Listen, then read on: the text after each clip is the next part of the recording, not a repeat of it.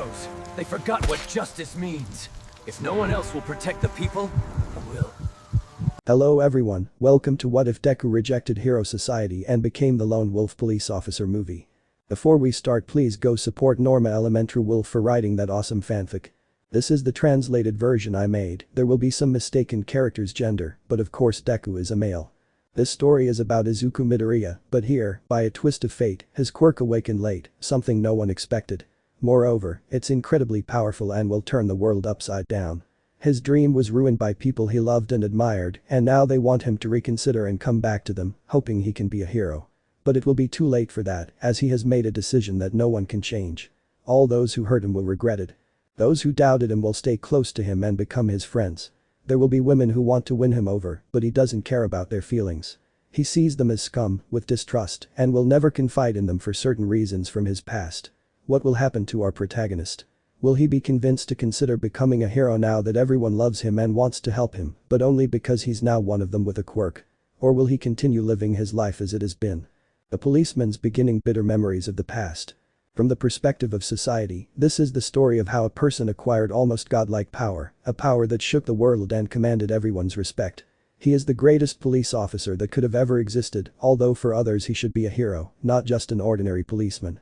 Anyone would think that, given his immense power, he should be a hero to be admired, and all this comes down to popularity and fame. But he only wanted to help people, not like the false and arrogant heroes of today who need discipline, but he wasn't interested in that, only in fulfilling his duty to help people. Because of life circumstances in his childhood, he longed to become the greatest hero of all, but due to something unexpected, his life was ruined in his childhood until the moment he awakened his true power. He hated that power for appearing so late and causing him suffering, but even though he wouldn't accept it, he had to suppress it to defend himself against whatever might happen later. But this would provoke the hypocrisy of the people who hurt him and failed him, and who want him to be again part of their lives. It's a shame he doesn't share that opinion. We find ourselves in a police station where we could see a man with dark green, almost black hair and emerald eyes so cold and threatening that even the worst villain would feel their soul leave their body just looking at him. He had fair skin, his hair almost reaching his waist, and his face was undeniably attractive to women, with sharp features. He was quite tall, almost 1.98 meters, but the most peculiar thing about him was that he had wolf ears, a tail, and claws. Anyone would say it's normal for someone with an animal mutation quirk, but what if I told you it grants them many abilities, from competing in a gigantic wolf bigger than Mount Lady or anything bigger you've ever seen, but also the ability to use all existing elements and sub-elements, even the power to create and destroy and change reality at will. It would be like reviving the dead and giving powers to people who don't have them and taking them away from those who don't deserve them. Everyone will say the protagonist is overpowered, that he's a god on earth and all that, but you might wonder why he's in a police station. Well, he's the top commander of the Japanese police force, and you might wonder why he's not a hero. Well, let's let him tell you. Izuku? What do you want, Izumi and Eiko? Eiko and Ryui Midoriya, can't you see I'm busy working on the case you almost ruined? Izumi? But Nissan, we didn't want this to happen. Please come home. Mom and Dad miss you. We miss you. Eiko, I know what we did was wrong. We didn't mean to treat you like that. We didn't know that doctor lied, that you did have a quirk, and that it was just a delay in your quirk. We really didn't want to hurt you, especially not Mom and Dad, but please understand, we couldn't accept your. Izuku? Didn't you want me to be quirkless? Seriously? He sings in his voice, because of you damn it I never had a normal childhood. I suffered for 11 years because of your mistreatment and abuse, almost my whole life, and then I disappeared for 5 years. Now do you love me or what?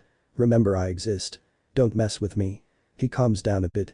Outside my office, I don't want to see you when I have a lot of work to do. Ryui. Pete the butt nice on us. Izuku. I said out of my office if you don't want me to kick you out, and I don't care if I have to hurt you to get you out of here, and I won't hesitate to get you out. Remember, I'm not that stupid, weak, scared, and cowardly kid anymore. Now I'm a lone wolf who just wants a little happiness in his miserable life, but there are people who won't leave him alone. Izumi. We won't leave without you, said Nesestita. Izuku. They'll do it. A snap of the fingers was heard in the place and they disappeared, reappearing at UA in the dormitories. I looked at the screen and said, hello, I'm Izuku Wolf. You might be wondering why not Midoriya and why I yelled at my ex-sisters and brother. And you ask about X? Well, this has to do with my quirk in my past. Okay, let's begin. It all started like this. Flashback. The couple could be seen.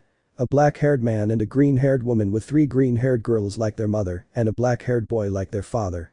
There was another boy, a year older than the others, who had green hair like his mother. They were going to the doctor because they were wondering why their other children had developed their quirks, but one of them hadn't. So they ran tests on the boy, and after a while, the doctor came out and gave them news that no one expected. Doctor? Well, family, here are the results of the tests we did on your son Izuku. Inko, what is the doctor's result for my son? Doctor? Kid, if you want to be a hero, I'm just telling you to give up. Izuku? What do you mean by that, doctor? He said worriedly. Doctor? Your son is quirkless, he doesn't have a gift, and then I explained about the extra bone that some people with quirks don't have. The family left without saying goodbye to the doctor and without looking at anyone. Inko gently took her other children's hands, but she held Izuku so tightly that it hurt him. The little boy complained of the pain, but his parents ignored him. The doctor said, I'm sorry, child, for what you'll have to endure, but if I'm telling the truth, you'll be a future target in the master's plans.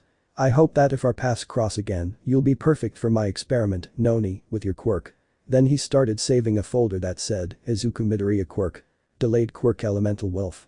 It gives him the qualities, characteristics, and transformations of a wolf, and elemental gives him the ability to create and control elements, allowing him to create anything he wants and also destroy it without leaving a trace, as if its owner were almost a god. This quirk is classified as legend class. This class is currently non-existent. This quirk cannot be erased, copied, or removed unless the owner wants it to be. Doctor, the teacher would like to know about this, then disappear through a purple portal. While the protagonist's house was a disaster, hardly anyone said anything until the green-haired boy cried out. Izuku? Mommy, can I be a hero? But he couldn't finish because he received a slap from his own mother, who said in a serious and hateful voice. Inko? Don't you ever call me mom again. I'm not the mother of a useless quirkless good-for-nothing like you. If I'd known, I would have confronted you. Izuku couldn't believe what his mother had done and the cruel words she had said to him. He looked at his father, hoping for help, but his father kicked him in the face, sending him crashing into the wall and nearly breaking his right arm. But he didn't expect what his father and brothers would say. Asashi? I can't believe I have a useless son. The other heroes will make fun of me, the number 3 hero, for having someone like you as a son. I'll be the shame of everyone because you can't be like your brothers. He said this with a lot of anger in his words. Izuku siblings. We can't believe you're our brother. From now on, you're not our older brother anymore. You're just a Deku to us. Inko? I'm going to your room now. I don't want to see you for the rest of the day, you useless thing. Izuku could only run to his room crying, wondering why his family treated him this way. He wondered what he had done wrong to deserve this treatment. Was it because he was quirkless? He thought it must be something else. He fell asleep crying, hoping that tomorrow his family would be calm and that everything would be like before. It's a shame that day never came. The next day, they didn't wake him up for breakfast, nor did they even make him anything to eat or greet him. They just looked at him like he was a nuisance. His mother told him that she only cooked for her family, not for useless people, and if he wanted to eat, he should make it himself. So Izuku went and only found some stale bread, which he had to eat. At school, his siblings told everyone that he was quirkless, and everyone started making fun of him and bullying him, even Bakugo and his sister Katsumi. Every day was the same. Several years have passed. During this time, his family beat him, insulted him, and humiliated him, even using his quirks.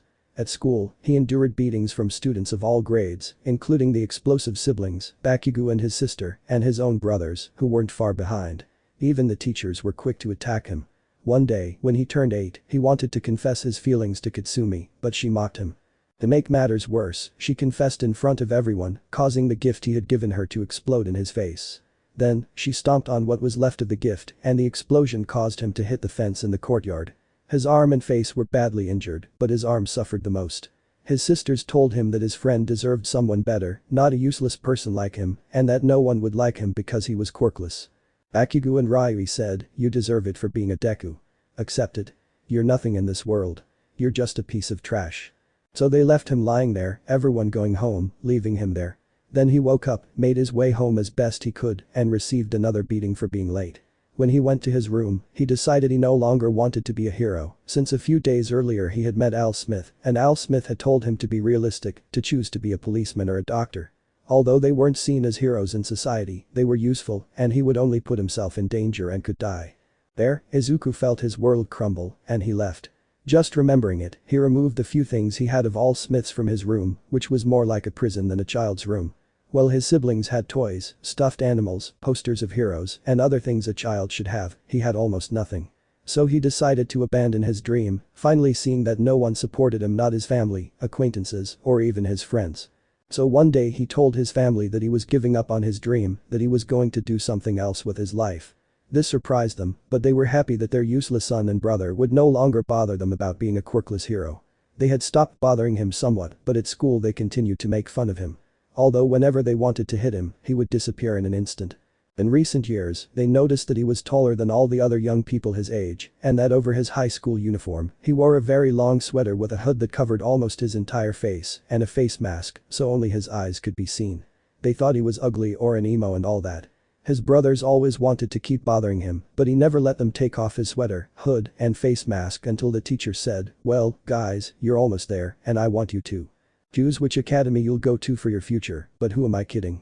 Everyone wants to be a hero, then throw the papers, and everyone catches them with their quirks, making a lot of noise," and Bakugo said, "Professor, don't compare us to these extras.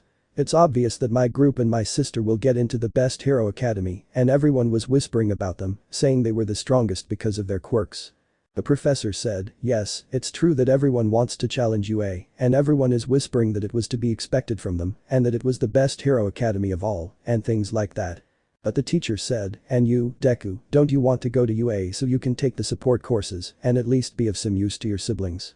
Everyone started laughing at the idea of someone without a quirk wanting to go to UA. It was impossible. Even Bakugo's group started making fun of him.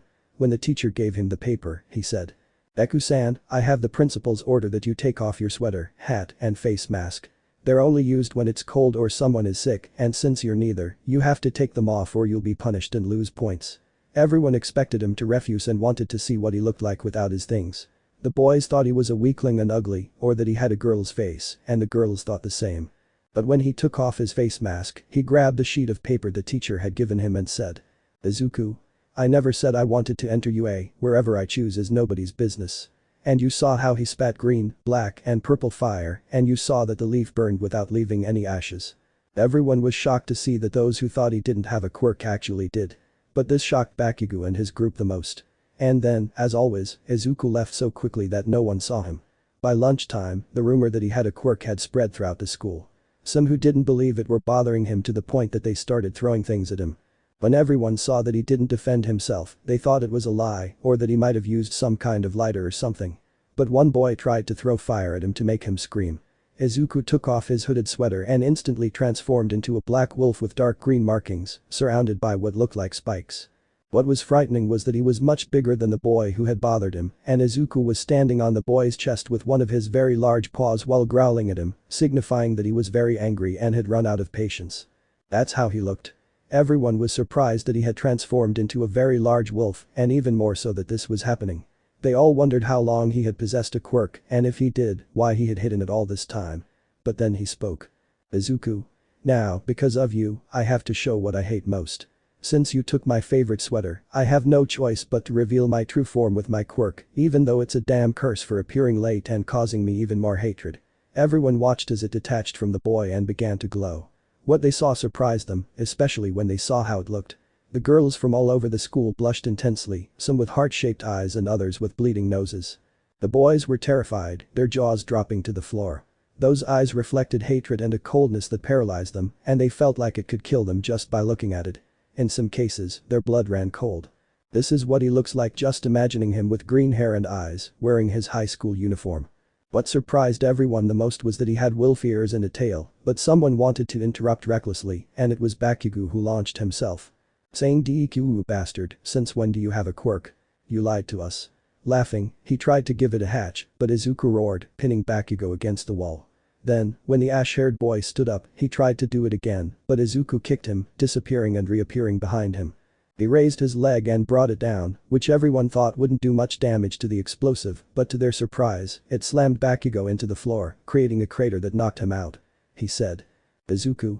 Does anyone else want to end up like this cum, or would you rather be wolf food?" He growled menacingly, and everyone shook their heads, I think. But if this display of power already surprised them, what came next would leave them blind. They saw Izuku snap his fingers, and everything returned to normal before the fight a little while ago. They saw him touch Bakugo and say, "Be grateful I only broke almost your entire spine, because I would have killed you if you kept bothering me."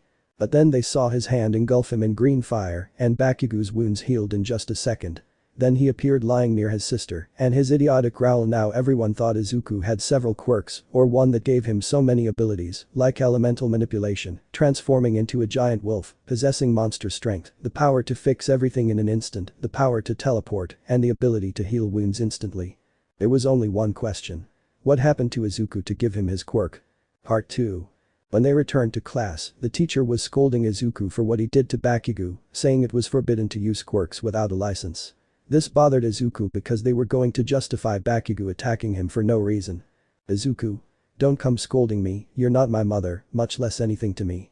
He said it in a very cold voice that sounded lethal. "Teacher. But I'm your teacher, I deserve respect, and what you did wasn't right, hurting one of your classmates with your quirk." "Izuku. Don't you dare justify that idiot's attack. I did it in self-defense. Besides, I didn't use my quirk. If I had, that Muslim would be deader in pieces. I only used my physical strength. And you and no one else here deserve my respect. Instead of stopping Bakugo and the other jerks who were bothering me, you let them do it like it was the most normal thing in the world. I only used this stupid thing called a quirk because I was pissed off that idiot threw fire at my head. What did you want me to do?" The teacher was nervous. The dog said anything but hurt anyone. "Izuku. Don't mess with me. You wanted me to let you burn my head. That could have killed someone. I don't know, you idiot. And what about my safety? It doesn't matter to me here. Nobody cares about my life or my safety.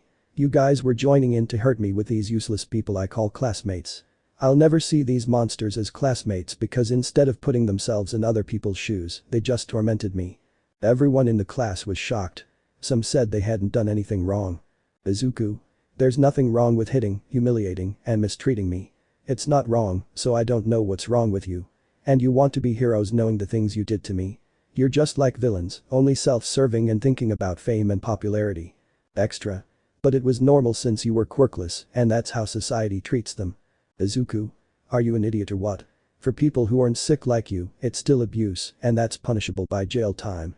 And if this high school allows the use of quirks and abuses even a single student for not having a quirk, they'll be sentenced to prison." And then the bell rang, signaling the end of the day in classes. Before leaving, Izuku said, "Some of you are wondering if I'll arrest you for what you did to me. I'll tell you, I won't do it as a hero. I don't want that. Because of you and that group of 6 idiots and that other person I won't name, that dream died a long time ago and will never return. I will be a police officer and I assure you, teacher, that you and the others will pay for this. It won't go unpunished. I'll just say that last week I told the principal I was transferring schools to graduate somewhere else because I didn't want to be around accusing people any longer. So, after this week, I won't see you again. Some of you want to be police officers and I'll just say choose something else. But I won't let any of you be my partner, I assure you." He left. Many were frightened by the threat he made and the group of 6 idiots kept wondering when Izuku had a quirk. It was impossible. The doctor told them he didn't have one. Something didn't add up. So they went to the hospital where they'd heard about his quirk and asked for the doctor who had treated them that day, but they were told that man no longer worked there and that he'd simply left one day. This seemed strange to the group of young people. The doctor who treated them asked why they were there and they replied that it was because someone had awakened their fire quirk when they had been told they were quirkless. The doctor asked if they had a DNA sample from the person they needed to know about, so one of them pulled out a piece of the green-haired boy's burned and torn sweater. The doctor didn't ask them about it because he thought it was a fire quirk since they were always accidentally burning things. So, a while later, after the doctor had examined the DNA, he said, "Doctor? I don't know who told you, but this young man, Izuku Midoriya, does have a quirk. I found a file on the computer with his name on it and it says he was just delayed. He just had to wait a few days for the quirk to manifest." That greatly impacted the group and one of them said, "What would happen if I didn't speak up at that time?" The doctor said, "Well, some quirks that are delayed are due to abuse, mistreatment, or a very strong trauma, since they are based on emotions. Conversely, if it awakened late, it's for one of those reasons, and surely a strong emotion finally made it awaken, since some quirks are capable of healing their owner, but weaken when used without training." Regarding the question of what kind of quirks this young man possessed. "Izumi. We are their siblings and they are childhood friends." "Why did you ask, doctor?" she said nervously. "Doctor? It's because all this seems strange to me, but it doesn't matter. Besides, I wanted you to bring him in to run some tests on his quirk, since this quirk is very powerful. You rarely see a gift like this in life, as this quirk is new. Eiko. What is her quirk and what abilities does it give her? Doctor. It says here that he's called Elemental Wolf. The name suits him well. If he decided to be a hero, Elemental Wolf would be perfect, don't you think? Hahaha. Seriously though, it gives him the abilities of a wolf and many transformations, depending on the elements he chooses to use. It also allows him to become a giant wolf the size of a state or even a country if possible. It also allows him to make his tail and ears hard and sharp, and he can hear within a 25-kilometer radius. His claws are so sharp that he can cut through anything with ease. He can also fight against elements and sub-elements. Furthermore, it gives him the ability to create anything he wants and even destroy anything. This allows him to teleport and move and create everything with just a snap of his fingers. He can heal anyone's wounds and illnesses, and his eyes have such sharp vision that an eagle would be in for a treat. It allows him to see through things like X-rays, and he can also see in the dark. This allows him to create the best weapon with just the element he chooses, and to make it strong, he only needs a little of his DNA. Furthermore, all these abilities grant him advanced regeneration, making his skin immune to damage. He also has the ability to revive the dead, an ability never before seen. Without a doubt, this boy will be a great hero. He's already surpassed Al Smith just by being born with this gift. It's incredible. Said the doctor, very excited to see such a quirk. If he were to categorize this gift, it would be God class, well, the first one in that category. The group couldn't believe that Izuku had always had a quirk and that, because of them, he hadn't been able to manifest it before. Hearing about all that ability was unimaginable, and they remembered that Izuku could still fulfill his dream of becoming a hero. But then they recalled that he had said it was their fault he had abandoned that dream, and knowing that they weren't even close to his level, they knew they had to talk to him and his parents. They left, saying goodbye to the doctor, but as they were taking a shortcut, they came across a bottle, and out popped a villain made of mud or something, and everything turned into a disaster. Meanwhile, with the protagonist. He's in his apartment, which he bought a long time ago by doing odd jobs when he was little, since his parents told him to be useful and work because they wouldn't give him any money. At first, it hurt, but as time went on, he realized that his family didn't matter to him anymore. Rather, he hated them, despised them, and denied that those scumbags were the ones who gave him life, and that he had those good-for-nothings and arrogant ones as brothers, two of them crazy as former childhood friends. When he had enough money, he left there about 2 years ago, since his family didn't even care if he was there or not. But he remembered that he was missing some papers that his parents had, so he had to go get them. Besides, he left a sweater there, which was a must-have. Given his situation, since he didn't have anything similar to cover his wolf parts, but that didn't matter anymore. He already thought they had graduated him, or that his idiot brothers had already given his parents his awakened quirk. This would be a nuisance, since to avoid suspicion, he always appeared in the living room, so they would think he still lived with them, so as not to attract attention, since he couldn't stand being there. Besides, having to endure seeing the cell he called his old room was unbearable. But after a while, after thinking. He thought for a while, went outside, and walked around. All the people who looked at him, the women gave him flirty or intense looks. Whenever a woman approached him to flirt, he just ignored them. The men were jealous of him for getting all the women's attention, but when one of them called him a flea-ridden dog, just by looking him in the eyes, the guy would wet himself with fear and faint. But when he was near his old house, he heard a noise and realized it was a villain attack with hostages. He could see the mess. The villain, made of mud, snot, slime, or whatever, had captured Bakugo and was using him as a hostage to wreak havoc. He had Bakugo's brothers and sister in his tentacles, and he saw that the heroes weren't doing anything. He just heard them making excuses about his quirks were useless for the situation, and he was annoyed by the heroes' foolish incompetence. Seriously, that was the dumbest excuse ever. They had to wait for a hero with the right quirk to arrive. He saw a blonde man on the street who looked like a walking skeleton, and from his scent, he could tell it was Al Smith. He could sense and see, and he knew what he had. Besides, he realized the man's situation just by looking at him, which is why he couldn't do anything but watch the disaster unfold. He was going to leave since he didn't give a damn what happened to those 6 idiots. He was sure that if he were in that situation, they would never lift a finger for him. Thinking that he was still quirkless, he just said, hypocrisy and karma are taking care of them, it seems. But he saw the villain throw debris where the hated civilians were standing, and he could see that the heroes wouldn't be able to move in time to stop him. So he stepped in front of him, his eyes glowing phosphorescent green, and he created an energy barrier that protected him and the civilians. The barrier turned the debris to dust. Everyone was surprised by this, but Izuku thought that if he didn't do something, no one would, and more people would be in danger. If he wanted to be a police officer, he had to help in this situation. So he appeared in front of the villain and simply touched him with an open palm. A gust of wind scattered the villain all over the alley, and with his telekinesis, he caught the 6 idiots who were left unconscious from the devastating attack and handed them over to the paramedics to be checked out. Everyone couldn't believe that a young man not only protected civilians, but also defeated a villain and saved the hostages in less than a minute, doing what the heroes couldn't. The heroes wanted to scold the protagonist, but his gaze froze them to the ground, and he said, "Izuku, don't you dare give me away. I did the right thing, what you didn't do because you were hesitant or afraid.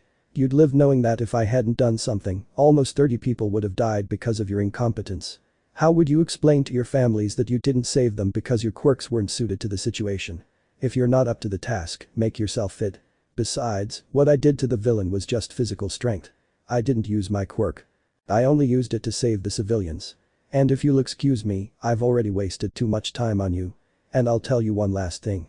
If you're not going to do something right or you're not capable of something, you should stop being heroes before someone dies because of your mistakes."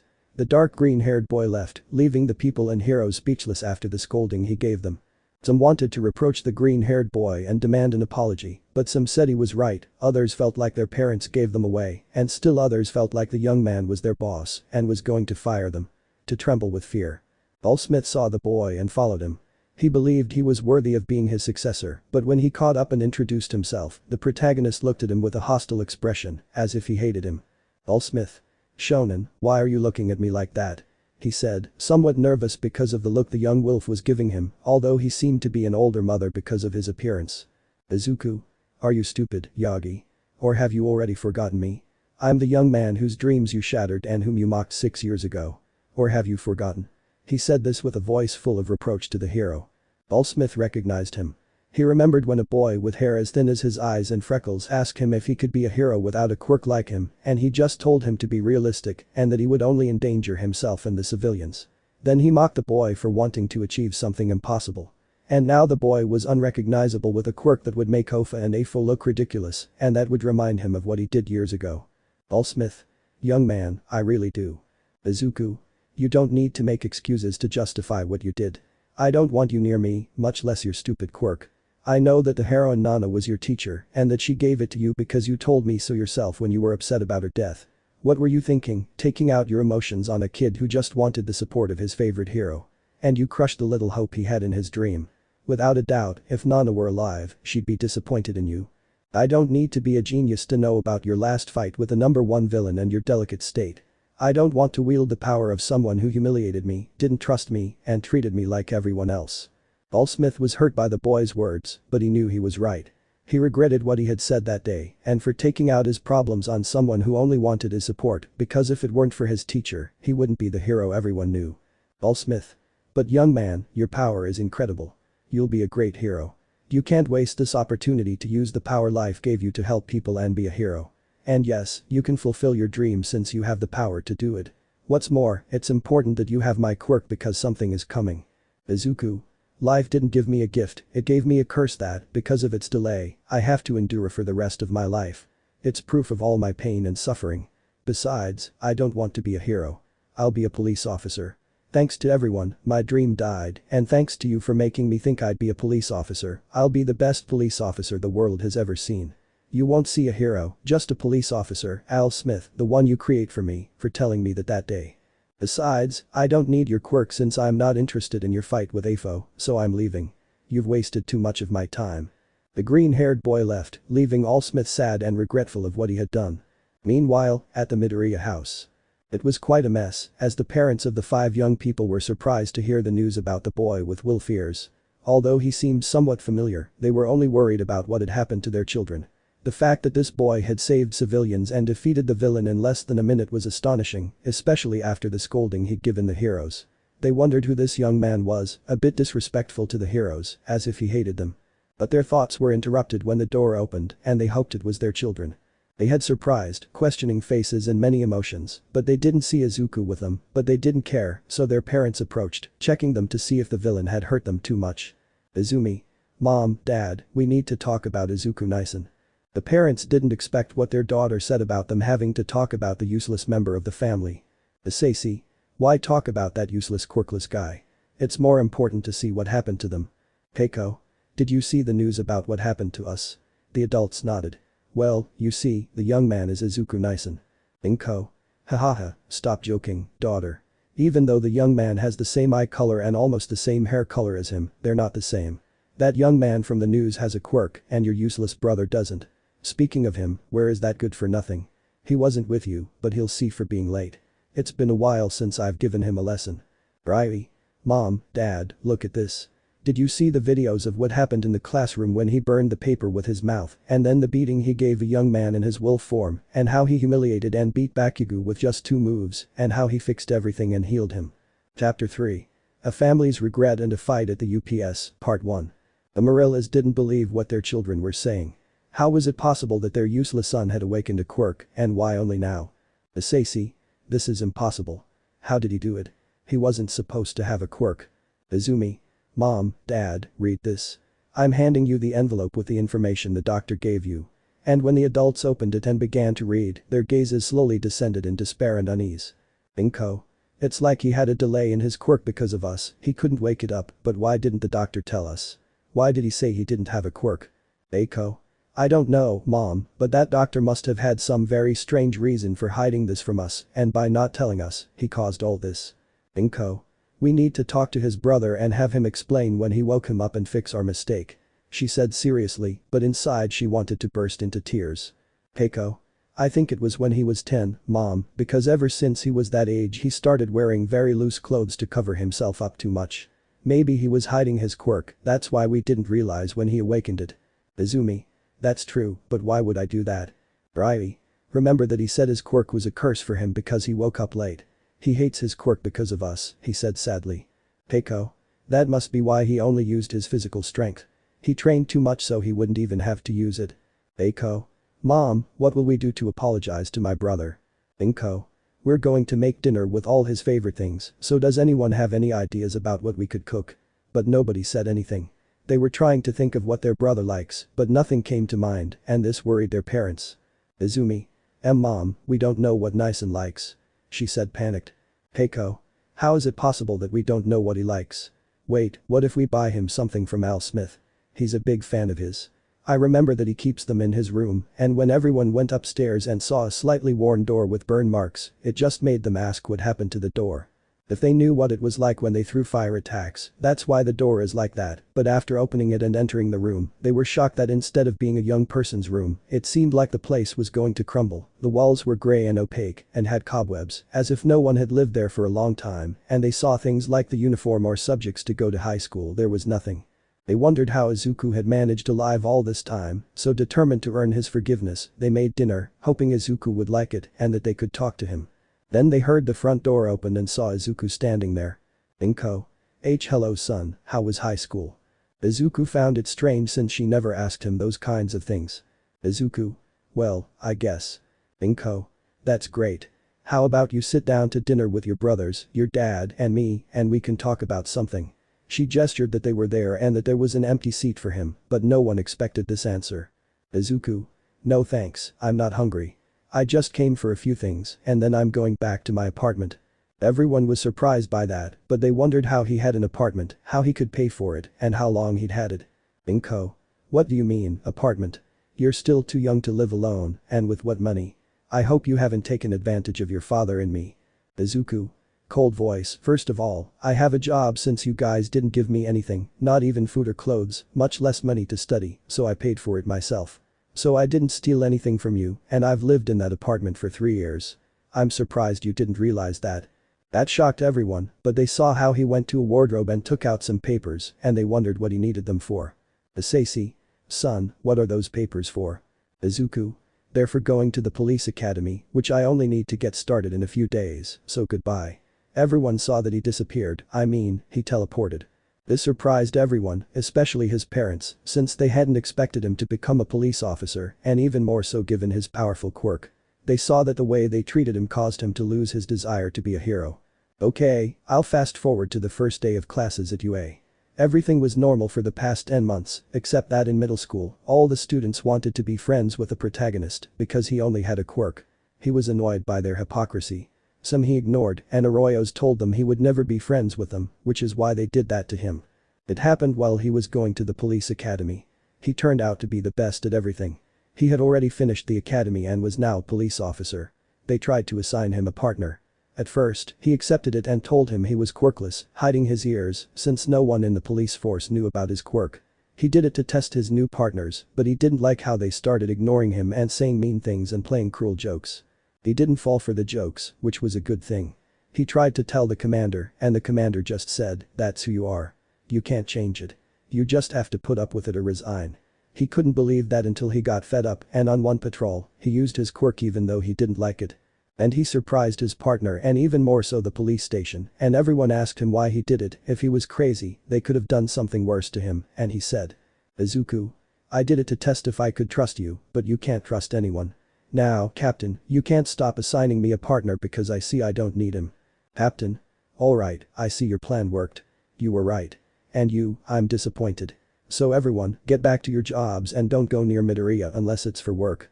Extra police. "But Captain, we don't." "Captain?" I said understood. Police officers. "Yes, Captain," they said, sounding frightened by his tone of voice. During this time, Izuku proved to be a great police officer and was promoted to lieutenant. His colleagues wanted to apologize to him or offer him some compensation, but he looked at them with a cold, emotionless face, frightening them all, or he would simply tell them to get back to work. Later, he was promoted to captain because the previous captain wanted to retire and he was the youngest captain in the station. His former captain said that everything would be fine in his hands. The first day at UA happened just like in the anime, except Izuku is out and his siblings are in. Bakugo's sister, the Midoriyas, and Bakugo don't know that Izuku is a police captain, nor do they know where he lives. I just wanted to clarify that. The UPS incident was already happening, even the villain's name was revealed, and the heroes would have been delayed if it weren't for one of the students who made a device that wouldn't have its signal blocked, so they could call the police who would then call the heroes. Meanwhile, the protagonist was calmly doing his paperwork without any problems until an officer entered, saying that UA students were being attacked by villains at the UPS. "Izuku, call the heroes and request a squad in case things get complicated. I'll go help. It'll be faster while we wait for the heroes to arrive." "Officer?" "But Captain, that's dangerous. There are over 100 villains. I don't think you can do it alone." "Izuku, I can do it, besides, it's just in case things get complicated. You don't know the abilities I have besides having these wolf ears and tail, so stop wasting time and do what I told you." "Officer? If my captain is looking out of the office." "Izuku, I hope my idiot sisters, brother, and Bakugo don't get into too much trouble before I arrive." After looking for information about the UPS and blueprints of the place, he teleported inside and was in a dirt area. He started looking around and spotted some students who were Kyokajiru, Momo Yaoru and Denki Kaminari, who were being surrounded by villains and could barely defend themselves. He saw that one was going to attack the raven-haired girl from behind. He moved at monster speed and appeared next to the girl, punching the villain in the face and sending him flying. The young people were surprised to see him. The girls blushed at his attractiveness. But then they saw the protagonist whip another villain with his tail. This villain's quirk was to create knives with his hands, but when he received the whip, it made him vomit blood, knocking him out. The third and fourth villains watched as the protagonist clasped his hands together and a wave of wind shot from his mouth, sending them flying into the water. The students watched in amazement at his power and how easily he defeated the villains. They thought he was a hero, but when they saw he was wearing a police uniform, they couldn't believe a police officer had such power. "Excuse me, who are you?" said the raven-haired woman. "Izuku. Excuse me, ladies and gentlemen, for introducing myself in this situation. I am the police captain. We were informed by one of your colleagues who managed to call the station and inform us of the situation, which is why I came. The squad and the heroes will take a few minutes to arrive, so I came to give you some time to control the situation. But I see I arrived just in time." "Momo. It's a relief, thank you so much for coming. I'm surprised he's a police officer since we saw his abilities a few moments ago and we thought he was a hero." "Izuku. That's a long story, miss, but this isn't the time. Knowing your quirks and names is necessary to make a plan or keep us on alert, though I don't need it since your quirks were already seen and I was given a list of names. So, as far as I can see, I'll take you to a safe zone with your classmates since I believe they've already found it." The students nodded and quickly followed Izuku. He caught the scent and they arrived at a safe area away from the villains. There they could see the badly injured Hero 13 and some students with him. After explaining Izuku's appearance and how he saved them, everyone understood. Uraraka saw the protagonist approaching the injured hero and said what she planned to do to help 13 sensei. "Izuku. I'll heal him." They watched as he approached and placed his hand on the wound, and they watched in amazement as the wound healed with the green energy that came out of his hand. Enki? That's incredible. How did he do that? We thought his quirk was being a wolf, but also an air wolf. How did he do that? Izuku. My quirk has many abilities that I won't tell you about and you shouldn't know, but which of your classmates are missing? Okoyami. Fulton Melissa, Kirishima, Todoroki, Asui, Mineta, Y Bakugo, Y Katsumi, Los Hermanos Midoriya. The protagonist was surprised that so many students were missing, as they could have been anywhere on the premises. Izuku. This can't be happening. Where are they? Mina. They're in the central part of the UPS fighting that guy with the hands and that monster. But they saw that they couldn't handle that thing and that it was going to hit the blonde girl who was Melissa. Izuku. Don't move from here, I'll go save those troublesome brats. They saw Izuku snap his fingers and an energy dome covered them all. Izuku, this will keep them safe from the villains. They saw him disappear. Melissa thought it was the end for her when she closed her eyes, but she felt nothing when she saw a young man with dark green, almost black hair, emerald green eyes, wolf ears, and a tail that stopped the monster's fist with a finger. Izuku, listen, monster. I won't allow any more chaos here. Your presence bothers me. Everyone saw him kick the Nomu in the face, sending it flying, and he said. Izuku, are you alright, miss? Melissa, yes I am, who are you? Izuku, I am Captain Izuku of the Japanese police force, and I am here to help you until the heroes come to lend a hand, you could say. Shigaraki Kurogiri, who is this guy and why is he here? He's ruining the plan. I don't know about Kurogiri, young Tamura, but I do know he's a policeman. We shouldn't trust him, though. We need to make a plan. We don't need Shigaraki. The blow he landed on the Nomu was just luck, since it was designed to kill all Smith. But then Kirishima appeared, and the Bakugo and Midoriya families and the bi-colored boy were surprised to see Izuku there. Bakugo Deku that sits here. Izuku, how many times have I told you that's not my name, you damned, pathetic unintelligent Muslim, hitting Bakugo on the head so hard he almost fell to the floor. Izuku siblings. Nison, what are you doing here? That surprised Kirishima, Todoroki, and Melissa. Izuku said there was no time for that, grabbing Aizawa and healing him, but not restoring his lost energy, astonishing that he had healed him. Izuku, you, the girl with the frog quirk, you and the dwarf, take your sensei to the safe zone. I healed him, but he was very tired and couldn't move much. They nodded, helping their sensei and looking at the others. Izuku, that goes for you too. Izumi, we won't leave, we'll help you with these villains. The others nodded. Izuku.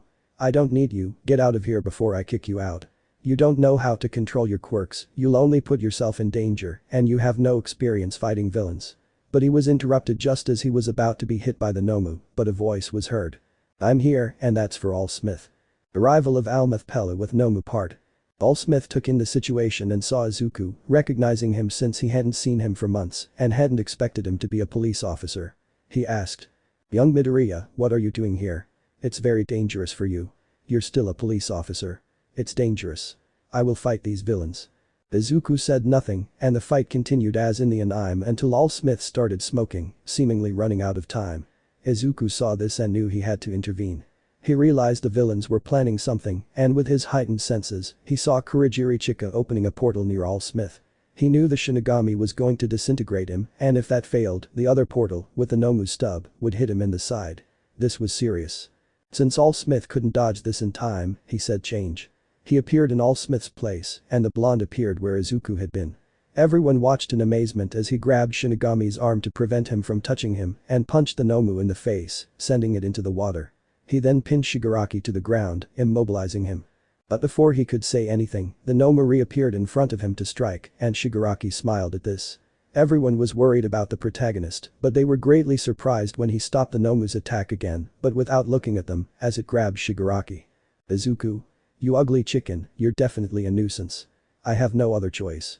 You're very dangerous, and I see you don't have any nice ways. But seeing that the creature had no conscience surprised and annoyed him. What did they do to the person or whoever it was to make it do that? Izuku. I have to annihilate them all. He was surprised by that, but Shinigami said, how do you plan to do that? Nomu is made to kill all Smith and its regeneration is very fast. You can't do anything. He said it with a psychopathic smile. Izuku. I was made to kill all Smith, but not me. Well, say goodbye to your bird brain because it will be ashes. Everyone didn't understand what he meant, but they were shocked when they saw the Nomu begin to disintegrate at an unimaginable speed, since in just about 5 seconds it was reduced to dust. But when it did, it had to equip the Shinigami attack, which wanted to touch it with its 5 fingers. But before another fight could break out, the pro-heroes and teachers from UA appeared, along with the principal.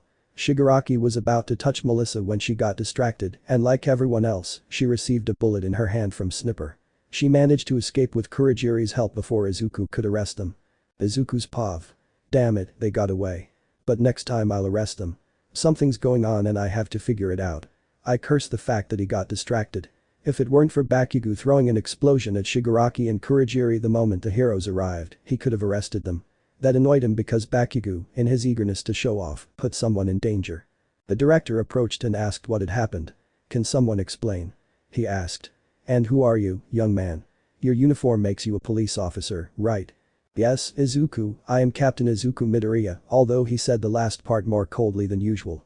Izuku came here because I was the most capable of handling the situation until you arrived, as I was informed the 2 teachers were injured and the students were in danger, so that's why I'm here. But why did they try so hard, Director Nezu? Nezu, as soon as the young Ida arrived to inform us of the situation, as did the police, and we devised a plan to enter and resolve this. But from what I can see, the villains damaged the communication signal, which is why we didn't arrive in time, and that's why we sent All Smith to help while we arrived. Izuku simply nodded, but then he saw Bakugo and the others and went over to them. Before he could, Detective Namasa Tsukauchi appeared. After the students were freed from Izuku's dome and everyone was outside, there were several patrol cars and heroes nearby, as well as some ambulances, checking if any students were injured. He was talking to Namasa. Namasa, well done Captain Izuku-san, you managed to keep a student safe and save All Smith, so he told me that you saved him before the one with the hands, and portals attacked him from behind, while that thing was fighting All Smith head on. Izuku said yes, but the most dangerous ones escaped. I have some information I managed to overhear about the villains. He said this while pointing to his wolf ears, since before becoming captain he worked on a case with Detective Namasa, so Izuku trusts him a little. He only told him that he can hear things from more than 1 kilometer away. That's why, Namasa, we should have a meeting with the top heroes and those from UA, Izuku said seriously. Namasa. You're right, I think it's a good idea to know what we're up against. He said it in a very serious tone. Izuku, if you'll excuse me, I have to reprimand some acquaintances of mine, even though I don't like meeting them. He left, leaving Namasa wondering. Meanwhile, with the students. They were talking about what happened, although one of them said. Haminari. Wow, that policeman was amazing. Did you see how he faced that thing? I wonder what his quirk is, since he seems to have several. Mina is true. Melissa, I'm grateful you appeared here because I don't want to imagine what would have happened to us without you. Mineta. I don't know, but those villains were really scary, especially that thing that was a monster, he said trembling. Hiroshima, now I remember Bakugo, bro, I love him, I like Deku like they know each other. Todoroki. Midoriya said he was their older brother. Are they siblings? I never heard them say they had another brother besides Ryui. Momo, I'm grateful that you arrived on time. I don't know what would have happened to Jiru, Kaminari, and me if you hadn't arrived where we were. Well, Izumi, you see, this is Izuku, and he's our older brother. Lita, but I don't understand why, from what I've heard about what she did at UPS, she's not at UA, and she's a police officer. Bakugo. Shut up, you idiots. Who cares about that Deku? I could have taken down those villains without him getting involved. But they all felt and saw Izuku approaching them with an icy stare.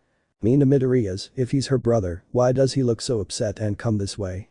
I don't know about Keiko, but I feel like it's not good. Izuku, tell me why you didn't follow my orders to get out of the way and go with the others to the safe zone. Did you want that thing to kill you? You could have died, you understand, right? He said with a reproachful voice. Ryui. BB but brother, we just wanted to help, he said nervously, noticing the look the police wolf was giving them. Izuku. Helping would have been a hindrance to me, knowing that I had to protect them so that someone else wouldn't do something stupid and endanger the others. And almighty, if I hadn't pulled them away in time, that Nomu thing or whatever it is could have killed them, you understand. Izumi. Why yes, Nison, we're very sorry. Izuku saw Bakugo and grabbed him by the shirt part of his hero costume, which scared everyone, as they thought Bakugo would explode in Izuku's face for grabbing him like that, since they knew of his explosive temper. Izuku. Listen to me carefully, you piece of shit. Because of you, I was about to arrest that Shigaraki guy and interrogate him to find out more information about that League of Villains, but you, because you wanted to show off and beat him first, got in the way. You proved that I escaped, and because of your irresponsibility and the way you acted, you almost put your companions in danger because they wanted to help you. If it weren't for me, that Nomu thing would have blown your head off with one punch. Didn't your teachers tell you that you must follow the orders of your superiors and accept them without complaint?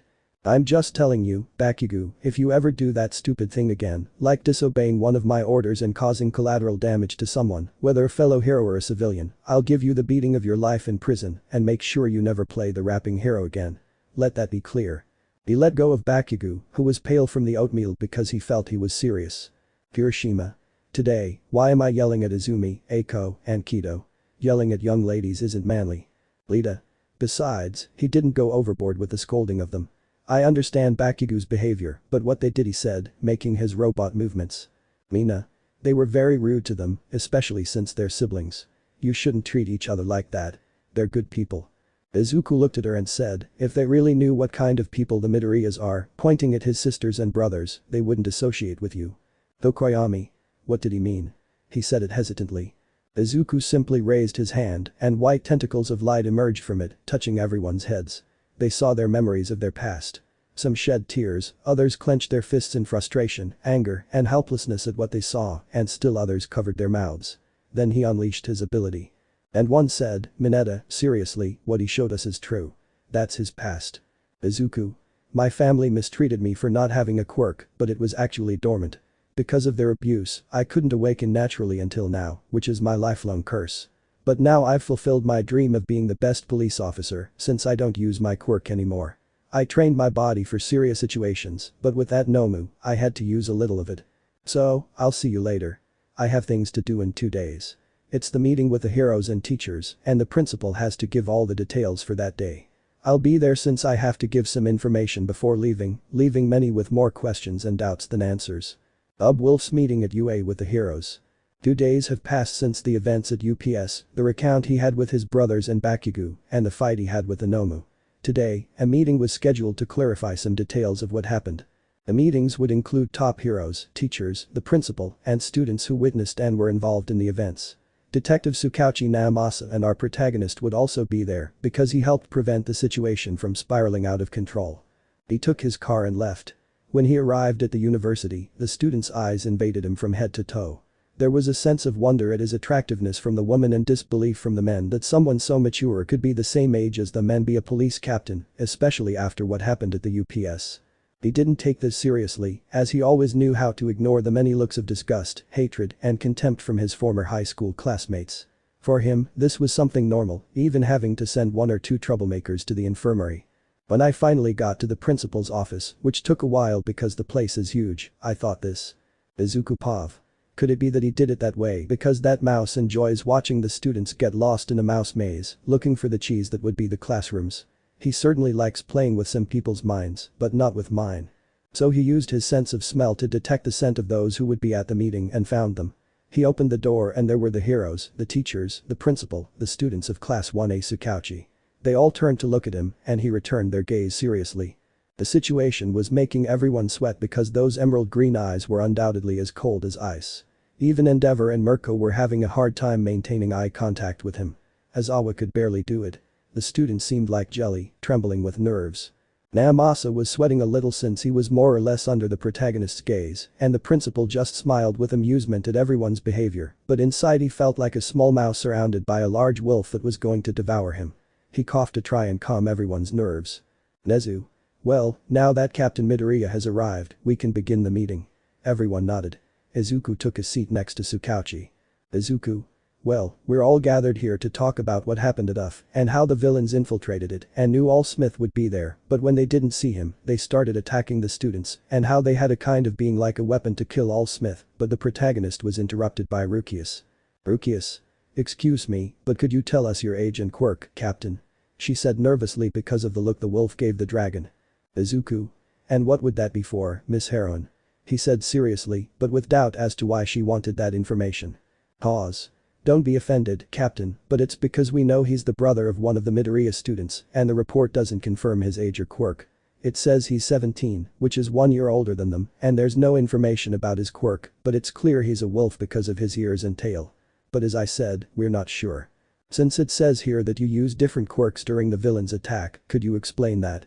Izuku just sighed in annoyance, since saying this was annoying for him and felt like digging into his past, although they had to know anyway, since sooner or later they would ask him about it.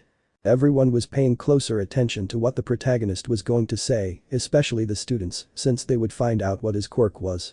Izuku. Okay, they were going to ask me sooner or later anyway, and if it wasn't you guys, it would be the principal. Everyone nodded, since some of them knew how the debtor acted. Izuku. Well, I'll introduce myself properly. Standing up and bowing like a gentleman, then looking up and saying I'm Izuku Midoriya, I'm 17 years old and I'm the older brother of Izumi, Eiko, Keiko, and Ryuk Midoriya. I'm the captain of the Japan Police Department. My quirk is called Elemental Wolf. It gives me the ability to hear from over a kilometer away if I wish, night vision, physical strength beyond average due to being a wolf and the training I've received since childhood, and also gives me fangs and claws that are very strong and resistant and can cut through any hard metal like butter, allowing me to transform into a giant wolf almost the size of a country. My average size is that of a city. My small size is that of a tiger or a bear. My elemental side, as the name suggests, allows me to use all the elements and their sub-elements, and more specifically the elements of creation and destruction. The creation side allows me to heal any serious wound, even fatal diseases, and also allows me to revive the dead. The destruction side allows me to destroy anything, living or inanimate, without leaving a trace of it or its soul, making it almost impossible to revive. Furthermore, I can remove someone's quirks and destroy them without affecting their owner, and even create new ones. My quirk cannot be erased, removed, or copied, as it is so deeply ingrained in my blood, molecules, and soul that anyone who copies or steals it will be unable to control it. Since it's too much power for a body that isn't adapted to all the possibilities my quirk has, and it also requires patience and an adapted mind to handle it, if a weak mind wields it, the quirk will turn against them, destroying their body both inside and out, and then they will die a very painful death. The quirk will then return to its true owner, which is me. Basically, I have almost godlike power to do whatever I want, or hundreds of possibilities, and if you're wondering how strong I am, I'll just say that I'm so strong that I could defeat all the heroes and villains of Japan with only 10% of my power, and all the villains in the world with only 12% of my power. After that explanation, everyone was stunned, unable to believe that this young man was actually the most powerful in the entire world. But the question that lingered in their minds was why he was a policeman and not a hero, since someone with his skills and potential could be a great hero, the most powerful of all, or even the #1 hero in Japan. But they didn't ask any more questions because it wasn't the right time, since they could feel how intensely he was looking at his brothers and the Bakugo brothers for some reason. After Izuku explained what happened at the UHP and that they needed to be more vigilant for possible future attacks and improve student safety, since when Izuku told the principal that UA's security system was a complete disaster, it was a huge blow to his pride, and Izuku telling him that the academy's security system should have been better. They wouldn't have broken into his office to steal information from the UFs so that the villains wouldn't have made their first attack on the students, and if he hadn't been there before the heroes and Al Smith arrived, the students and Al Smith himself would have died and wouldn't be here today. And that the director should have offered consolation to many families for not having taken better care of their children. Well, I'm going to leave now, I have things to do, so I'm saying goodbye to you heroes, director, teachers and students. Chapter 6. Convincing a policeman to be a hero on sports festival. After our protagonist's meeting with the heroes, he had a headache and was a little annoyed because the UA principal had visited him in his office. Flashback. Izuku. Can you tell me what you're doing here, Director Nezu? He said this while looking at the rodent and at some papers at the same time. Nezu. Well, Captain, I just wanted to ask you some questions about what you told us about how you became a captain at such a young age. He said this while they served him some coffee. Izuku. And what would that be, Director? Nezu. I still don't understand how someone with such powerful abilities isn't a hero and is a police officer. Izuku. Are you trying to discredit the work of a police chief, or should I inform you that not all heroes are right in their work? So don't come telling me that heroes are better than police officers, since we keep people safe while you fight with villains. Some of your heroes don't even travel if there are civilians nearby, so why would you even think of attacking like that? He said, while giving the director an intense look, that he didn't like the idea that everyone should be a hero just because they had a strong power. That was ridiculous to our police wolf. Nezu. I didn't mean that, Captain Izuku. I just don't understand why your brothers won't tell us why you chose that path, since I'm sure you'd be a great hero. So I'm suggesting you join UA, since someone like you has that potential. Izuku. Director, with all due respect, I ask that you leave, as I don't want someone like you deciding my life because of this curse, which took so long to appear and ruin my life. I wish that the foolish powers that society has didn't exist. They only know how to do more harm than good. What I want to do with my life is my decision, and if I didn't want to be a hero, you'll understand that there's a reason. Nezu. But Captain, you can't say that. Quirks have done important things for the world. Besides, I don't understand how you can say your power is a curse when it's a blessing that life gave you. Because if you didn't have it, you wouldn't have been able to save my students from the villains at the UF. Nezu. Besides, you know I'm going to keep insisting you join my academy, right? If it's for your police work, I'm sure you can balance them. Izuku. Even if you keep insisting, Director, my answer is still no, and you and no one else will change my mind. I'm not a hero, I'm a police officer, and I earned this position and my job through my own effort, not because of this power. I did it without it, and no one will change that. Now, please leave because I have work to do. Nezu. Alright Captain Izuku, but you know I won't give up, and I have a bet with you, he said with his smile that scared some people because of what the rodent was planning. Izuku. What kind of bet would that be, Director Nezu? He said, raising an eyebrow. Nezu. I'll let him participate in the UA and Asia Sports Festival so he can supervise the students against a possible villain attack, since even with security, the parents don't trust us and asked for the one who saved them from the villains to be there. Nezu. So my proposal is that you participate and become a student at UA and do your job taking care of the students since your power gives you the ability to take care of them. Izuku. Principal, you know I'm a police officer, not a babysitter for your students. That's what heroes and teachers are for, to look after them.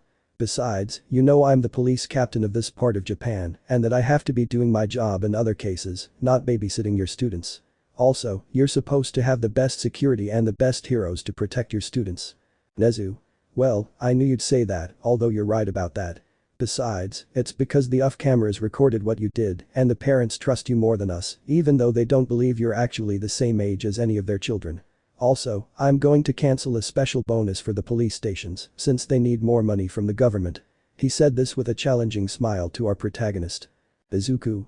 Director, you're blackmailing me. You know that's illegal, right? Even though his phone was ringing, he answered it. When he heard what they said, he just frowned and saw the rodent looking at him in a funny way. Aurora was giving herself away, revealing that he had something to do with this. The call was from his high-ranking government officials and the mayor, who told him he had to agree to participate in the sports festival. Since it would bring more popularity to the police and they could see how they trained their officers and see how capable they were, more than the heroes, and that the others wanted to see their abilities as police officers and that he should take it as training, he sighed and accepted since it was an order and hung up the call, turning to look at the director who was leaving through the door saying to him. Nezu. See you in 2 weeks, Captain Izuku, at the sports festival, he said, bidding farewell to our wolf policeman. Izuku's pav. Damn rodent, you win this time, but not next time. If you think you can get me to join you at the academy, you're sorely mistaken. I don't intend to be what they told me my whole life I'd never achieve. Now I'm happy, and I don't intend to ruin everything I've worked so hard to build. And I certainly don't intend to be in that same little group of idiots, my younger brothers, who made my life a living hell. Because of them, the only people who truly loved me, without this damn thing, had to leave this world because of them and their damned heroes. The only one who saved me was a police officer, not their precious heroes. He said it with a tone of hatred in his eyes, a serious and cold expression that made the entire police station tremble. And all the officers, prisoners, and civilians wondered who had angered their captain, so that he, all tempering, while the car was driving away, where the director was with a teacher, driving segments, while the hero said. Cementos. Director, it was definitely a good idea to make that proposal to the captain because it clearly made him angry. He said it with a drop of sweat on his forehead because of the director's dirty mind games and tricks to get what he wants. Nezu. Maybe you're right, Cementus, but it's interesting to see their performance at the sports festival. It will help the students to know their limits and see that they have to give their all, and we'll see Captain Izuku's potential. I just hope he wasn't too upset by my little trick. He said this with a smile that unsettled Cementus, but inside the principal was trembling as he felt the cold gaze of the wolf captain looking at him angrily, and that sent a shiver down the rodent's spine. Chapter 7 Sports Festival Part 1. Our protagonist was lost in thought, distracted by many things, when Principal Nezu appeared in his office and set a trap for him to participate in the sports festival, not only to look after the students, but also to see their potential. And try to convince him to join their academy and become a hero, since such potential cannot be wasted. Our protagonist was hurt by the way the mouse managed to convince his bosses to force him to participate.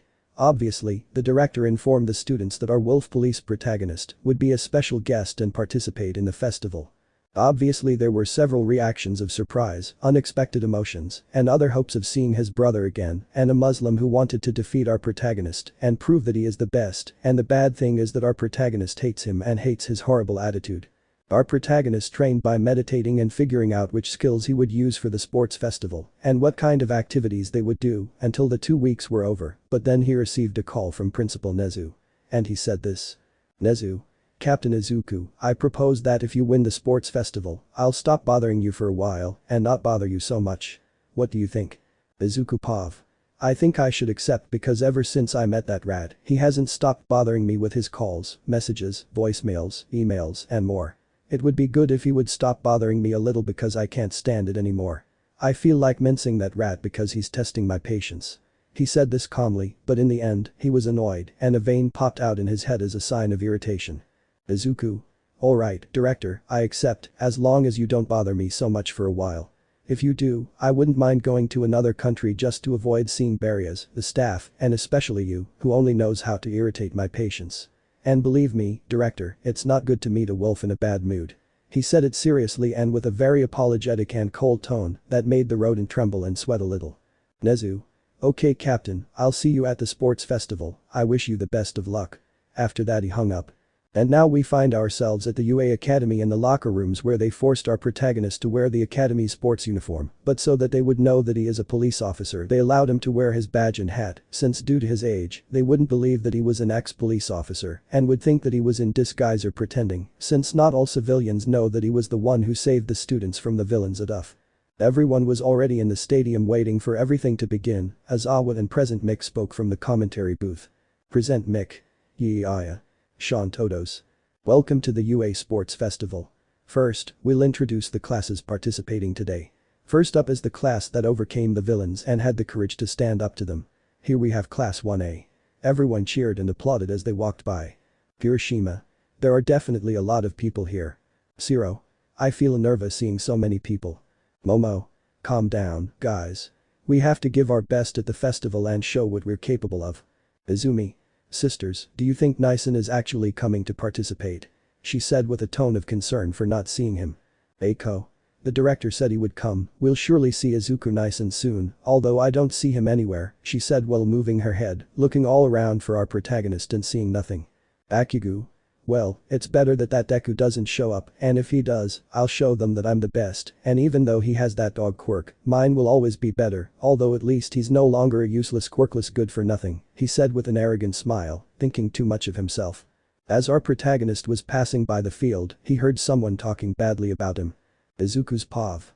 Why do I feel like Bakugo, one of my Muslim friends, just called me a dog? He said it angrily, since he felt it was an insult. Looks like I'll have to teach that walking time bomb a lesson. I need to teach him to respect me and not make me angry, and I hope he doesn't do anything stupid that will make me angry. He continued his calm walk until he reached where the other students were, although because of his vest that covered almost his entire face, no one would recognize him, besides, they were very focused. Midnight. I hope you're all excited for the demonstrations these future heroes will put on at this festival. She said this while swinging her whip and swaying her hips, causing more than one married man, single man, young man, and teenager to blush, and others to get nosebleeds from impure thoughts. But our protagonist didn't care what the heroine said and did, as he was more focused on what the tests or activities would be that would put them to the test. Midnight. Before we begin the first activity, the principal, teachers, and I said that the athlete speech will not be the first one who came first in the admission tests, but will be given by the person who showed great courage in the face of danger and saved our students from the villains at the UFs. For someone so young, he holds a high rank in law. Let's give a big round of applause to the captain of the Japanese police force, Captain Izuku Midoriya.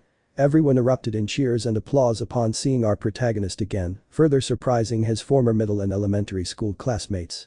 They were amazed at everything he had accomplished, especially after thinking he'd never amount to anything. Now he was a captain in the Japanese police force, and it left some of them wide-eyed. Our protagonist listened to what the heroine said and just sighed, since he had already been informed by his superiors that he would be giving the athlete speech, so that they would know the one who faced all the villages and even a bird monster all by himself, and so that people would get to know him. He just sighed in annoyance since they told him that to present himself he had to make a good entrance, and he was embarrassed to put on that kind of show, so in one fell swoop, he enveloped himself in a light green energy mixed with dark and black and white. Suddenly, the howl of a wolf echoed throughout the stadium, sending shivers down everyone's spine. This is what they heard. Everyone felt a chill run down their spines, and they saw from the top of the stadium a black wolf with phosphorescent green parts, with parts that looked like mist tunnels, and its body was surrounded by pid cells. That's how the protagonist looked. Everyone was surprised to see the wolf, and even more so because of how it looked, since no wolf looked like that. They were even more surprised when the wolf leaped into the air, seemingly running through the air until it reached the heroine. Before anyone could say anything, they saw that the wolf was surrounded by dark green and white smoke, and when it dissipated, they saw our protagonist wearing the UA sports uniform, but with his police badge and cap. Everyone was surprised by his appearance and even more so by his intense gaze. All the women were redder than tomatoes because of how attractive the protagonist was. The men couldn't say anything, much less get jealous of the attention the protagonist provoked in the women, since that very intense gaze made everyone tremble like jelly. He grabbed the microphone and said, "Izuku. Well, I know you'll have a lot of questions, like why I'm a police officer and not a hero in training and all that nonsense, and why I'm the captain of the Japanese police at this age, when I'm almost the same age as your children or relatives, and that I'm responsible for saving your children from the villains and that I'm here telling you all this, not because I have a powerful ability." He said it with a tone of disgust and hatred for his power. "Izuku. I'll win this and be the best and all that, I'll just say that no matter the outcome, give it your all, push past your limits. It doesn't matter if some of you have powerful, strong, or weak powers, or powers that aren't very flashy or better than others, show that anything is possible with just your effort. Show what you are capable of and what you can be here and now. Give it your all at this festival and prove yourselves to be the future heroes of tomorrow." But before he could say anything else through the intercom in his ear, the director told him to end his speech with the UA motto. "Izuku. Do I really have to say that?" He said it in a low voice, the principal told him yes, and he just sighed. "Izuku Pov. The things I have to do to make this rat stop bothering me a little," he said, already irritated and with a tick in his eye due to the annoyance he felt. "Izuku. Don't give 100% of yourselves, surpass your limits, give if you can or manage to give 110% or more than that, plus ultra." Everyone shouted and applauded for the tremendous speech given by the protagonist. "Present Mick. Wow. What a speech."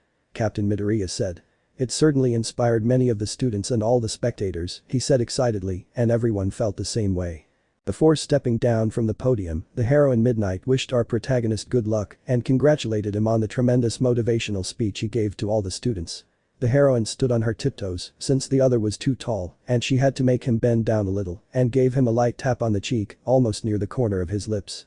Although our protagonist only thanked her and felt a little uncomfortable, the heroine disappeared from the place and reappeared where the others were, although no one noticed her appearing out of nowhere, as they were still perplexed by what had happened a moment ago, although all the women were very jealous of what the heroine had done, since they would have liked to be in her place.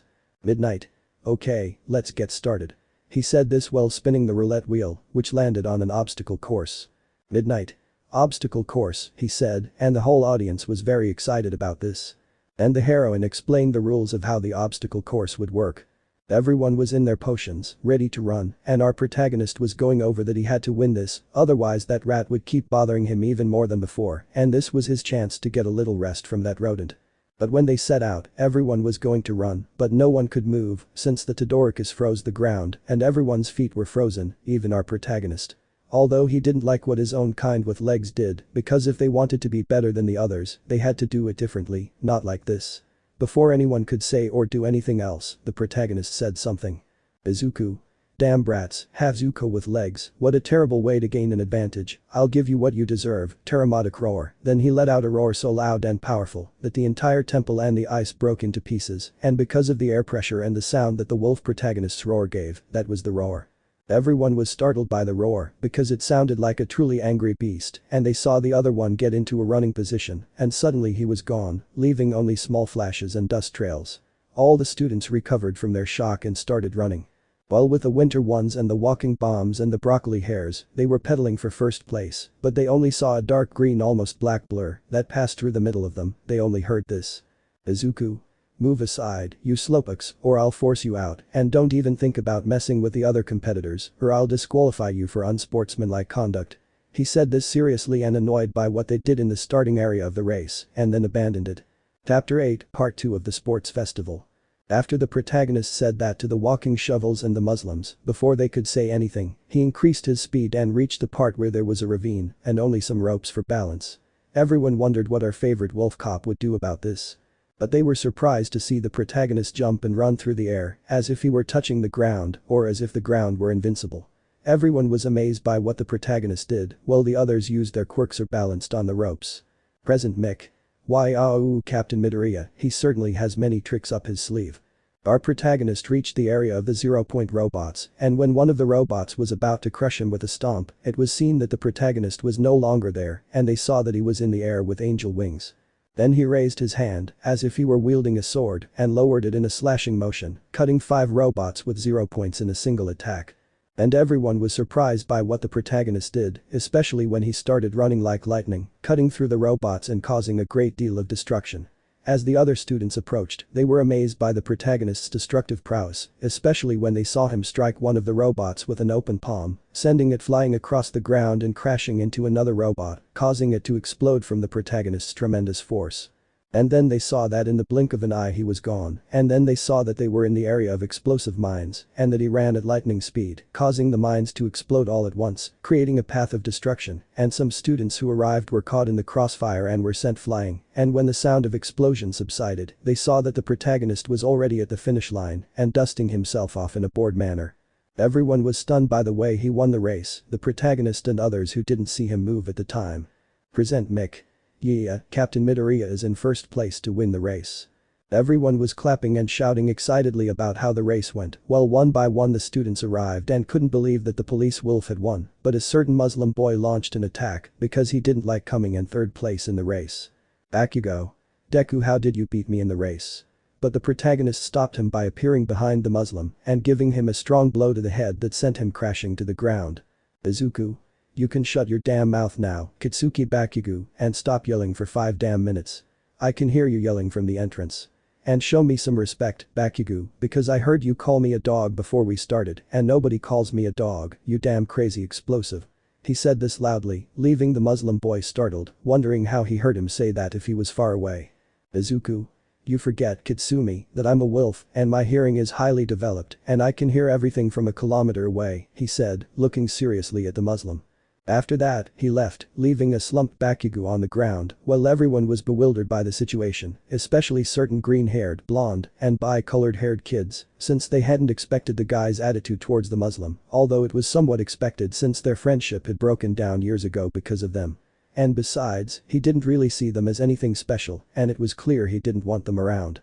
After a break of almost an hour, they selected the amount they passed. The first test, the heroine Midnight spun the roulette wheel again and said, "Midnight. It's time for the cavalry race," she said excitedly, cracking her whip and explaining that the army would form teams of 4 people, and that each position, from last to first, had a ribbon worth a certain number of points, with first place winning the 1 million point ribbon. They all stared at the protagonist in a challenging and very intimidating way. He just looked at them with a cold stare, which changed to an intimidating look with a smile that made all the students nervous and pale, while others trembled like jelly at that look. Izuku. Didn't your mothers teach you not to look at people like that, brats? And you'd better stop looking at me like that, or I'll teach you a lesson like the one I gave that Muslim, you hear? He said this with an intimidating smile, causing the students to look away in fear, since it was very dangerous to anger our wolf protagonist, let alone to be giving him dirty looks. After that, nobody wanted to team up with our protagonist, for 2 reasons. The way he had intimidated them earlier, and because they didn't want to be the target of the other competitors. Our protagonist didn't care much about that anymore, whether he teamed up with anyone or not, but by some strange stroke of luck, he teamed up with a girl named May who was an inventor and said that she could show her inventions to her babies, as she called them.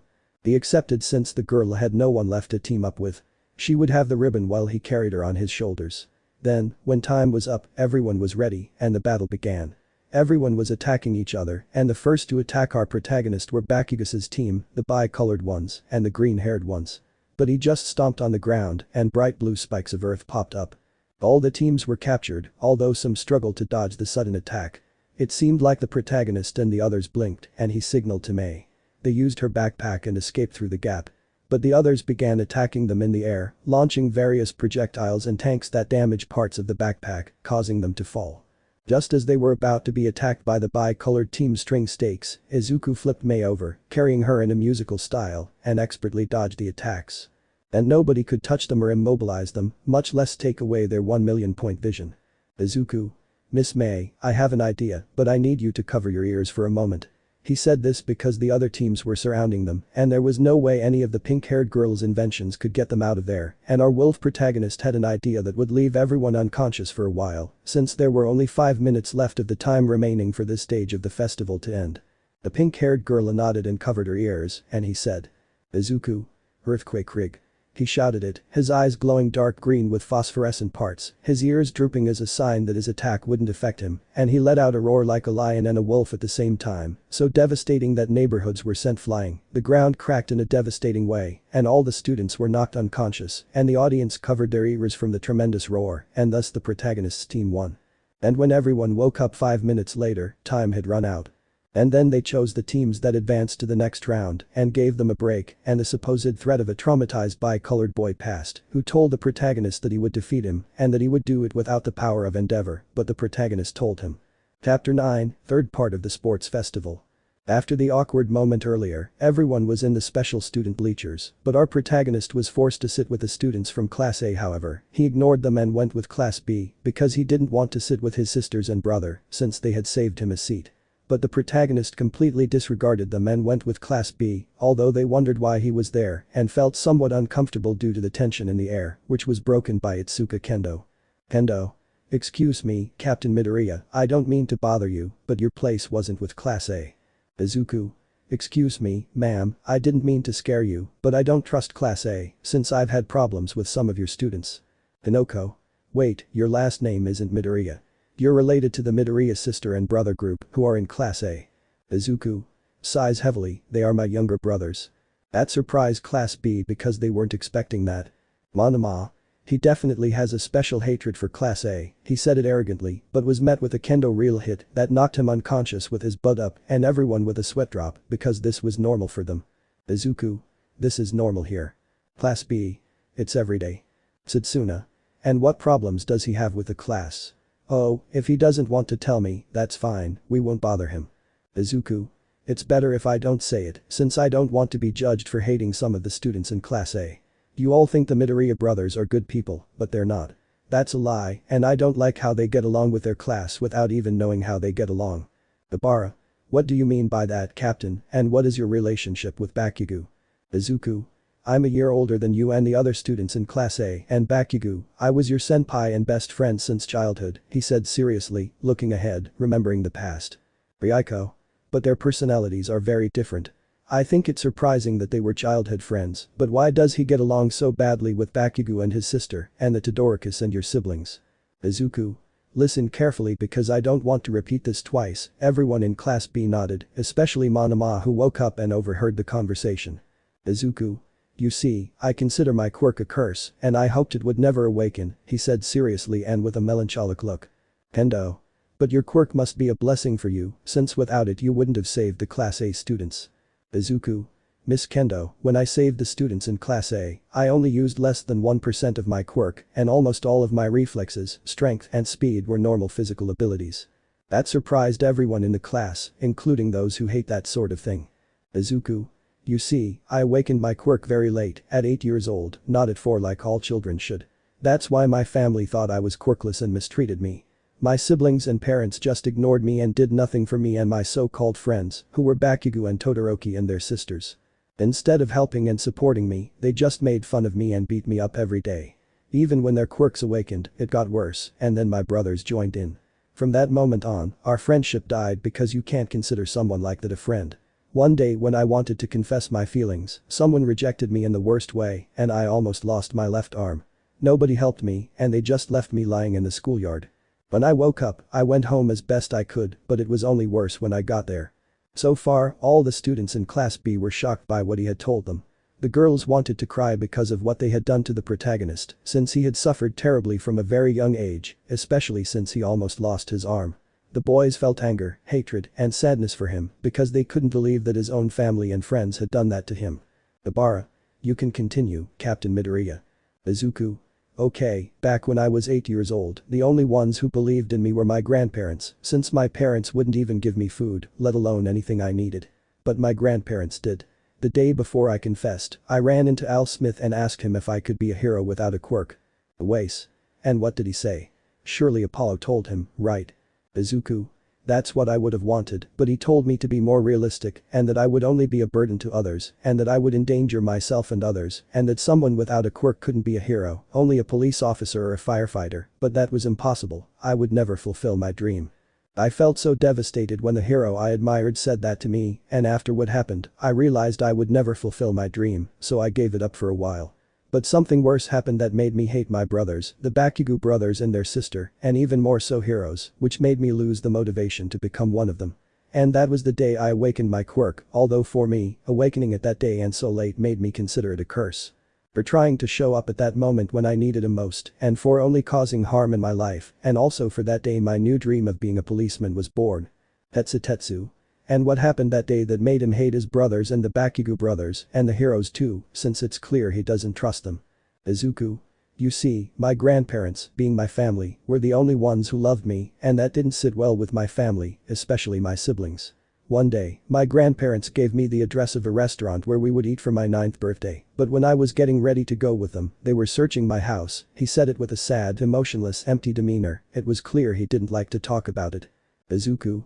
But because I didn't care much for my family and my siblings, they tricked me with a prank. They said my grandparents would see me at the restaurant and that I should go ahead. I believed them because of the little affection I still had for my family, but I shouldn't have.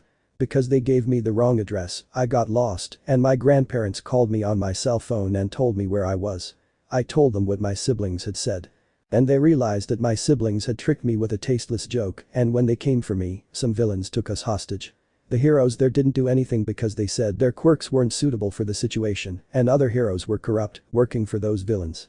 My grandparents protected me as best they could with their quirks, but because the villains were too powerful, they couldn't do more and I saw my grandfather die in front of me protecting my grandmother and me. My grandmother picked me up and managed to carry me far away, hiding me behind some trash cans. She told me she would be back soon, but things went wrong because corrupt heroes attacked her from behind and my grandmother was impaled by one of their quirks, which made his arms like blades. Seeing that was the most horrible and painful thing I've ever seen. When the police arrived, they tried to get me out of there and one of them, whose quirk was like mine, managed to get me to safety. But I saw that my grandmother was still alive and I wanted to go to her. And seeing my grandfather still alive, but then seeing one of the villains point a gun at his head and hearing the shot and seeing all that in front of me, forced my quirk to awaken. I transformed into a giant wolf and began massacring the villains and those corrupt heroes. I was so blinded by my negative emotions that I could only think about killing those bastards for what they did to my grandfather. Then I saw my grandmother and went to her in her last moments of life. She told me that both she and my grandfather were proud of me and said that I should live for them and that they would always be in my heart and that even though I saw my power as a curse, I should control it and use it to help people so they wouldn't suffer what I suffered and that I shouldn't be a hero, but a policeman like my grandfather was, since policemen do things for people that heroes don't. So I promised her that and then she died. And I saw how one of those murderous bastards who killed my grandparents came forward and wanted to escape and I was still blinded by the hatred and rage I felt, so I launched myself in my wolf form to kill him. But the policeman who saved me and the other hostages besides me and my grandparents managed to calm me down. Afterward, things returned to normal and he comforted me about what had happened. He told me that those responsible would pay and the survivors were arrested for their crimes. Thanks to me and the policeman who arrested them, they received life sentences because there were too many crimes, especially for killing my grandfather. He had been a commander in his past as a police officer and all his former colleagues pleaded for his life. Those murderers of my grandparents didn't escape that sentence. That police officer became my mentor. He taught me to control my wolf traits and I also discovered that I inherited my wolf quirk from my grandfather and my grandmother's elements. Being from a new generation, their quirks combined with mine, evolving into what I have now. In my free time, I would train with that officer and he taught me all kinds of melee and ranged combat, as well as how to handle all types of weapons. It was difficult to get a license to drive, but I proved to be a prodigy, learning very quickly. I also learned martial arts from my mentor, who was the former police captain before me, but now works at a different station. But in Al Smith's last fight with a very powerful villain, who was villain number 1, my mentor protected some civilians from stakes the villain threw at Al Smith. But those civilians weren't seen and no hero reacted in time and my mentor died saving them. I only heard, as they were recording what happened that day, that he told me not to give up and that I would become the best policeman, just like him and my grandfather, or even better than them. I felt devastated by what happened, by losing someone precious to me, and I couldn't do anything for him, but I swore I would keep my promise, and every day I trained harder until I achieved my dream of becoming a police officer.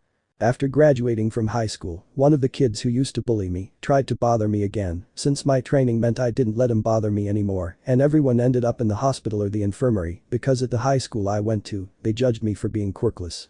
Since I didn't want them to know about my quirk until I entered the police academy, where I would be closer to my dream, and I wasn't emotionally ready to endure my family's hypocrisy, I wore a sweater that covered my entire head and body and a face mask so they wouldn't know about my wolf-like quirk features. And on the day they were going to tell us which academy we would be going to, I didn't show part of my quirk because I wasn't in the mood to deal with them. I used my quirk in high school because, as the only quirkless student there, all the other students teased me about their quirks, and the teachers did nothing. I got fed up and gave him what he deserved, and then I went to get my few belongings because I was going to move apartments and live far away from my family since I have to wait to open my grandparents' will. They left me a certain amount of money for my future, and they left me their mansion in the woods, which is a nature reserve for some animals. I entered the police academy and didn't show my quirk because I wanted to know what my classmates were like, and I learned that they were very racist towards quirkless people, and they bullied me. Some time later, the commander recognized my achievements, and I became a police captain. And I revealed my quirk because I didn't like how they said that because I was quirkless, I couldn't be a capital, and I showed them that I earned that position with my effort and not with a gift, and I did it all without using it at any time, and that's my story.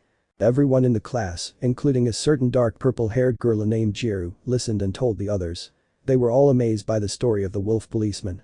The girls couldn't stop crying because of everything the guy had gone through at such a young age and how he had to survive without the support of his own family. The boys admired the protagonist for his determination to not give up and to keep his promises.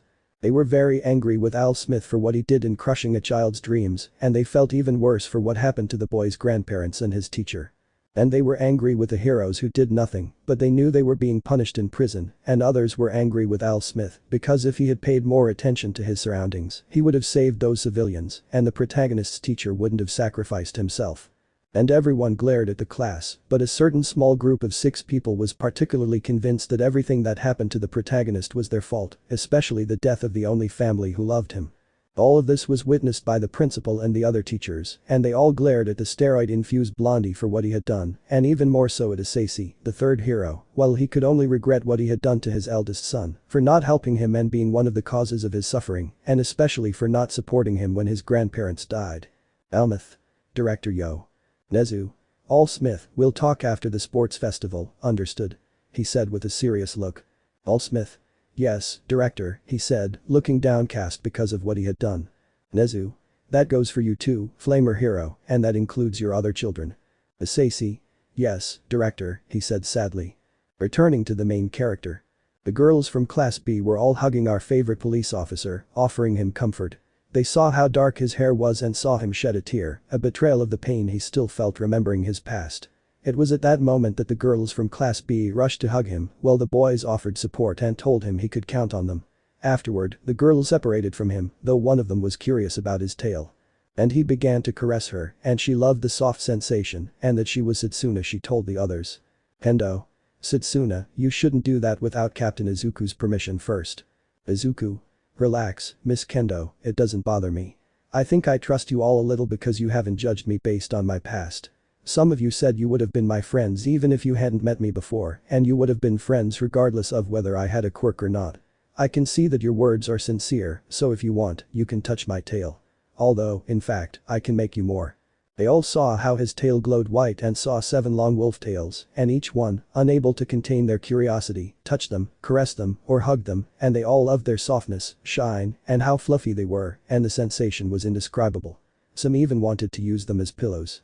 After a while, they had to separate them from his tails because otherwise they would get attached to them, although the girls pouted because they didn't want to stay like that with the protagonist's tails any longer. Chapter 10, Part 4 of the Sports Festival. After the protagonist told his story, everyone from Class B, the teachers, the principal, and even the top heroes had different thoughts and feelings about what the protagonist's life had been like. The students, in particular, glared at Bakugo and Midoriya for what they had done to the protagonist. They already said how the fights would be like in the anime, only excluding other characters like the Midoriya brothers and Bakugo's sister, so you know the first fight was against Shinso, and let's just say it was very quick since at the beginning, the purple-haired guy wanted to use his brainwashing quirk, but it didn't work against the protagonist, since the purple-haired guy tried to make him confused by making him angry, but it didn't work, it happened like this. Shinso. How does it feel, Captain Midoriya, to be the son of the number 3 hero in the top rankings and to have a powerful and amazing quirk which could have put you in the top heroes in no time, but you wasted being a police officer and even more so, being the captain of the Japanese police force, and now you're here. Izuku. First, you don't know what my life is like to say that, and you think I'm happy to be the son of a top hero when I hate my family and feel nothing for them. And second, this power or gift isn't wonderful to me. Rather, it's a curse because, thanks to its miserable existence, if it hadn't appeared when it should have, the only people who truly loved me wouldn't have died. And it only caused me to lose those important people to me, and thirdly, I'm not interested in being a hero. To me, they're scum who don't do their job well, and real heroes hardly exist because there are so many of them, because almost all of them get carried away by worldly things like fame, popularity, or luxuries, and that doesn't interest me since no hero saved me, much less my loved ones, and because of them, they died in front of me when I was only 9 years old, and it was my birthday. And the only ones who saved me were the police, and they are true heroes, since one of them risked his life for a child he didn't even know, and that's a real hero, because we do things that heroes don't.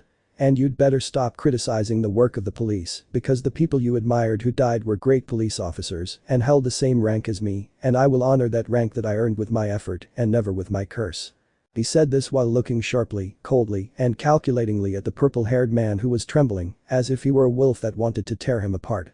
Shinso. If that's how his life was, I don't believe him, but you know even less about my life, since from the moment I awakened my quirk, it was considered that my gift was that of a villain. It doesn't matter anyway, you fell into my trap, he said smiling confidently, now get off the platform. But he saw that it wasn't working and wondered why she wasn't paying attention to what he said. Izuku. I see your mind control isn't working on me. You see, it doesn't work because to control my curse, even though I didn't want to use it, I had to in order not to hurt anyone. Besides, I trained not only my body but also my mind. And mental quirks don't affect me in the slightest. Besides, your quirk is incredible, young Shinso, and it's not villainous. The people who told you that are useless idiots who only play at being someone because of their quirk and not because of their personality. Your quirk is good, and we can be heroes. You can use it to interrogate villains or immobilize them.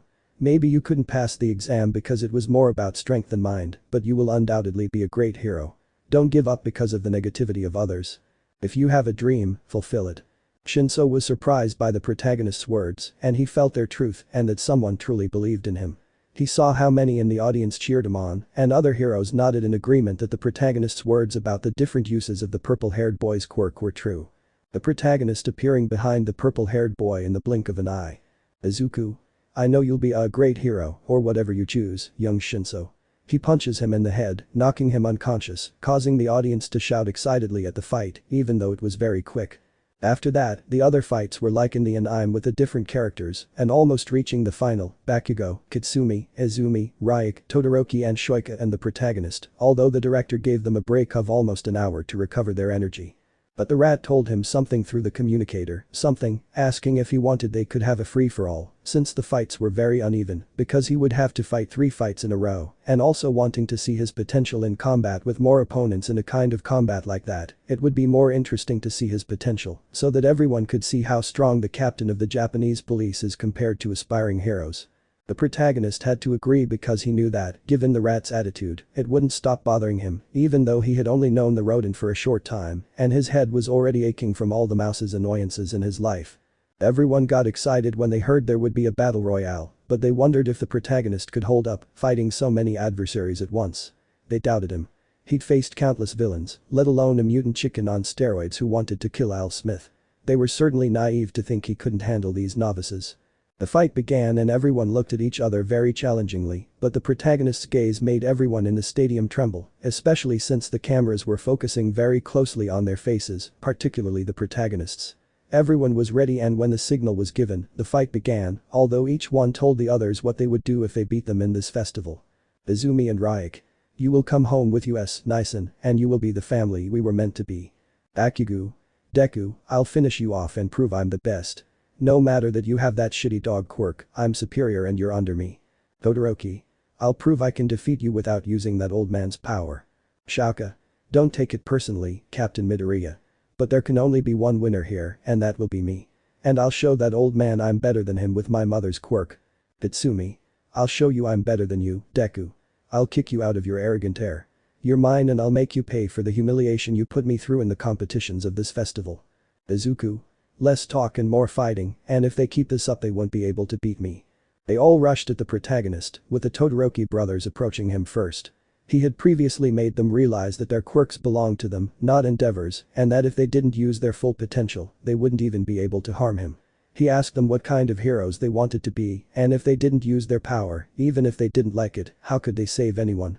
He warned them that their immaturity would lead them to let someone die. This made them reflect, and they attacked him with their fire and ice, but a gust of wind surrounding him dissipated every attack, destroying them without leaving a scratch. As the protagonist saw that the others were going to attack him from behind and the sides, he created several clones of himself, and they split up to fight each of their opponents, while the real one took care of the Todoroki brothers. Todoroki attacked them differently. First, he separated Shoto from Shoika to defeat him in his own fire. He put the protagonist's hands over his mouth and expelled a large amount of fire, which the bi-colored boy couldn't stop in time, and was sent crashing into the wall off the platform with burns and unconscious. And that great explosion of fire, novice to everyone, and especially seeing the bi-colored one, embedded in the wall, and before the other opponents could react, he went against Shoika, attacking her with an ice attack that shot a beam from his hand that blinded everyone. And then the girl was seen outside the frozen platform, well there was a great path of destruction and ice spikes, and everyone felt a great amount of cold and surprise at those two tremendous attacks that the wolf policeman launched, and the heroes were even more speechless at the level he had controlling the two elements. Meanwhile, the other clones, including the one fighting Izumi and Ryuk, attacked the clone with their telekinesis and pyrokinesis quirks, but the clone masterfully dodged the attack from the green-haired girl and the black-haired boy, demonstrating his skill and superiority in combat. He then took to the air with his wings and created a large tornado that engulfed the two Midoriyas. They couldn't use their quirks, as Ryuk's fire was extinguished by the lack of air, and without enough oxygen, he couldn't produce fire. Izumi couldn't concentrate to escape because the tornado's force was so immense that it spun them around until it knocked them off the platform, causing their disqualification, as they both crashed heavily to the ground. As the tornado dissipated, the force and dizziness prevented them from landing to break their fall, leaving two craters in the ground from the tremendous impact and speed they were traveling. The other clone fought the two Bakugo while they launched explosions left and right. The clone created a large number of roots that came out of the ground, hitting the two Bakugo. The roots and vines that spiraled out of the ground blocked the path of the two Muslims, trapping them with no way out. And they tried to free themselves with their explosions, although it was difficult because the movement of the vines caused them to receive numerous attacks that knocked them to the ground several times or grabbed and immobilized them. When the two explosives combined their explosions to get rid of the plants, they went on the attack. They faced the protagonist head-on, and when they were about to unleash a double explosion, May appeared because the protagonist raised his right hand in front of the blonde explosives. And out came a giant ice dragon flying into the air, lunging at the two explosive brothers. They were no match for the dragon, as its explosions froze everything in their path. With its tail, it grabbed the two Muslims, sending them flying. Then the protagonist moved his hand downwards, causing the dragon to spin in the air and plummet down at such a speed that upon impact with the ground, it created a large crater in the platform. A great deal of smoke billowed out, and as it dissipated, the two Muslims were found unconscious and out of commission. Everyone fell silent for a few moments until the euphoric Christ-like audience erupted, overwhelmed by the immense power the wolf protagonist had displayed. The heroes all wanted him to join their agencies and become a hero, just as the top heroes wanted him to join them. Such great potential couldn't be wasted on a police officer, especially since he had defeated the best first-year students. The director was even more eager to have the protagonist join his academy and become a hero. And the teachers were fighting over whether the protagonist would join UA. They wanted him in their class. Students from all classes were shocked by the protagonist's power, especially how he defeated his classmates. Some, like a Redeed with sharp teeth and a silver-haired boy, wanted to fight him.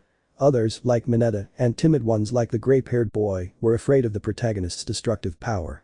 But everyone saw that the Protos was looking bored, dusting himself off in a dull manner, and said something that surprised everyone in the stadium, leaving the students pale and the heroes speechless. Izuku. I'm definitely very weak, and they claim to be the best, but because of their arrogance and overconfidence, they couldn't even scratch my clothes, only cover me in dust. And that was with only 1% of my power against them, and against that Nomu, I only used 3% of my curse. This fight wasn't even good for warming up. He said this with a bored look, dusting himself off and yawning, but at least that rat isn't bothering him now that he won the sports festival. Everyone was speechless, unable to believe what he said. He only used 1% of his power against 6 young people, and even more so, considering he only used 3% against that chicken monster. They were astonished by the power he hadn't used, and even more so by the fact that this was just a warm-up. They wondered what kind of training he had done as a child to become so strong. He proved that he had more than earned his position as a police captain in Japan, and that they shouldn't have underestimated him because of his age, as he showed them to be completely wrong. Then came the award ceremony where Izumi took 4th place, Shoto 3rd, and Bakugo 2nd, although these 3 were in the infirmary because they were still unconscious from the injuries inflicted by our wolf protagonist. Bakugo was awarded the 1st place medal, even though All Smith was supposed to be the one handing them out. But before he delivered his monologue to the protagonist, saying that this was all thanks to his effort and that he would be a great hero in the future, all that hypocrisy, knowing that it was Bakugo who had crushed his hopes and dreams. So he just grabbed the eyelash, looking coldly at the symbol of peace, making him feel bad, knowing that he still hated him for what he said years ago, how hero in his dream when if he had given his support, the young man would have been a great hero in history because of that power, and even a great successor to his power, but now it was too late to go back to the past. Meanwhile, people celebrated and applauded the protagonist for winning the sports festival. While the rat pondered how to convince him to join his academy and become a hero, he was also seen by another academy having the same thought. The rat, with a crazed grin, sipped his coffee, now more integrated into the protagonist's life and determined to make him a hero. But who knows if he'll succeed and what adventures and problems await our protagonist. Chapter 11. Internship and Problems of a Wolf Cop. We see our protagonist sitting in his office, reviewing some crime reports, but he received a video call on his computer that said it was from Director Nezu. Our protagonist wondered what this rat wanted now that he had already won his sports festival, and let's just say he was annoyed by all the attention he was getting for it. On top of that, he received too many offers from heroes to join their agencies and more academies in Japan. They also wanted him because, at his age, he was still young and could be a hero. Izuku. What do you want now, director? He said with a bored look while flipping through some papers while looking at the bullring. Nezu. Well, Captain Midoriya, I was just calling you to show you this. They were compiling statistics on how many internship offers they had from heroes. They had all the heroes in Japan, plus the top ones. Izuku. And why should I care about that? He said it with a raised eyebrow, looking boredly at the screen, as if that many hero offers weren't a big deal to him, and moreover, it didn't catch his attention, and he was even less interested in it. Nezu. It seems nothing surprises or catches his attention, Captain. He said this with an anime-style sweat drop because of the protagonist's attitude. Izuku. And what did you expect, director? That I was interested or liked it? You know I don't want to be a hero. Besides, I'm a police officer, not one of your students, so I'm not interested in that. Also, those offers are for aspiring heroes, not police officers. Or are you mistaken, or do you doubt that I'm the police captain here or what? Nezu. But Captain, you have great potential that you can't waste, and I know you'll be a great hero, but the protagonist hung up before the director could finish speaking. Izuku. Phew, that rat is just being a nuisance. Besides, I'm not in the mood to put up with him today, so I'd better get on with this. He continues doing his paperwork and tries to forget that conversation he had with the rat. But you might wonder what happened after he told the class about his past and about the conversation the principal said he would have with Al Smith, Isaiah Midoriya, and the Midoriya brothers. Well, he deserved it, we'll see now. Flashback. After the UA Sports Festival, and after our protagonist won, the unconscious students awoke in the infirmary, but they had many bandages all over their bodies, since the beating they received from another player left them very injured. Reich. Ow, my head. It hurt so much, I feel like I was hit by a truck. Izumi. You can say that again, Ani-chan, I feel the same as you. She said, clutching her head in pain as well. Katsuki. Ah, damn it, everything hurts. That Deku completely humiliated me. He said this growling angrily at having lost to our protagonist in that way. Tatsumi. Without a doubt, Izuku-kun has become very strong. It even seems like he was toying with us and wasn't serious about the fight. Rikagara. The captain certainly showed no mercy to you, leaving you in that state. Does he hold a grudge against you youngsters? Besides, he was the winner of the sports festival. All the young people were surprised by that detail, since they hadn't expected it, especially the Muslim, who was about to explode with irritation. But suddenly Principal Nezu entered, accompanied by the teachers, Almighty, and the father of the Midoriya brothers. The badly injured were surprised to see them, but before anyone could say anything, the principal spoke. Nezu. Young people, we need to have a serious talk about what the captain said to Class B. He said this while looking seriously at the group of young people. Izumi. We don't know what the director is talking about. She said nervously because of the way everyone was looking at them. After they were taken to the principal's office, they all sat staring intently at the group of young people who were nervous under those stares. The principal played the recording of the conversation the protagonist had with Class B when he revealed his past. And there, the young people turned pale as they had discovered his secret. Ryuk. Director, can we explain? He said nervously because everyone was looking at them. Aizawa. It's true, Midoriya's, what they did to your older brother just because he didn't have a quirk. He said this seriously, looking at everyone. Asashi. Aizawa, you don't need to talk to my children like that. I know what we did to my eldest son went a little too far with a P, Midnight interrupts him. Midnight. A little Asashi, are you serious? You abandoned your firstborn son just because he didn't have a quirk and you mistreated him, letting his siblings bully him his whole life, and you even forced him to work from a young age to buy his own things and pay for his studies. While you and your other brats lived comfortably knowing that he was suffering, she said, annoyed by the way Asashi sounded about what he did. Asashi could only lower his head because Midnight was right because she told him the truth to his face and his children felt the same. Nezu. All Smith shouldn't have shattered Captain Izuku's dream of becoming a hero, and even less should he have said those cruel words to an 8-year-old boy. If Nana saw you, she would be very disappointed in you. All Smith just lowered his head too, since the principal was right, since his teacher Nana would be disappointed in him, since his teacher had chosen him and he didn't have a quirk before, and by saying those things to the protagonist when he was a child he ruined him, instead of giving him his support and not breaking his dreams, and now a great prospect to become a hero is gone. Nezu. Although I wish you were punished, Asashi, for what you did to Captain Izuku, I can't. With a league of villains appearing, we need every hero we can.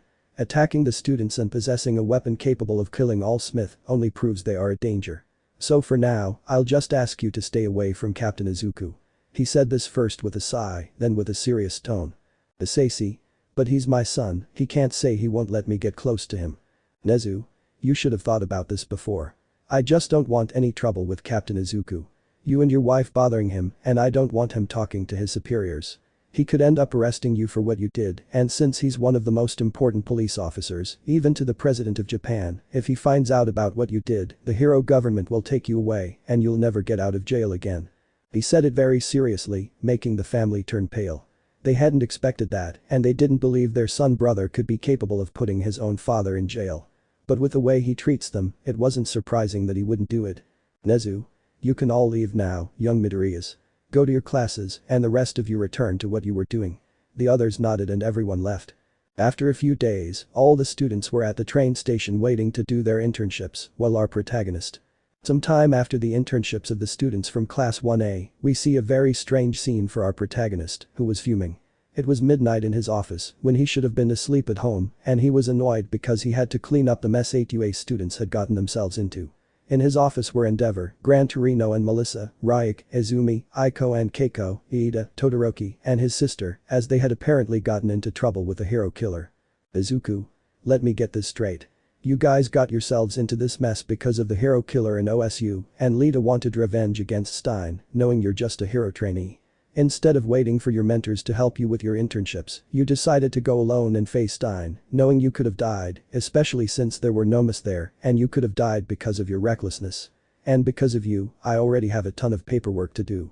He said this angrily, shouting because of them he has a lot of paperwork to do due to the number of rules they broke, and besides, they did what they did without their guardians, and moreover, without a license to make those decisions on their own, and moreover, they could have died.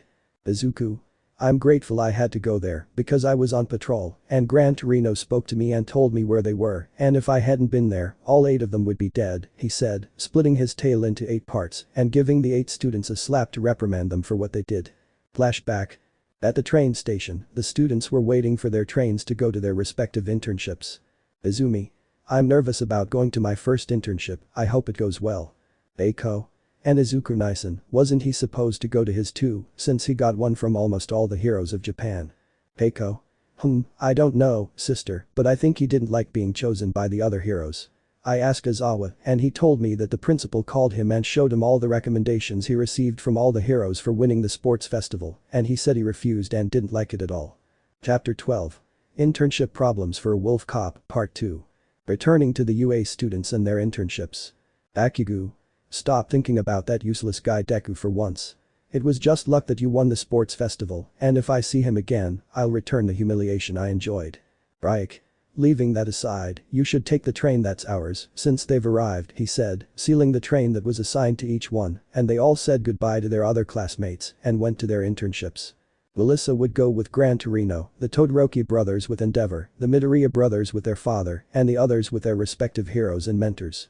While our protagonist was relaxing at work, he received a call from an acquaintance. Izuku.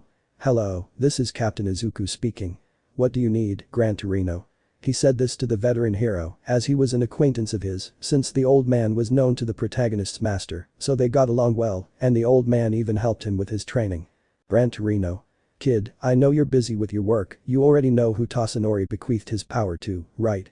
Izuku. I know it's Miss Melissa Shield, right? Gran Torino. Nothing escapes you, and it was very obvious, wasn't it? Izuku. She's his niece and the daughter of Al Smith's friend, the scientist David Shield. She resembles Melissa and Al Smith because of their outfits, and some of their attacks are similar. Gran Torino. Hahaha, don't underestimate your intellect, kid. I was wondering if you could adjust your schedule so you can help me train her. I feel like she's going to bring me trouble. Izuku. Okay Torino, I'll do it because I owe it to you and because you've helped me a lot in the past. Then he hung up his phone and he did some things and he arrived where Gran Torino was before Melissa arrived and she saw a car she didn't recognize. Melissa. How strange, whose car is that at the entrance? She said curiously, but then she heard a voice and saw someone she didn't expect to see. He saw our protagonist leaning against one of the walls of the place. Izuku. Looks like I beat you to getting here first, Shield. Melissa. See Captain Izuku-san, who's here. Izuku. I came to ask a favor of Torino-sensei and to help you with your training. Melissa. Will you really help me with my training? Izuku. If you're serious, we better go inside or you'll be standing there all day or you'll go in. Melissa. Why yes, she said, both nervous about his appearance and wondering what kind of training Gran Torino and the protagonist were planning. But as soon as they entered, they saw the whole place was dark and Melissa screamed, seeing Torino in a pool of blood. Melissa. He's dead. She screamed very upset and thinking about what they should do about the situation. Izuku. Shield, calm down, he's not dead. Melissa. See how can he not be dead if he's right there, she said, pointing to the old man lying there. Izuku. First, look, everything is still in its place, as if nothing had been stolen. Second, that's not blood, it's ketchup. Third, blood wouldn't be that shade of red, and it would be more liquid, not thick like ketchup. Fourth, he probably slipped on it, and that's why he ended up like that, he said, explaining the current situation he had already analyzed. Melissa. Is it as seriously? She said it without still believing it. Torino. Ha, without a doubt, your way of analyzing the situation is still very surprising, kid. I thought she wouldn't be the only one to fall for my joke, he said, getting up from the puddle as if nothing had happened, using his cane. Melissa still couldn't believe what she was seeing and the way the two of them were getting along. Torino. Apparently the wolf boy, I'll explain that he'll help me with your training, since as far as I know and it's obvious, you can't control Ofa yet and we'll help you with that. Melissa. He told me that you were his teacher in the past, but it seems the captain knows about Ofa. Izuku. Miss Shield, stop asking questions, they're very obvious, since it's too obvious, things like you being her niece, how your hero costumes are similar, and how most of your attacks have almost the same name, do you want me to continue? Melissa was surprised to learn that it was actually very obvious that she was Al Smith's successor, meaning that anyone would know it. Torino. Relax, kid. No one else besides the werewolf knows about this. Remember, only people you trust and who are smart enough to figure out you have the Ofa know. So you have nothing to worry about. Less talk and more training if you want to increase your control percentage. Besides, I won't be easy on you, and neither will the werewolf. Now your bones will be crying when we're done with you. He said it smiling, then his smile shifted to a challenging one, giving the blonde a bad feeling and a chill, because she would undoubtedly not be able to handle the training, or it would be worse than the one her uncle gave her. The entire training session went just like in the anime, except instead of Izuku with Ofa, they put Melissa, and her fight with Gran Torino left her more than humiliated, completely ruined on the floor. Just imagine Melissa standing there where Izuku was, and then Torino stepped aside and asked Izuku how Melissa was, while the poor girl stood there, saddened by the beating she received in the fight. Izuku. To be honest, that was terrible. It seems like all Smith just entered your body and didn't teach you how to control even a little bit, much less a fighting style, since you used your fists the whole time. Unlike Torino-sensei, who actually used his legs and his quirk instead of relying solely on his fists to defeat you. Besides, you're using a lot of power that you don't control at all, taking unnecessary risks knowing you'll get seriously hurt. You won't be able to use your other limbs.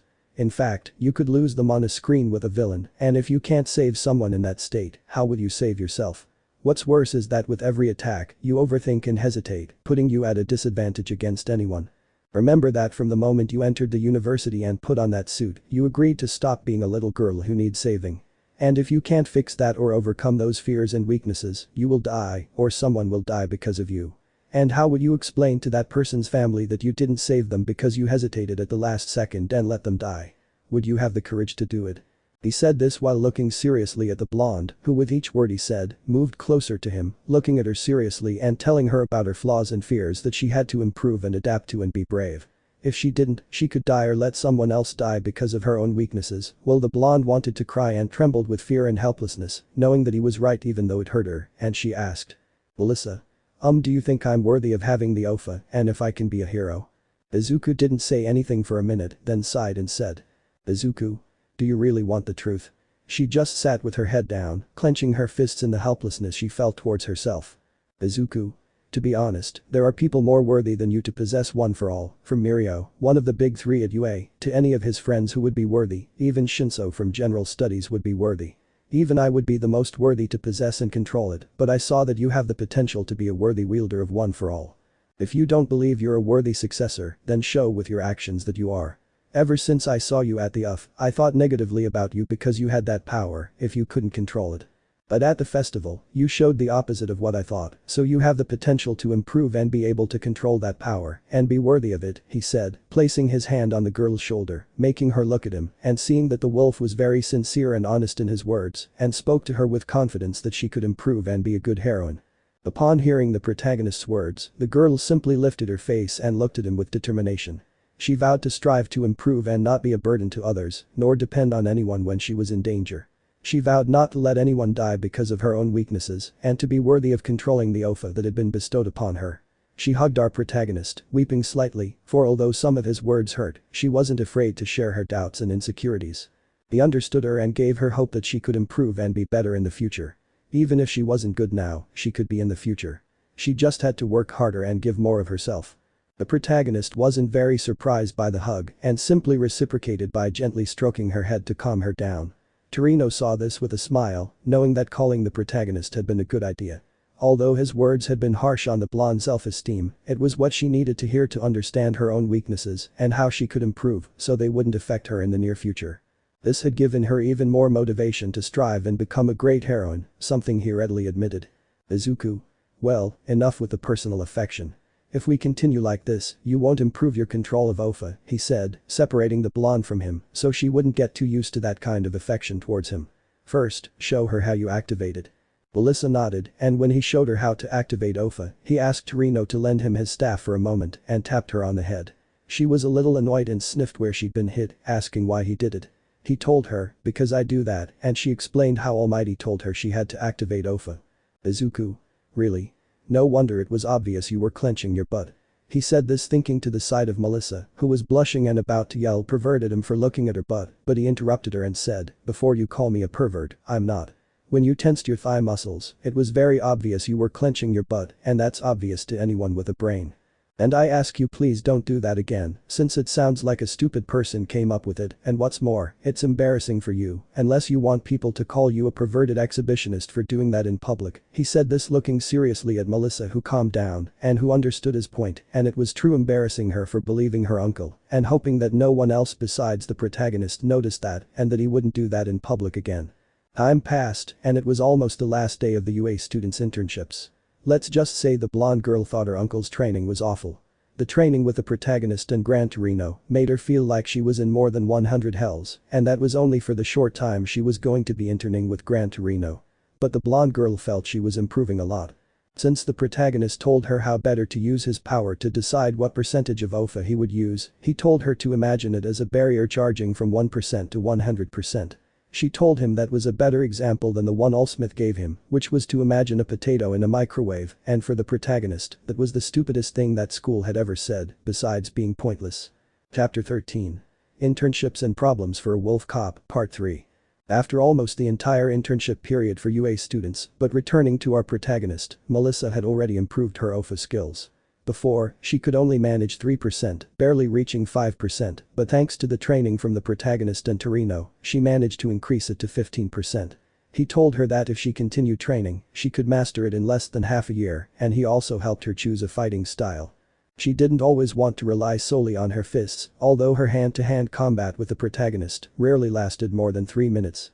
Despite the difficulty, she saw a small improvement in her technique, but she still had a lot of work to do. And Melissa was getting along too well with the protagonist, so much so that she started calling him Kunner-sensei, and he accepted sensei, but not kun, because he said they didn't know each other well enough to call each other that, and she understood but was a little sad, but he was right that they didn't know each other well enough to call each other by affectionate suffixes.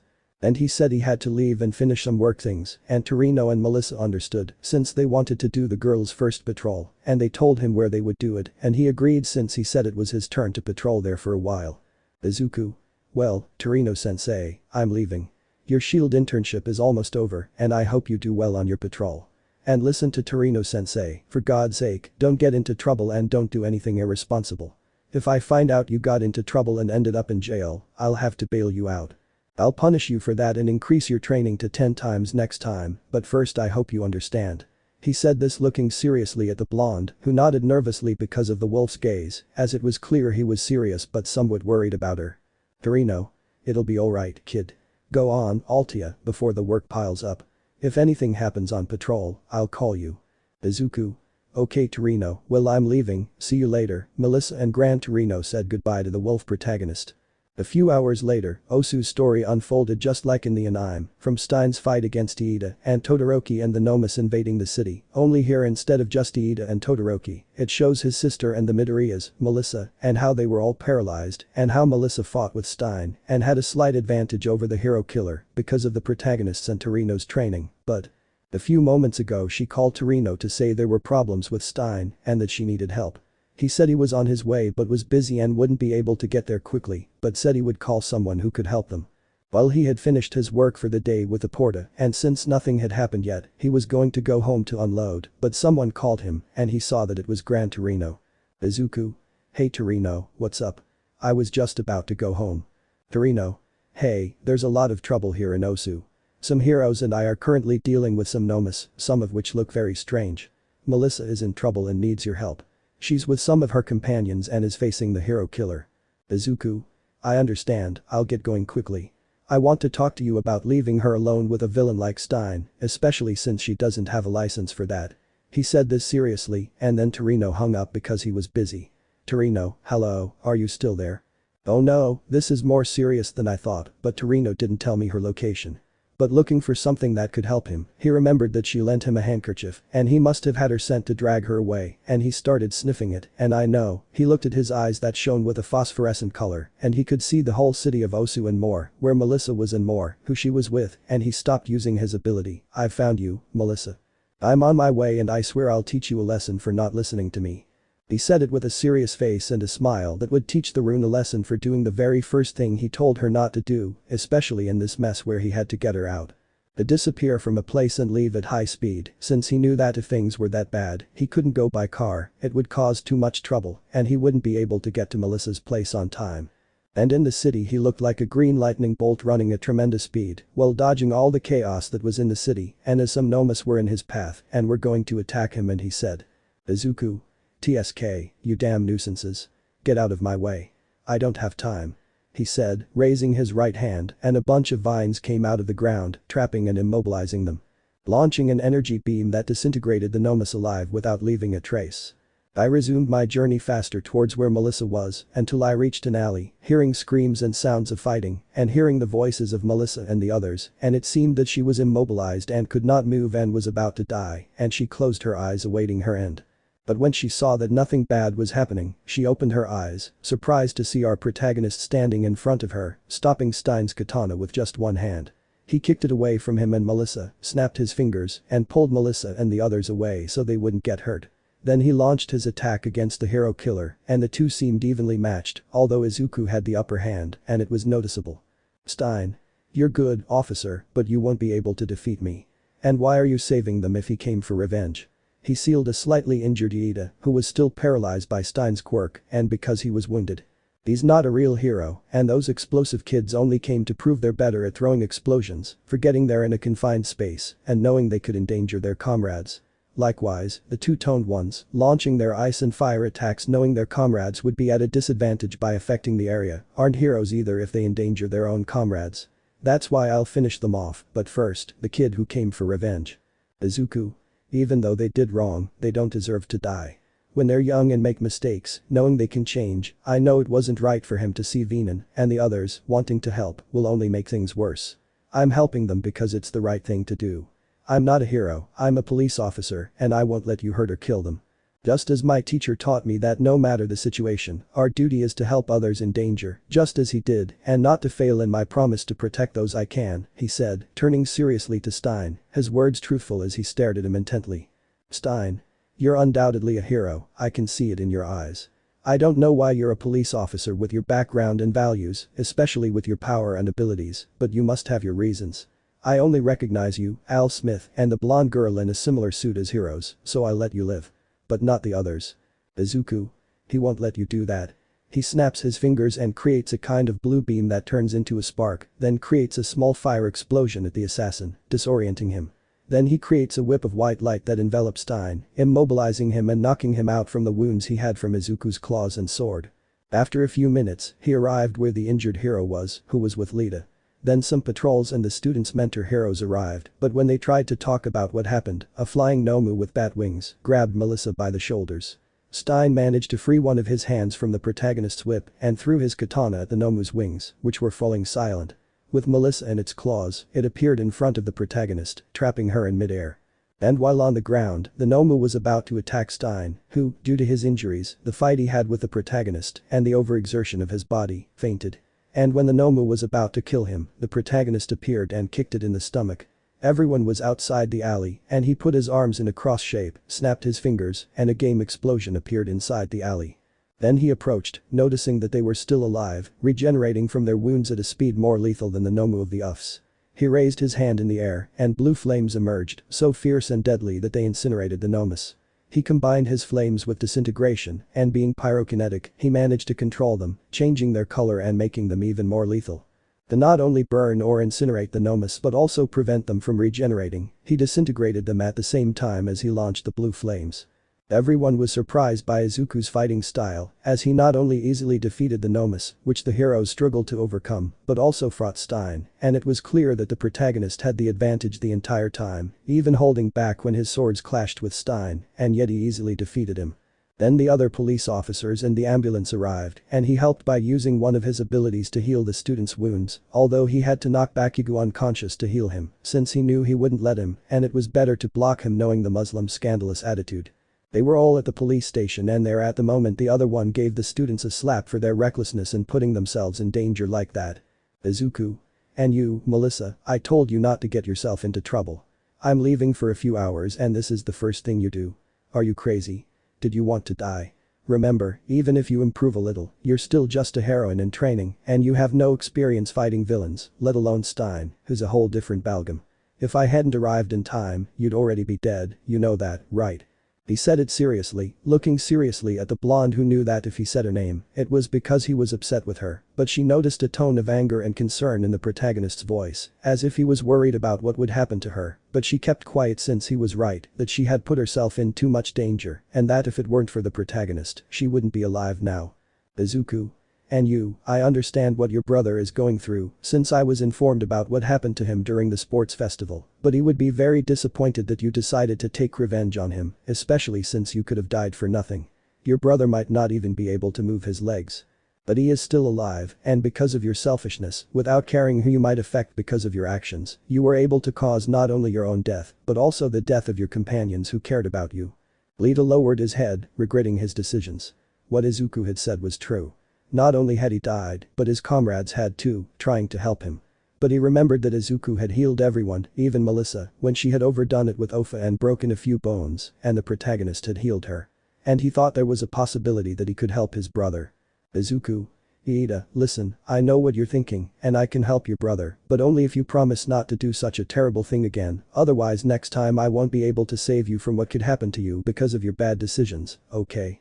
He said this with a sigh, but then looked seriously at Iida, who was on his knees apologizing for his stupidity and thanking the protagonist for helping his brother, promising that they would not do that again. The protagonist made him stand up and said that he would not humiliate himself anymore, and putting his hand on Iida's shoulder, he said. Izuku. Don't do that again, okay? And your brother, I'd be sad if something happened to you because I'm not skilled enough to fight Stein. You'd only make him feel more guilty. Iida nodded, drying her tears and nodding. Izuku.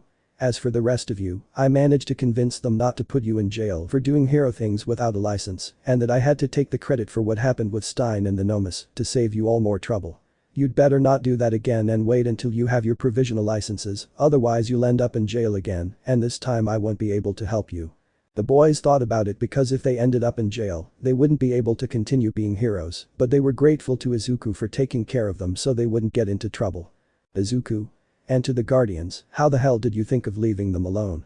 Do you know how you would have explained to their families that their children died because of your irresponsibility, and on top of that, you'll have to pay the fine for it? But I don't want to deal with more paperwork than necessary. He asked one of my bosses, who owed me one, for a favor, and they wouldn't have to pay anything, but he would have to do something in return. I had no choice but to accept.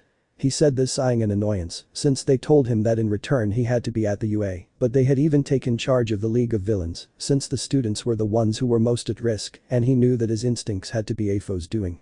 If the villains had the ability to create those Nomus and give them quirks, it meant that AFO was involved in this, and he had to be careful and help Melissa master Ofa, since he felt this would bring many problems, and since Al Smith was at UA, the students were in great danger, so he decided to accept, since he couldn't allow that. Afterwards, the protagonist made everyone go home, but punished the students for putting themselves in danger. Izuku gave them a list of hellish training exercises they would have to do for the remaining days of their internships. When the students saw the exercises, they turned pale and thought they wouldn't survive. The adults accepted it, since most of the boys had gone to help Iida. Without telling their tutors, they were fine, and everyone else left. Only Melissa, Gran Torino and the protagonist remain. The protagonist grabbed Melissa like a sack of potatoes, while she froze, all red, and lowered her, and Torino said. Torino. Oh no, girl, you got yourself into this mess, and even more so because of the reckless way you took risks by using more of the OFA than you should have. And the wolf boy and I will punish you. I will punish you tomorrow and he will punish you today for disobeying, since I told you not to be reckless. And look, if he hadn't arrived almost on time, you wouldn't be here anymore. He said this while hitting the blonde girl on the head with his baton to calm her down and stop her kicking on the protagonist's shoulder, and as a reprimand for what she did by not listening to him and the protagonist. Melissa. What will Izuku-sensei do to me? Izuku. First I'll make you train until your body can't take it anymore, until 5 in the morning, and then you'll train at that time with Gran Torino, and you'll finish until 6 in the evening. He said it smiling in a way that was not good at all, while the blonde was more than pale, trembling so much that she stayed still, and no longer paralyzed. Torino. Kid, I'll punish her later this afternoon, since I have some business to attend to, so take her home so she's not alone, and here's my special permission for you to train her until I get back, okay? He said, handing him a paper with the permission he mentioned. Well, I'm off. Then he left, leaving Izuku alone with poor Melissa, who was still stunned by the punishment she was receiving. She hadn't heard what Torino said, and the protagonist just sighed wearily after the troublesome night he'd had. Then, with a snap of his fingers, he disappeared, reappearing in a beautiful forest where there was a magnificent mansion. Then he went inside, and Melissa came down, reacting when the protagonist used his tail like a whip and hit the blonde's butt, who squealed from the blow there. Melissa. Kaya. Why did you do that? She said, red with embarrassment and annoyed by the spanking on her bottom. Izuku. First, welcome to my house, and second, that was because you weren't reacting when I spoke to you, and you'll stay here until Torino-sensei returns this afternoon, so we can continue your normal training. Melissa. I understand, but is this his house? It's very beautiful, just like Izuku-sensei knew it to be, she said, marveling at the beautiful mansion and the decorations and things, but wondering why it was in the forest. Izuku. Thank you for the compliment. Yes, it's mine. It was a gift I inherited from my grandparents, and since I'm older, it's mine, and I live here. And if it's in the forest, it's because my grandparents loved nature. He said this while touching one of the walls nostalgically, remembering the memories he made there with his grandparents. Melissa. I'm sorry I asked, she said sadly and ashamed for reminding him of a sad moment for him. Izuku. Don't worry, it's okay Melissa, it's not your fault and relax, I won't make you train all night. You had too many emotions for one night, you did many reckless things and put yourself in too much danger. The blonde just lowered her gaze sadly because it was true. But I am proud of you, because you managed to keep your companions safe and defend them, even though it was difficult because of the enemy they had in front of them and the terrain where they were, and you did the right thing and you were brave, and you used what Torino and I taught you to defend yourself. Without a doubt you have improved a lot since the first day you trained with us. He said this while stroking the girl's head and smiling warmly at her, something he didn't show to just anyone, and the blonde blushed a little at the protagonist's smile. And she smiled even more at the honest words he said. Izuku. But please, promise you won't take such big risks again, like you did tonight. You had many injuries, not serious, but injuries nonetheless. And remember, if you find yourself in a difficult situation, you can call me for help, or just say my name and I'll appear and help you. As your teacher, it's my responsibility. In training you and guiding you down the right path, and I don't intend to let anything bad happen to you, and I know you'll be a great heroine, so promise me you won't do that again, he said, looking seriously at the girl, but not so seriously that concern for her was noticeable. Melissa noticed it. Melissa. I promise, Izuku-sensei, she said while hugging him, and he was a little surprised by the sudden hug, but reciprocated. But she felt our protagonist grab her by the waist. She was about to say something, but then she blushed like a tomato as he grasped her thighs and lifted her up, her legs around his waist. With one hand, he cupped her face, and she saw him lean closer. Melissa thought he was going to kiss her, but she saw him move down to her neck and felt his lips press against her skin. And she felt him run his tongue a little along her neck, careful not to hurt her with his fangs. Melissa. Izuku-sensei, why did you do that? The poor blonde said, blushing deeply. Izuku. I was just healing one of your wounds, which I couldn't heal because it was on your neck. Apparently, because of the adrenaline, you didn't notice when Stein scratched your neck with his knives. Since it was there, that's why it wasn't noticeable, so I couldn't heal it before. And so as not to scare you too much, I did that using my healing power, but I transferred it to my saliva to heal you. I'm sorry if it made you uncomfortable, since I couldn't reach you, that's why I decided to carry you so I could heal you better, he said, lowering himself and removing his tails from her legs and moving away a little. Melissa. Don't worry, I understand. Izuku. Okay, it's late, it's time to sleep. It's been a very long day. She nodded, still blushing from what happened a few moments ago. And then he showed her which room was hers, and they each went to sleep, waiting to see what would happen the next day. Chapter 14. Problems at the UA and more headaches for a wolf. It was clear that the students' internships had ended. They had to return to their regular classes, and some were already walking along the paths to their respective classes. And there was a group of students walking in the hallways, chatting animatedly about their internships with their respective heroes from their agencies. Mina.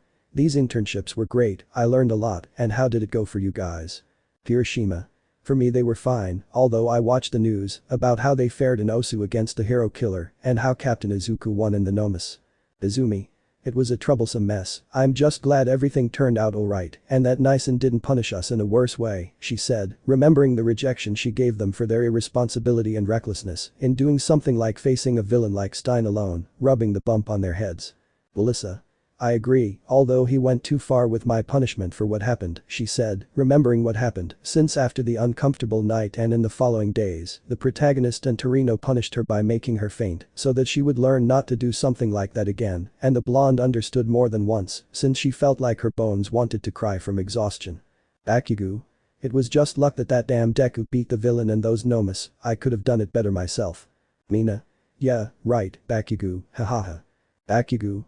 What are you laughing at, alien face? He shouted angrily at Mina. Mina. It's hard to take you seriously, Bakugo, because of your hair. The others nodded, suppressing their laughter at seeing his hair neatly styled for the first time in Bakugo's life. He just kept insulting and yelling at the others for laughing at his hair, saying he'd done everything necessary to make it normal again, but nothing worked. They also talked about how our protagonist cured Iida's brother of his leg problems. He could walk again.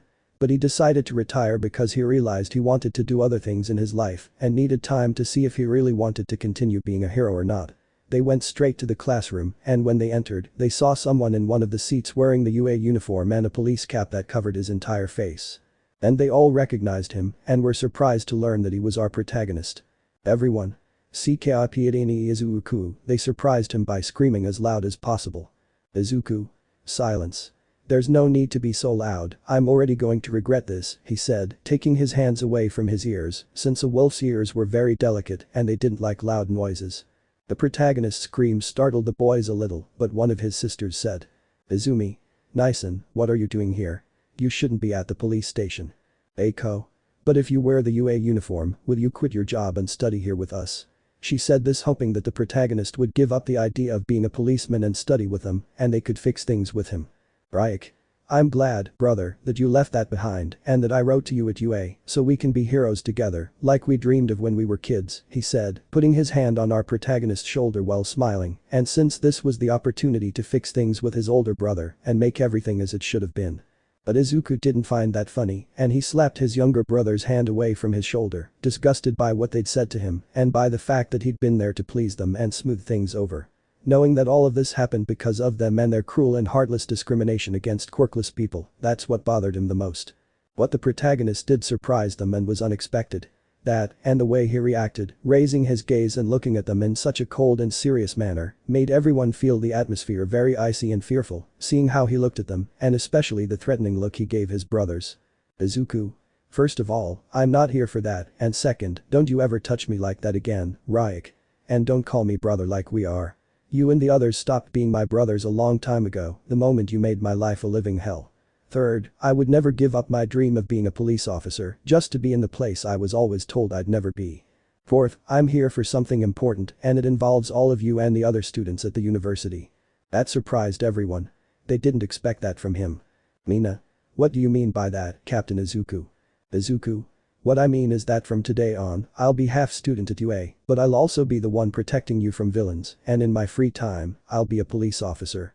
To help you understand better, the government and your parents don't fully trust heroes, and even less so teachers, to look after their children, who are the next generation of future heroes for Japan. What happened at UF and OSU made it very clear that they are still not ready to face villains on their own. The invention of the Nomas at OSU and the fight between some of their classmates against the hero killer made it clear that they are still children who cannot take care of themselves, much less their classmates, due to their lack of coordination and teamwork.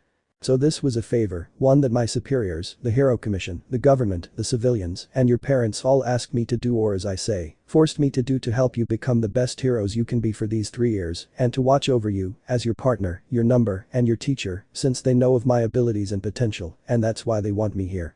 Besides, you are the target of villains, especially the League of Villains, and both the government and the commission realized you are a threat, since what happened in OSU served as an alert that you are in danger and that you need my help to prevent anything from happening to you until you can defend yourselves and work together. That surprised Class 1 a lot. They weren't expecting that, especially since it was the government's and the Hero Commission's decision to fire them. But suddenly our protagonist saw a kind of yellow caterpillar crawling towards the desk and he saw that the caterpillar showed its face, revealing that it had the face of a homeless person. It was the sensei of Class 1A, Shota Aizawa, who had his typical tired face. Aizawa. First, stop making so much noise, your shouting can be heard all the way from the teacher's lounge, and I understand Captain Izuku. You're very noisy. If you don't shut up, I'll make you run around UA 500 times. And third, whose animal is this? He said the first part bored, looking at his students, and the last part after noticing that in his sleeping bag there was a kind of small animal that looked like a dog cat with shark-like parts, with 3 hairs, and was about the size of a 2 or 3 month old puppy or kitten. While the middle head of the little animal was biting at the bottom of Aizawa's sleeping bag, everyone was surprised to see the little animal, even though it seemed cute, but before anyone could say anything, they heard the captain say. Izuku. Sharky here, he said it, and the little animal quickly went to where its master was, and while Izuku grabbed it with its tail and carried it while the little animal rescued itself on its master's legs while he petted it. Aizawa. Is it yours? Captain Izuku knows we don't allow pets at UA, right? Izuku. He's not just my pet, he's my partner, Sharky. The principal gave me permission to bring him, and he was also a gift from one of my leaders. Sharky is one of the generations of animals with quirks. He's a mutation type, that's why he's half puppy, half cat, and half shark. It grants him the abilities of a dog, cat, and shark combined into one being, and he's very obedient. Besides, Aizawa, it's not my fault your sleeping bag looks like his plush toy. That's why he confused you. He only hurts when he's in danger. And his teeth are retractable, so your sleeping bag wasn't hurt at all, he said, pointing to Aizawa's sleeping bag, which didn't have a single scratch. Chapter 15. Problems in the UA for a Wolf, Part 2. Aizawa. I know what you're doing, Captain, but keep an eye on him so he doesn't interrupt my class, okay? Izuku? Yes, Aizawa. Aizawa. Alright, let's begin the class. Well, as you know, you finished your internships and gained valuable experience points with villains, which served as valuable experience for you to become great heroes. All the students got so excited that they started shouting and raising their hands, and Iida tried to control order. Aizawa raised his bandages and activated his quirk, and Izuku growled menacingly. The two of them shouted. Izuku and Aizawa. Silence. Stop making a storm. Everyone fell silent upon hearing the scream of the two, out of fear of the protagonist and his sensei. Aizawa. Now you're all quiet. I'll make today's announcements. The first announcement is about the sports festival. The teachers, the principal, and I have decided that you'll have a new classmate, someone who participated in the sports festival and demonstrated certain qualities that make him a hero. So, you can come in, kid. Introduce yourself. He said it in a bored tone, while still in his sleeping bag drinking some juice, who knows where he got it from. The door opened and a purple-haired boy entered, whom some recognized and others didn't. He introduced himself as Shinso, a former student of general education courses. He said it in such a dull manner that some thought he was Aizawa's son. After that, he sat next to our protagonist and gave him a small smile, as if in gratitude for the words of support he had received at the sports festival. The protagonist just gave him a small smile, which no one saw except the purple-haired boy, and Aizawa spoke again and was about to make the next announcement. Aizawa. Alright, everyone, now that you've met your new classmate, I'll just tell you that in 1 week there will be a special exam for you, and if you pass it, you'll go to a special training camp to improve your skills as future heroes. But if you don't pass, you won't be able to go to the camp. Lita. What will the exam be like, Aizawa-sensei? Aizawa. It will be almost like the Iida entrance exam, except you'll have a written exam, covering what you've learned in class so far, and a practical exam that will be competitive. I can't tell you more because it's a secret. I'll just say that you should work hard, and that's all the announcements I have for you. You won't have classes for a week, so you have time to prepare for the exam. Make good use of your time, so you can go now. Oh, before I forget, Captain Izuku, the principal told me to tell you that your room in the class 1 dormitory is ready. That was a huge surprise since they didn't expect to live with a police officer at UA, especially if it was the protagonist. Izuku just sighed heavily at the things that Rat made him do, and the things he had to do to protect peace in future generations, even though most of them didn't like seeing them at all. So the protagonist nodded, grabbed the key Aizawa gave him, and went to his room while being watched by the other students in Class A. A little while later, he had tidied his room perfectly, just the way he wanted. Not wanting to neglect his house, he used one of his powers to create a kind of portal connecting his closet to his bedroom door. This way, he could come and go as he pleased, and the only ones who could enter were Shark and himself, since he had made a small door just for him, so he could go in and look for his pet toys. But I feel like the students in Class A were thinking about what our protagonist, the police wolf, would have a room like. Mina. And what do you think Captain Izuku's room looks like? Jiru. I don't know, Mina, but I don't think we should invade their privacy. Momo. Supporting Jiru isn't good or appropriate. He's a high-ranking captain in the entire Japanese police force. Besides, he works personally for high-ranking government officials, and he's still older than us, so he's our senpai, and it's not right to meddle in his affairs. Mina. You guys take the fun out of life, she said pouting, and you boys don't know what the captain's room is like, after all you're men you must know something. Okoyami. We don't know anything, Mina, since everyone has different tastes, and as Yaoirozu said, I don't think that's right. Lita. Besides, he's still a police officer, and we'd get into trouble going through his things since it's illegal to invade his privacy without his consent. Bakugo. Who gives a damn about that useless Deku stuff? He's just a lucky mangy dog, that's all, and he still sounds inferior to me. Even with a quirk, I'm better than him. Uraraka. I don't think you should say that, Bakugo-san, what if the captain hears you? Bakugo? Who cares if that loser hears me? I'm not afraid of him. After he said that, everyone heard a door open and saw Shark standing in the hallway near Bakugo, barking at him. Everyone was surprised to see him, but Bakugo just started laughing. Bakugo. Ha ha ha ha ha ha ha, look who we have here, Deku's horrid pet. What do you think you're going to do to me, dwarf? I don't think you're anything, you're just as useless as your owner.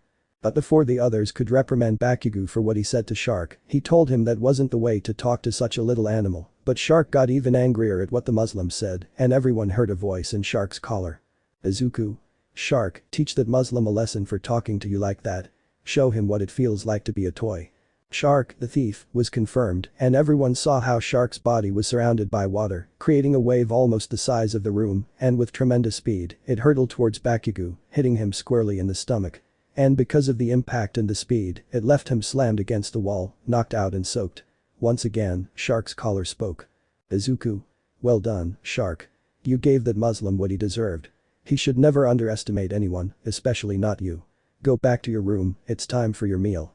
The little shark disappeared and returned to its owner's room, surprising everyone with the power of the little shark pup. When everyone thought they should clean up Bakugo's mess, they heard a snap of the fingers and the whole place was clean, the wall fixed, and Bakugo lying on the floor. They saw a note in the air that Jiru caught. Note. Class A, I did you a small favor, so you don't have to deal with the stupid things Bakugo says and does, so don't worry. And before anyone says that Shark went too far with Bakugo, I'll just say that he deserves it, since I know Bakugo very well.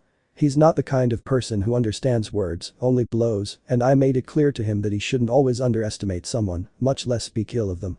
Sincerely, Captain Izuku. The students thanked Captain Izuku for the favor, and Kirishima and Kaminari took him to his room. However, some girls from Class A went to the protagonist's room to see what it was like. The most intrusive was Mina, although the other girls didn't want to go, but they wanted to stop Mina from doing anything, but it was too late. And like a shark, he heard a noise, and the little one's tail stretched out and opened the door, revealing the girls who were surprised by this. They entered the room, marveling at the things and the way it was decorated, resembling a living room within a bedroom. They saw the protagonist resting on one of the pieces of furniture in the living room. And they noticed the number of wolf tails he had, which he had extended to tidy his room more quickly. And seeing how soft they were, and the shine of their fur and how fluffy they looked since, it was clear they had 10 tails they couldn't resist just looking at them, and one of them approached to touch them. It was Mina and Yoru, and they liked them so much that they couldn't stop touching them, since it was rare to see someone with a quirk like that, as if it were just a mutation because of their wolf parts. But if they only knew they could do more than what was visible. After a while, the other girls joined in and were enchanted and turned yellow from touching the softest thing they had ever touched in their lives. If they only knew that the protagonist was already awake since they entered his room and was watching what they were doing. Izuku. What are you girls doing here in my room? They all froze upon hearing the protagonist's voice and turned to look at him, staring at them with a threatening gaze, narrowing his eyes slightly. The girls released their tails and stood up in a panic. Girls. We're so sorry, Captain Izuku. Momo. We didn't want to train in her room, it wasn't our intention. Mina. The truth is, Captain Izuku, it was all my fault. I wanted to see what your room was like, and besides, we heard from Aizawa-sensei and Principal Nezu that you're very intelligent. And besides seeing your room, I wanted to see if you could help me study for the exam, she said, bowing an apology. Momo. We were talking about that too, we wanted to ask for your help, only if you want to help us. The others agreed, bowing low and asking him for the favor. Izuku. Okay girls, I'll help you, and I apologize for entering my room without permission. He said it while stroking Mina's head, accepting her apology, and the others stroked their heads with their tails, accepting everyone's apologies. Izuku. I propose a deal. I know you're good girls, not like my sisters and brothers' old friends, and I apologize for thinking that. So I'll help you because it's the right thing to do. And if you learn well and do well in my lessons, I'll let you touch my tails as many times as you want, okay? Only if you really want to. The girls accepted his proposal, as they liked it very much, touching their tails, which they were addicted to, and they were even more happy for the help he would give them, and they all sat down and took out their things, ready to learn from him. Chapter 16. Exam and Combat Against the Teachers. During the 2 weeks the students were given to prepare for the special exam to go to camp, our protagonist helped them study and prepare for the written exam. He was especially helpful to the girls. His explanations were so good and easy to understand that they were already prepared for the exam. And the girls even enjoyed taking the opportunity to touch the protagonist's ears and tails. Besides, because of how they did on their practice exams that he gave them, since the girls told him that if they passed they could brush his ears and tails, since they were very soft for them, besides seeing a wolf mutation quirk that doesn't turn him into a complete wolf. She even had to help the boys, except for a few like her brother and Bakugo, and her pride. Then she moved on to helping with the girls' physical training, since the boys trained on their own. And let's just say the training was just as tough, making Melissa work them all until they were exhausted on the ground. They were so tired that they were practically falling to the ground until the day of the exam arrived. The students were sweating with nerves, because if the entrance exam at UA was difficult, this one made them even more nervous. However, they remembered what the protagonist had taught them while he was calmly taking his exam, and for him, this was very easy. Meanwhile, Little Shark was on top of a sleeping Aizawa in his yellow caterpillar sleeping bag, while Shark was using him as a cushion, since it seemed they had started to get along well. After finishing the theoretical exam, they had their peers, and when the students became confident that it would be with robots like in the practical entrance exam. Hiroshima. This will be easy if it's like the entrance practical exam. Haminari. We've already been through this. Izuku. I'd say don't get overconfident, and I don't think it'll be the same since if it's an exam, it's obvious it'll be very different and it's not something you guys saw because that would mean I was giving you an advantage, and that would be. This surprised the students and left them thinking and doubting and a little nervous in case he was right. The teachers told them that it would be a combat class against them so as not to make it filler.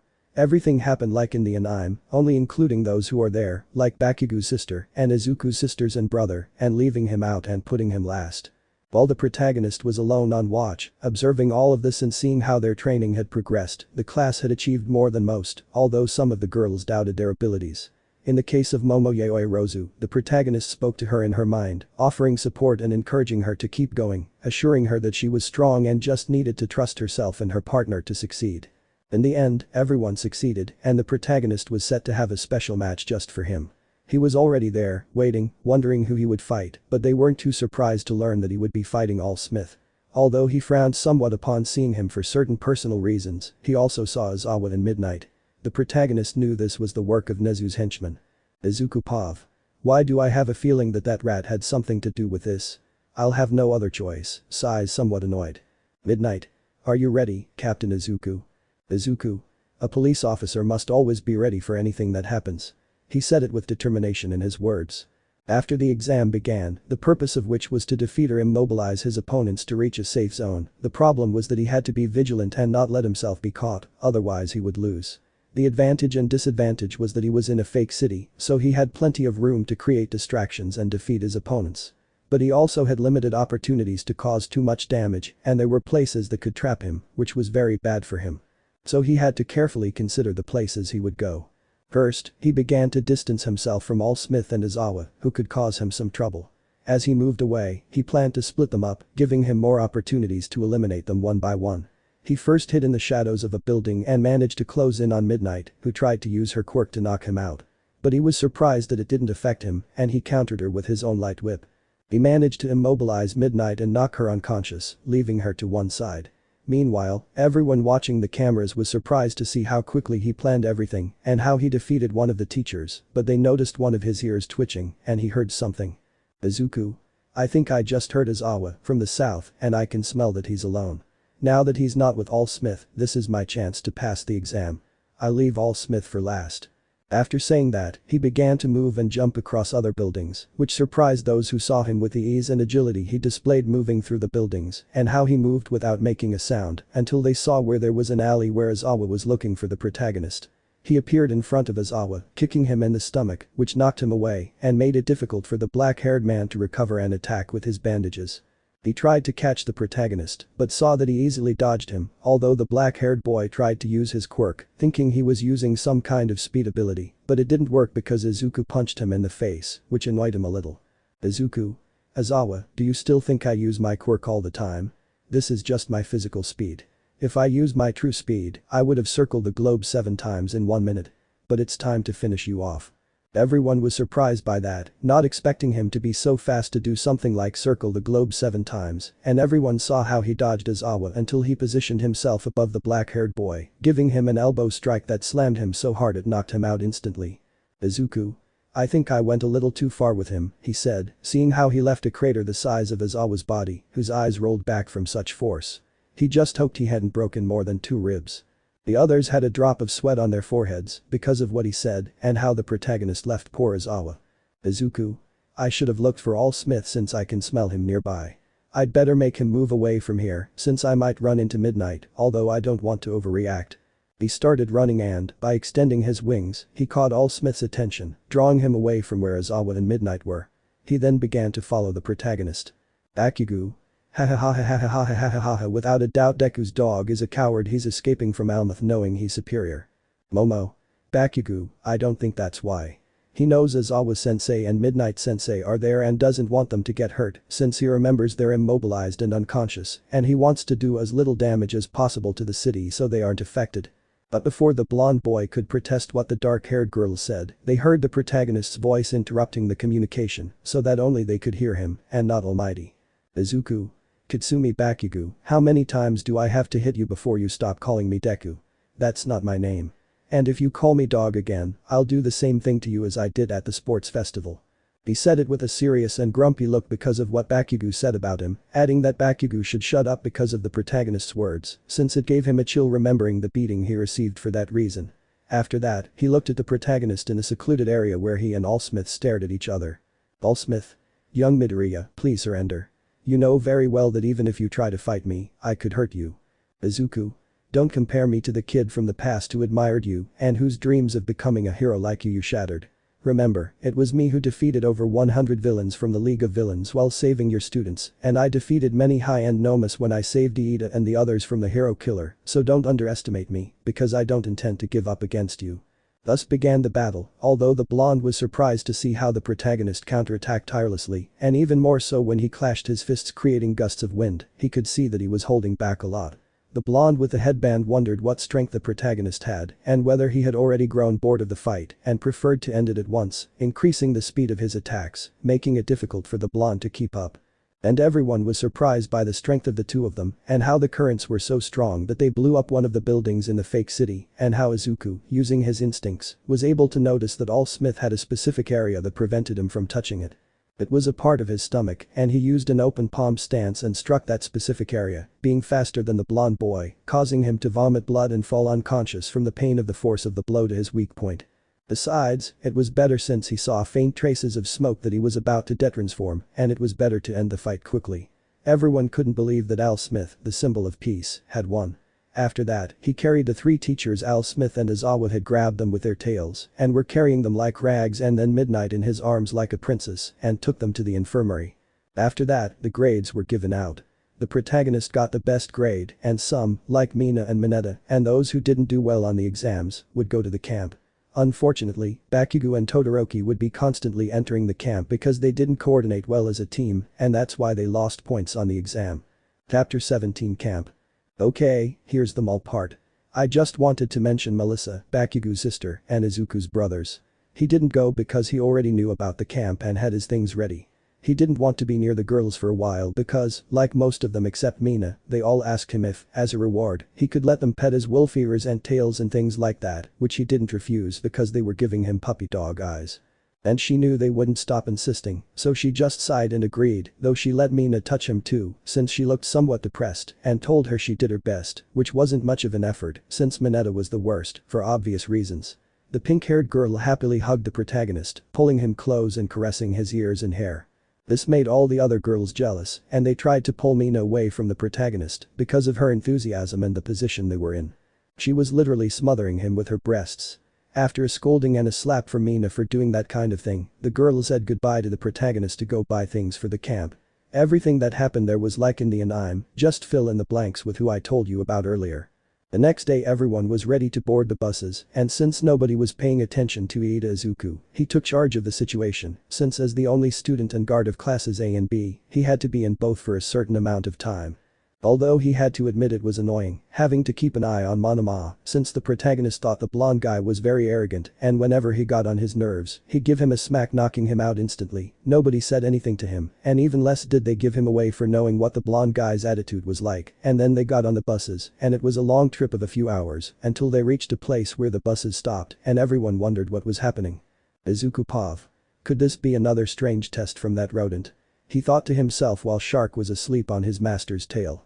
But he snapped out of his thoughts when he saw a car from which several people got out. 3 women, a man, and a boy.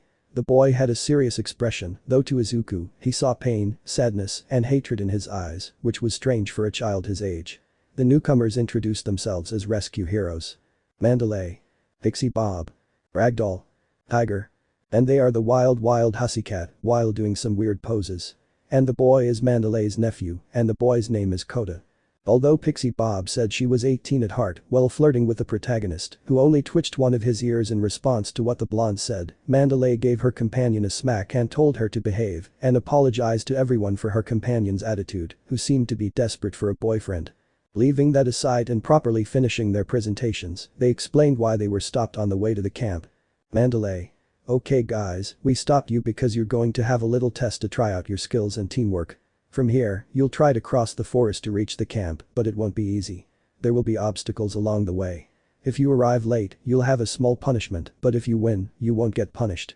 But he saw that the other students realized how far they were from the camp and were going to get on the bus to avoid the whole ordeal when Pixie Bob, using his quirk, caused a small ant slide, throwing all the students from both classes off the cliff. Only our protagonist, using his quirk, created a kind of floating cloud that caught most of his classmates to prevent them from getting hurt. The only ones he didn't catch because he didn't want to were Todoroki, his sister, Bakugo, and his sister, and his own brothers, as well as Mineta for certain reasons, and Monoma.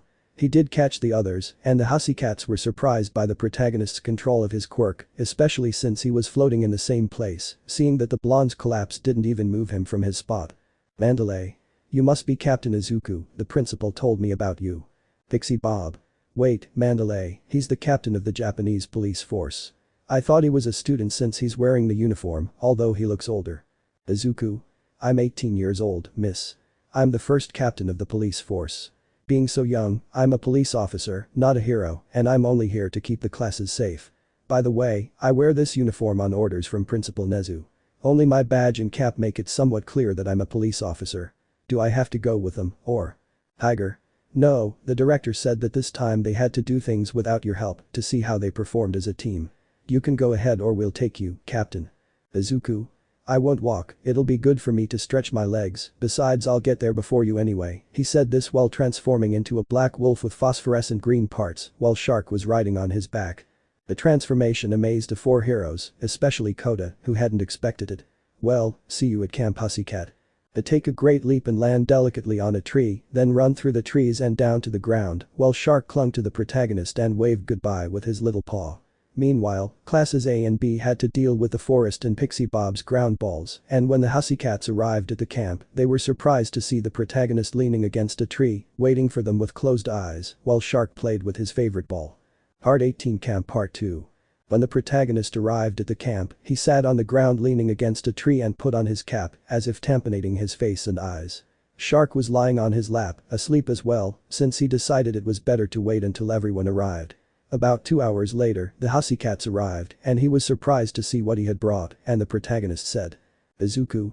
I thought it would take them longer to get here. Mandalay. Well, it's because we know the place well, and what time did you arrive? Izuku. It took me 2 hours and only 2 minutes to get here. This surprised the feline heroes, who couldn't believe how fast the protagonist was, wondering what kind of training he did to become so fast. Tiger. And how long do you think it will take the students? Izuku. Honestly, they'll probably be here until 6 p.m. since they're only 2/4 of the way through half the forest and it's only been 2 hours. Ragdoll. But how did you get there so fast if you didn't even know the place? Izuku. I'm a wolf, the forest is a habitat for us, plus I have very developed senses like my sense of smell, and I was able to smell the place, and from here I can smell that the A and B classes are still far behind. Pixie Bob. Your quirk is undoubtedly amazing, but why are you a police officer and not a hero? It's clear you have a lot of potential. Izuku. First, it's my decision what I want to do with my life, miss. Second, I don't want to be a cop because many people took away my hope and desire to continue with that stupid dream. Third, I chose this because the only 3 people I considered family were police officers and they gave me this new purpose. And fourth, I don't see anything surprising about this curse. Mandalay.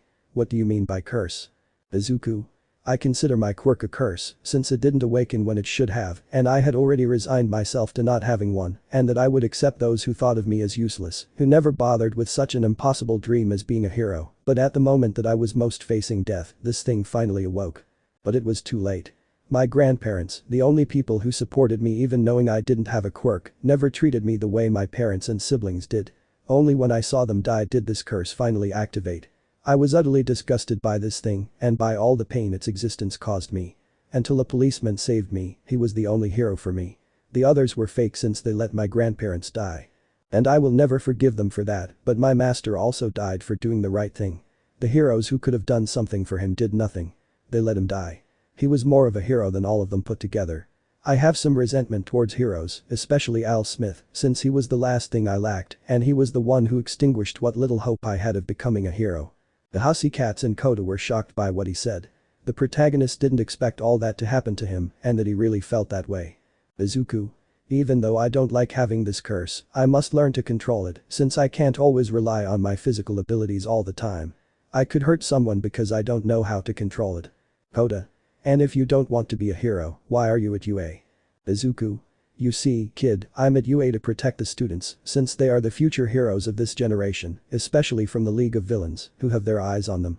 It's something my superiors ask me to do since they believe I can do it because they trust me more than the heroes, teachers, and their security to take care of them. Even though they're future heroes, they're still just rookie kids who think the world is all sunshine and rainbows, but it's not. That's something that can lead to their deaths or to others who seek fame and worldly things. I'm a police officer and I promise to protect the innocent no matter what. Maybe I don't wear a flashy suit like the heroes you know, but I'm a police officer. We risk our lives arresting villains and protecting civilians, while the heroes fight and don't even notice their surroundings. We transport the villains and risk our lives, resisting the possibility of dying because of the villains. We do things that heroes are not capable of doing.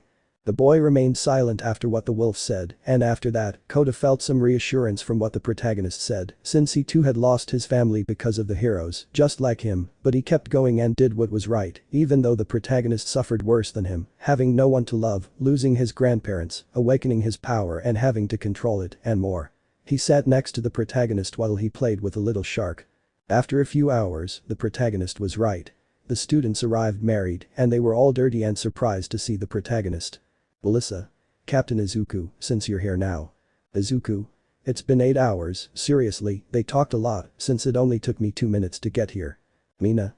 Did you have training in this or were you given a map as an advantage to get here before us? It's not fair. Izuku.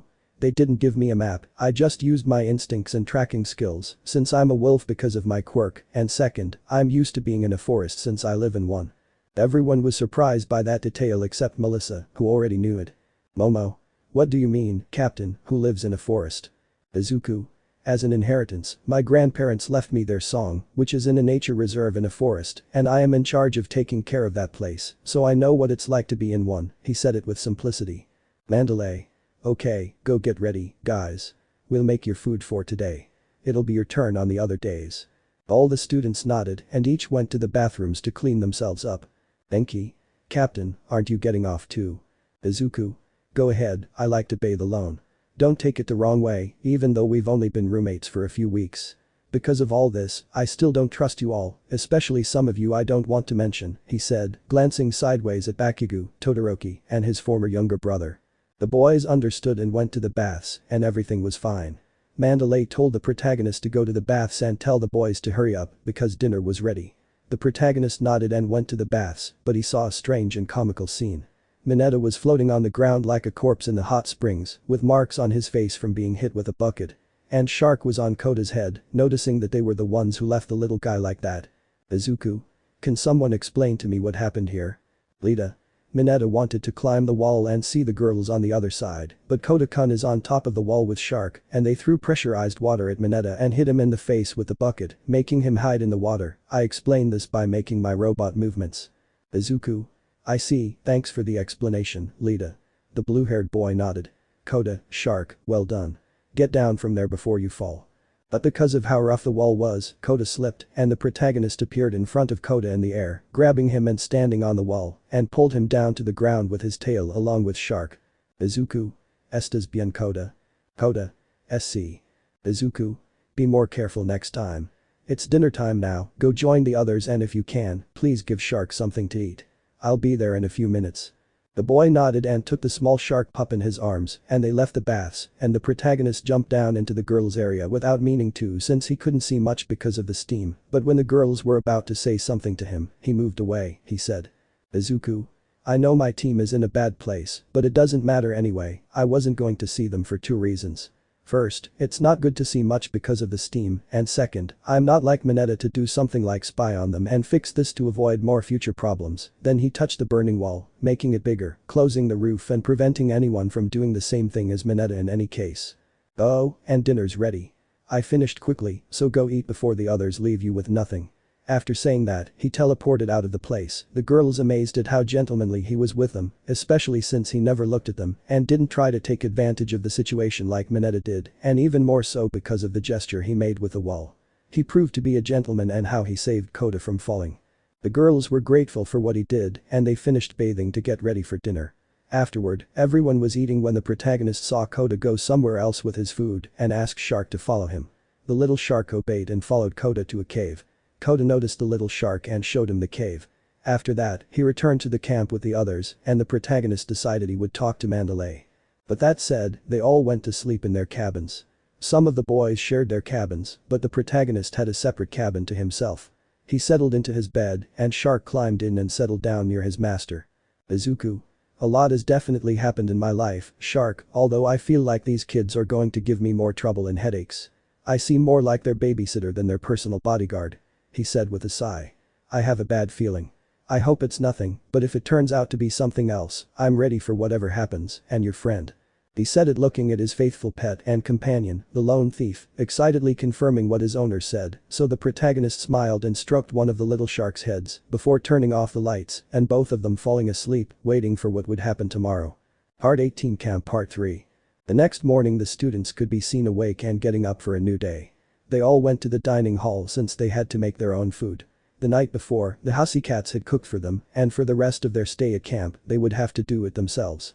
When they arrived at the kitchen area, they saw the protagonist coming out with a delicious plate of food, a cup of coffee in his other hand, and on his tail, he carried a bowl of food for Shark. But it looked well prepared and with some of the protagonist's food to give it a special touch for his pet's food. All the students were drooling with hunger just from smelling the dresser, and some wanted a piece of the protagonist's breakfast. They saw him sit at a table, reading the newspaper and sipping his coffee. The little shark was enjoying his meal, while some nosy kids, Mineta, Dinky, and Ryuk, tried to steal just a little bit from his dresser, but they couldn't because they received a slap, a spatula smack, and a newspaper to the head. The three. Hi yay, that hurt you know. They said it rubbing their hands from the slaps and Ryuk his head from the slap. Izuku. It's too early for you to be bothering us. Second, didn't your mothers tell you that it's wrong to look at other people's food, let alone touch it? Third, if you're hungry, go to the kitchen and make something for yourselves. That's what God gave you hands for. He said calmly and quietly, going back to drinking his coffee and reading his newspaper. Mineta. It's not fair.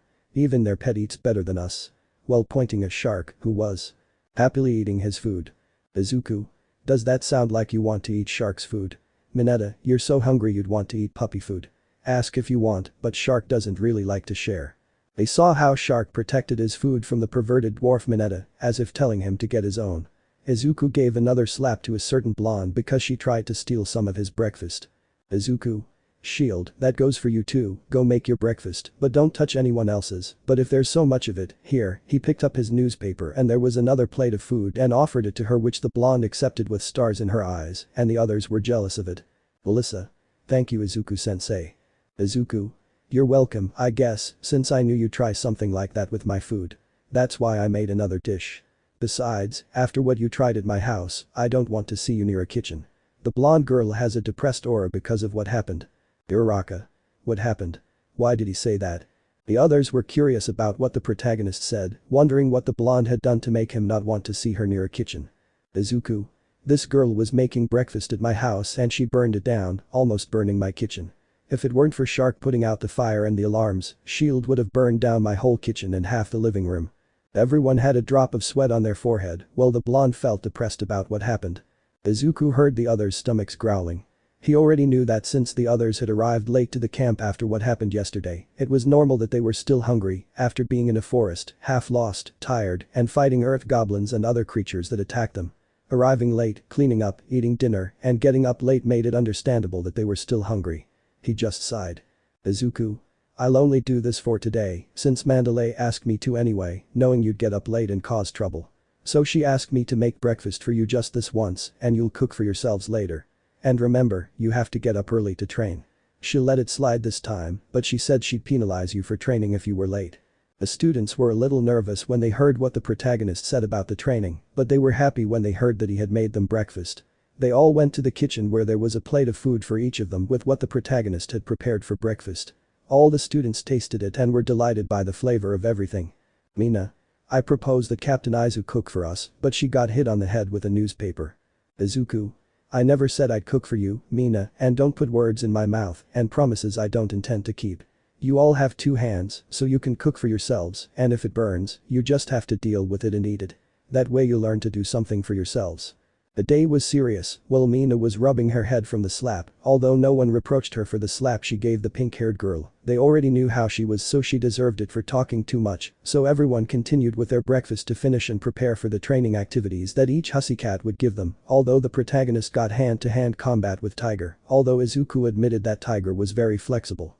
Those were surprised by how agile the two were, and even more so because the protagonist was gaining ground faster by memorizing Tiger's combo moves. He managed to block Tiger with a blow to the stomach, sending him crashing into several trees. Tiger tried to recover in the air, but the protagonist appeared in front of him, kicking him in the back and sending the feline crashing to the ground. After a while, I helped Tiger get up and treated some of his not-so-minor injuries. Tiger. Wow, Captain, I admit it was a great fight, and his blows are certainly very heavy. Izuku. Thank you, Tiger-san, but I had to hold back with you guys, since I could have seriously injured him if I hadn't. I doubt he would have wanted me to leave him like All Smith did when I took our fight a little more seriously. This surprised the Hussycats, who, upon hearing him say that he defeated All Smith in a fight, looked at Aizawa waiting answers, to which the black-haired man sighed wearily and said. Aizawa. Yes, he did it. He defeated Al Smith all by himself. Besides, the captain showed he was holding back, since he said that if he didn't, Al Smith could easily kill him. And what's more, he was the first to defeat Al Smith, Midnight, and me in record time, something that had never happened before. This left the 4 heroes stunned, as they wondered how strong the protagonist was. He had defeated Al Smith in a short time, and 2 professional heroes, Aizawa and Midnight, had also been taken aback.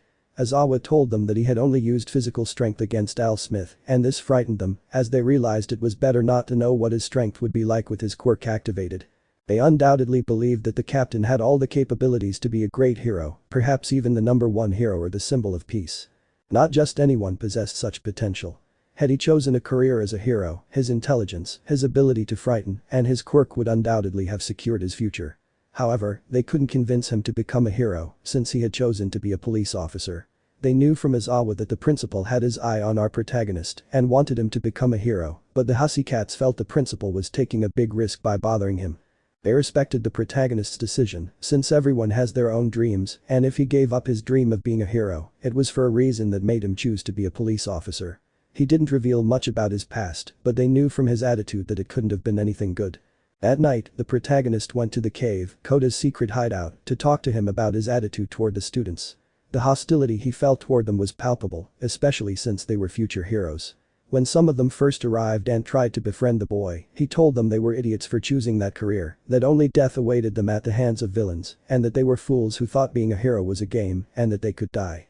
From that moment on, the protagonist felt intrigued by the boy, as he could sense that he harbored many negative emotions within him. So he would have a conversation while in the cave. He saw Koda arrive without noticing his presence, because he hid in the shadows with one of his abilities, and when the boy sat down looking at the landscape, he heard a voice speaking to him from beside him. Izuku. It's a beautiful night, isn't it? He said it calmly out of nowhere, scaring the child in the process. Koda. What the hell are you doing here? Izuku. I followed you because you were acting very strangely with the students from classes A and B. I can tell you dislike them. Koda. That's not something that incubates you, much less following me. Izuku. I know, but your aunt asked me to because she's worried about you, and she doesn't want you to go down the wrong path because of negative feelings towards heroes. Those words made the boy quiet for a few moments until he spoke and told his story of how his parents fought against a villain named Muscular and how they died and how the heroes did nothing for them.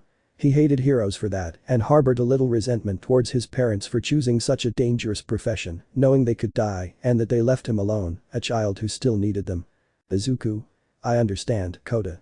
You lost your parents and I lost my grandparents because of the heroes' bad decisions. I don't hate them, but I don't trust them either. But that doesn't give me the right to treat everyone badly, much less suppress other people's dreams. If they made the decision to become heroes, it was for a reason, even knowing the risks. They know it's not a game to be taken lightly. If your parents died, they were doing the right thing, something not many heroes today do. That's life. Whether you stay with them or not, you have to move on, and they would have wanted you to do the same. Following your aunt's dreams is important. If it's to be a hero, that's fine, and if it's something else, that's fine too. And your parents, wherever they are, will support your decision. Unlike you, you have family who support you, something I didn't have. You have your aunt and the other hussy cats who are like family to you, something I didn't have since mine never supported me in anything, only my grandparents and I had to keep going on my own until I reached the level I am at now. Those words touched the boy as he remembered how the protagonist became a little depressed when he spoke about his only family who always loved him, regardless of whether he had a quirk or not, and it hurt him a little to remember that. Koda. And he didn't have anyone to support him in becoming a policeman. Izuku. My teacher had a wolf quirk, similar to mine. He saved me. My grandparents died saving me, and that was the day my quirk activated. I hate having it because I suffered so much for it. If I had known I would have to lose people like me, I would have never wanted it. The only one who took care of me after their deaths was my teacher, since I didn't want to be near my family. Although they didn't notice that I was never near them after that day, they never realized I wasn't with them anyway, since they didn't care much about what happened to me until now. In the final battle between Al Smith and the number 1 villain, my master died sacrificing himself for a family. The heroes, except for Al Smith, were too focused on the fight to notice the civilians there, and in an attack that Al Smith dodged, he didn't see them. They were about to die, but my master saved them. However, he couldn't save himself and died. But he died a true hero, better than those of today, and he proved himself a hero as a police officer. Besides, we are heroes because we do things that professional heroes don't. From keeping civilians safe from the crossfire in battles between heroes and villains, to risking our lives transporting villains to jail, running the risk that they might escape and kill someone, those are things that people don't value enough about this profession. Since people think all police officers are corrupt, when not all heroes are righteous, because the untrue heroes are more bad than good, and there are very few heroes who do their job well. They're worse than bad police officers. At least I hope you understand the point I'm trying to make. Koda. I think I understand, I have a lot to think about. Izuku. Well, it's getting late. We should leave before your aunt gets worried about you. The boy nodded and they returned to the camp where they all had dinner and went to sleep to continue their training. Part 19 Camp Part 4. The protagonist could be seen with the other classes continuing their training, although tonight they would be doing something called the Test of Courage. The protagonist didn't find it funny at all, even though for the past few nights he'd had a bad feeling and his senses had told him to be on alert. The day passed normally for everyone. All the students were doing the test of courage, but for some reason, the protagonist felt like he was being watched, as if something was wrong. His pet felt it too, until he saw something explode and a fire break out in the area. But then he felt like someone was speaking to him telepathically. Mandalay. Captain, there's trouble. The students are in danger.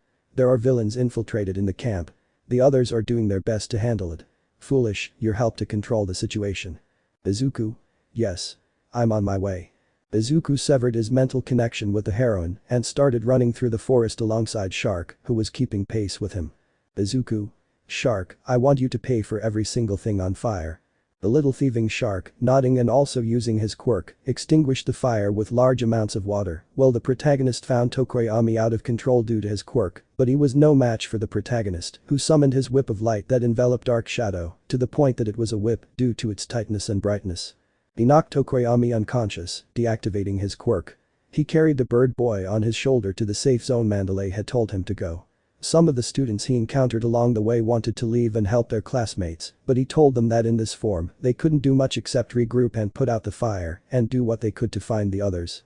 The students followed him and along the way he left them in the safe zone and returned to look for those who were missing, but he saw how a blonde girl with some knives was attacking Tsuyu and Uraraka, the one attacking them was Toga. The protagonist jumped and kicked the blonde girl in the face, knocking Uraraka away. The blonde barely got up and launched herself at the wolf, but her knives broke upon touching its skin. All the blonde could do was scream from a kick Izuku gave her in the back, sending her crashing to the ground and knocking her unconscious. He then approached both girls. Izuku. Tsuyu, Uraraka, are you okay? Suna. Captain Kiro, we're fine, with a few minor cuts, but we're okay. Izuku. Well, we need to go with the others to the safe zone to regroup. The camp is being attacked by villains. Most of your classmates are okay, but others are still scattered in the forest by the villains. Uraraka. We understand, Captain. We have to leave quickly. The protagonist nodded and the three of them quickly left, avoiding any villains, since Izuku wasn't in a suitable place to attack without restraint. The girls or another student who might be on fire without him noticing could get hurt. Almost all the students were in the safe zone, but Mandalay and Aizawa realized that Melissa and Koda were missing, and they wouldn't reach them in time, especially with the fire. Izuku. I'll go after both of them. Koda probably went to hide in his secret place, and he told me that Melissa came out of there when I brought her dinner. She probably went after him, but with so many villains around, I might not find a strong one and could get into trouble. I'm the only one fast enough to go through fire and help Melissa. Mandalay. But Captain, it could be dangerous for you to go alone. We don't know how many villains there are. What if a group corners you? We must wait for more heroes to arrive and help us. Izuku. There's no time for that. Don't treat me like a child, miss. I'm the captain of the police force. This isn't something out of the ordinary, just a fire. I'm a police officer, not a hero who cowers in the face of danger without even trying to find a solution. If I don't go now and wait for the reinforcements you mentioned, it will be too late for them, and by the time we arrive, they might be dead. I'm not going to stand idly by and do nothing while watching their corpses, knowing that I could have done something for them and couldn't do anything. That's not how I work, and I won't allow that to happen. Without further ado, he ran off with Shark on his tail, launching huge tornadoes of water to extinguish any fire in his path until he heard a noise and trembling and felt a bad feeling that something bad was happening. Izuku Pav. Melissa, Kota, I'm coming for you. Hold on until I arrive, I won't let you die. He said this seriously, causing a huge commotion at full speed. The mountain saw something that surprised and shocked him, and he watched everything in slow motion. He saw Melissa hug Kota, emerging from something that was about to hit them, but change direction to strike them both. It was a kind of arm made of muscle fibers, and it belonged to a blonde boy whose body was made of these fibers and had a strange eye. He was muscular and was about to kill Kota and Melissa. It was noticeable how injured the blonde girl was, and even more so that she could barely move because of how exhausted she was from the fight, and even more so from using her quirk. This reminded him of the scene where his grandparents and his teacher died and he couldn't do anything. The same thing was going to happen to Kota and Melissa, but he wasn't going to let it happen. In the blink of an eye, he was gone, and Muscular was hit by a jet of water at such pressure that it slammed him against the mountain wall. Melissa had her eyes closed, waiting for the impact, while she hugged Kota with her body to protect him, but when she didn't feel anything, she opened her eyes. Melissa. What happened, Muscular? But she saw that she was in the air being carried by someone and heard a voice she recognized perfectly. Izuku. Always getting into trouble like this, Shield, you're definitely a trouble girl. He said, carrying her like a princess. Melissa. Izuku-sensei, she said through tears, thinking she would never see him again and that she was really dying. Kota was also surprised that he and Melissa weren't already dead, and seeing Izuku surprised him, but he was happy that he saved them. They landed in a secluded part of where Muscular was, and he began to heal Melissa until he finished. Muscular then emerged wanting to charge at them like a wild bull. Muscular. Hahaha, that was a good one about your pet, kid, but the tricks won't work now.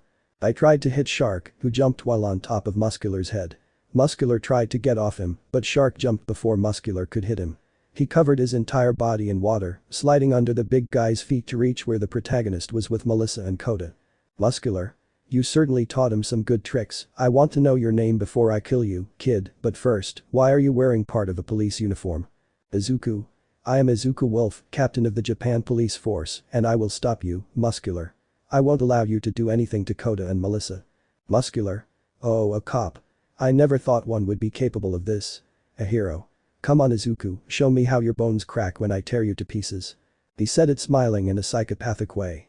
Izuku told Kota to cover his eyes and ears with Melissa and not to uncover them until he told them because what he was going to do to Muscular wouldn't be pretty. Kota understood, as did Melissa. They turned around and closed their eyes and covered their ears so they wouldn't hear what the police wolf was going to do to Muscular. Muscular. Why did you ask them to do that? Are you afraid they'll see you die in front of me? He said it with a smile, but mockingly, at the wolf, whose gaze shifted from disdain to a serious and cold one, sending a chill down his spine. He looked up, his head bowed, seeing his eyes of a different color and shape, a phosphorescent tone, and with an intimidating voice that, for the first time, instilled fear in Muscular. The protagonist said. Izuku. It's time for Wolf to go hunting and hunt down his new prey and tear it to pieces. Before Muscular could say anything, he was met with a punch to the stomach that made him spit blood. He wondered how strong the protagonist had to be for that blow to hurt, but it wasn't long before he was kicked in the chin, sending him flying like a rocket into the sky. He fell heavily to the ground, sore. He tried to stand, but saw that Izuku's shadow was larger and covered him from below his feet, and he couldn't move. He wondered what the wolf had done to him. He said nothing. He slowly approached Muscular, and as he touched his forehead, the shadows completely surrounded him, enveloping him in a cocoon. Inside, Muscular's desperate screams could be heard as he suffered horrible nightmares of how all the people he had killed were zombies and he couldn't get them off him.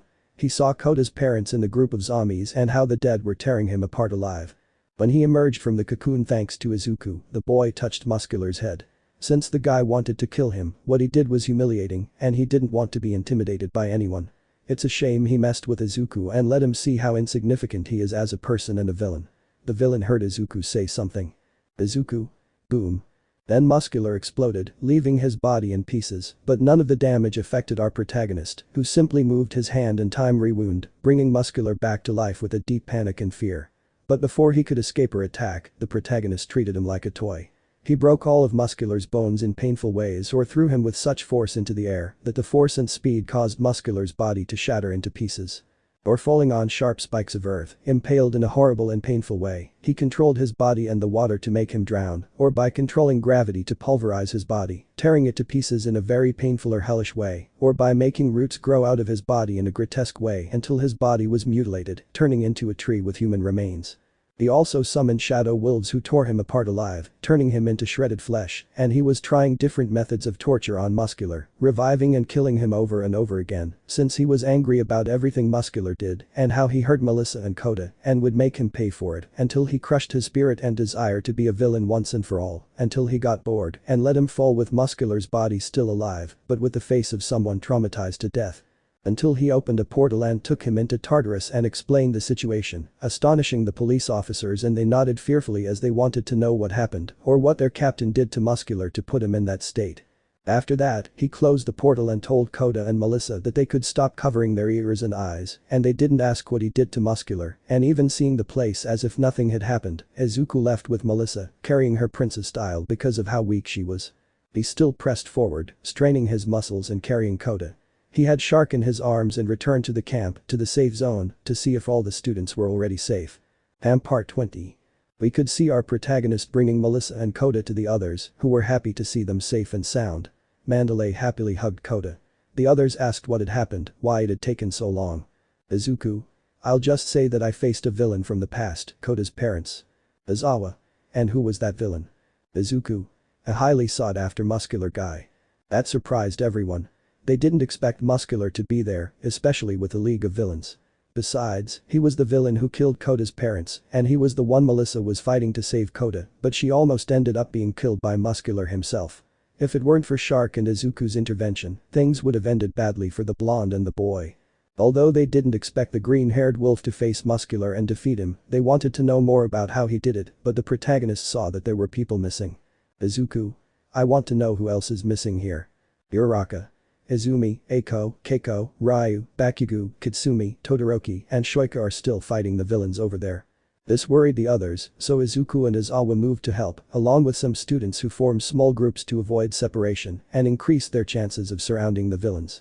Meanwhile, the students in trouble fought against Shigaraki, Mr. Compress, Twice, Kurogiri, Dabi, and Spinner, having some difficulty with these villains. While they were almost cornered, it seemed the villains wanted to capture them, especially Mr. Compress, who was about to use his quirk to compress them to the size of marbles. But when the other heroes arrived to stop them, the villains were about to escape. They wouldn't leave empty-handed though, as they were about to capture Bakugo when Izuku appeared and kicked Bakugo away from Mr. Compress. But it was too late, seeing how the protagonist shone while being compressed by Mr. Compress, the wolf now a marble in Compress's hands. Something that surprised the villains, but before the other heroes, teachers, and students could stop them, they disappeared through a portal created by Kurogiri.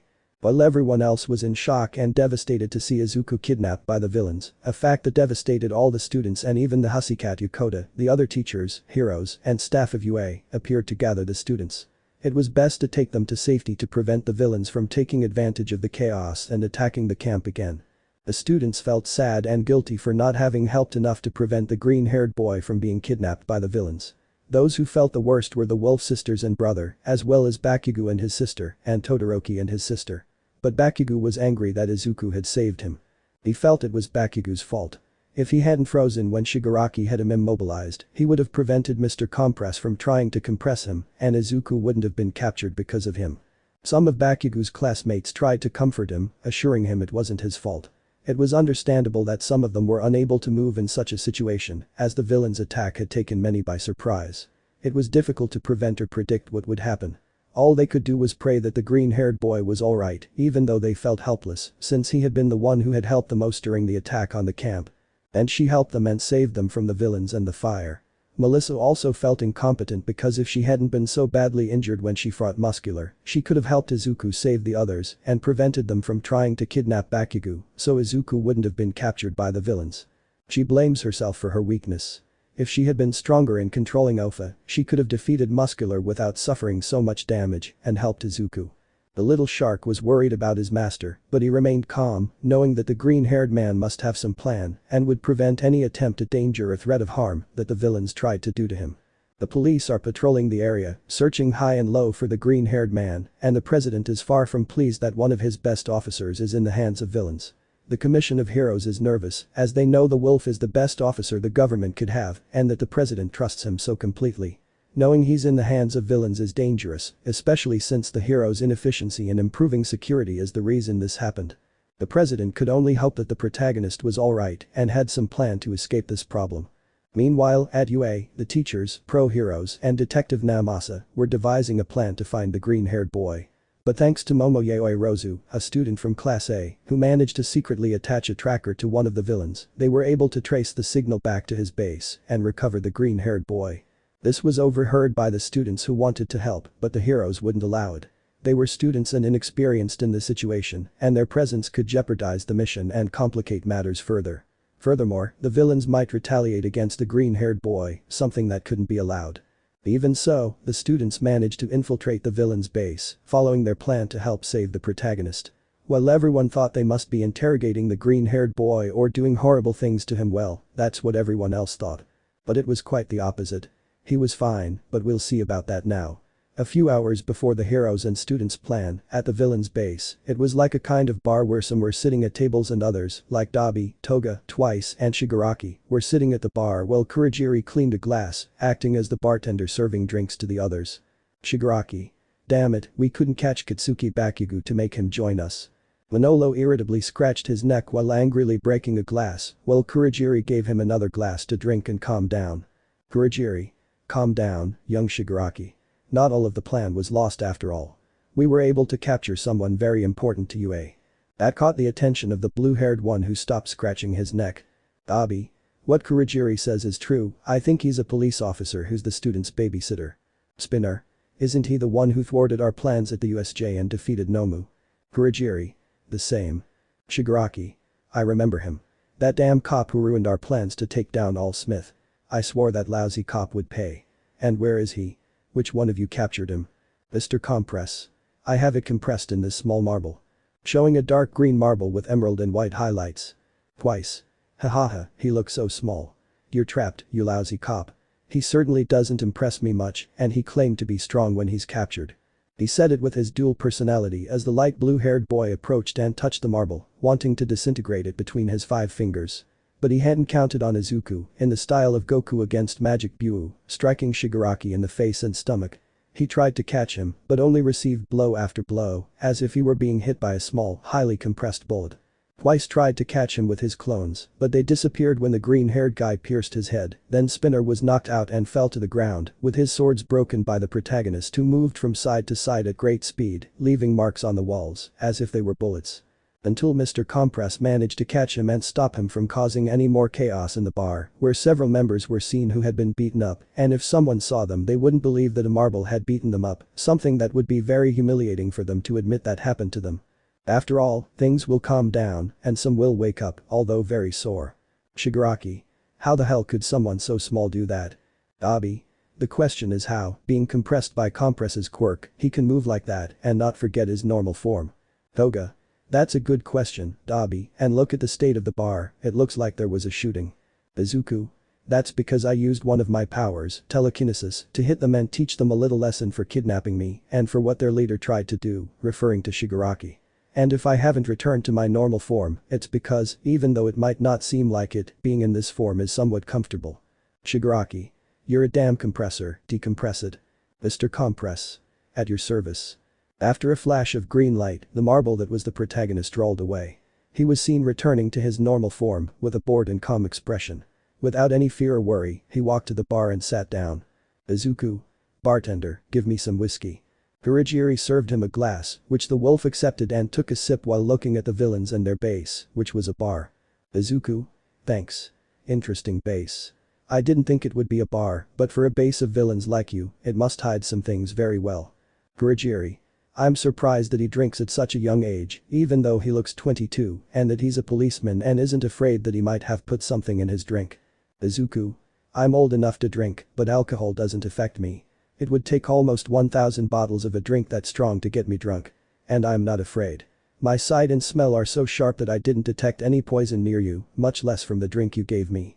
I would have noticed it upon seeing you, and even more so upon smelling the air, and lastly, no type of poison affects me, although it is somewhat spicy and tickles the tongue, and sometimes it can be sweet and at the same time not.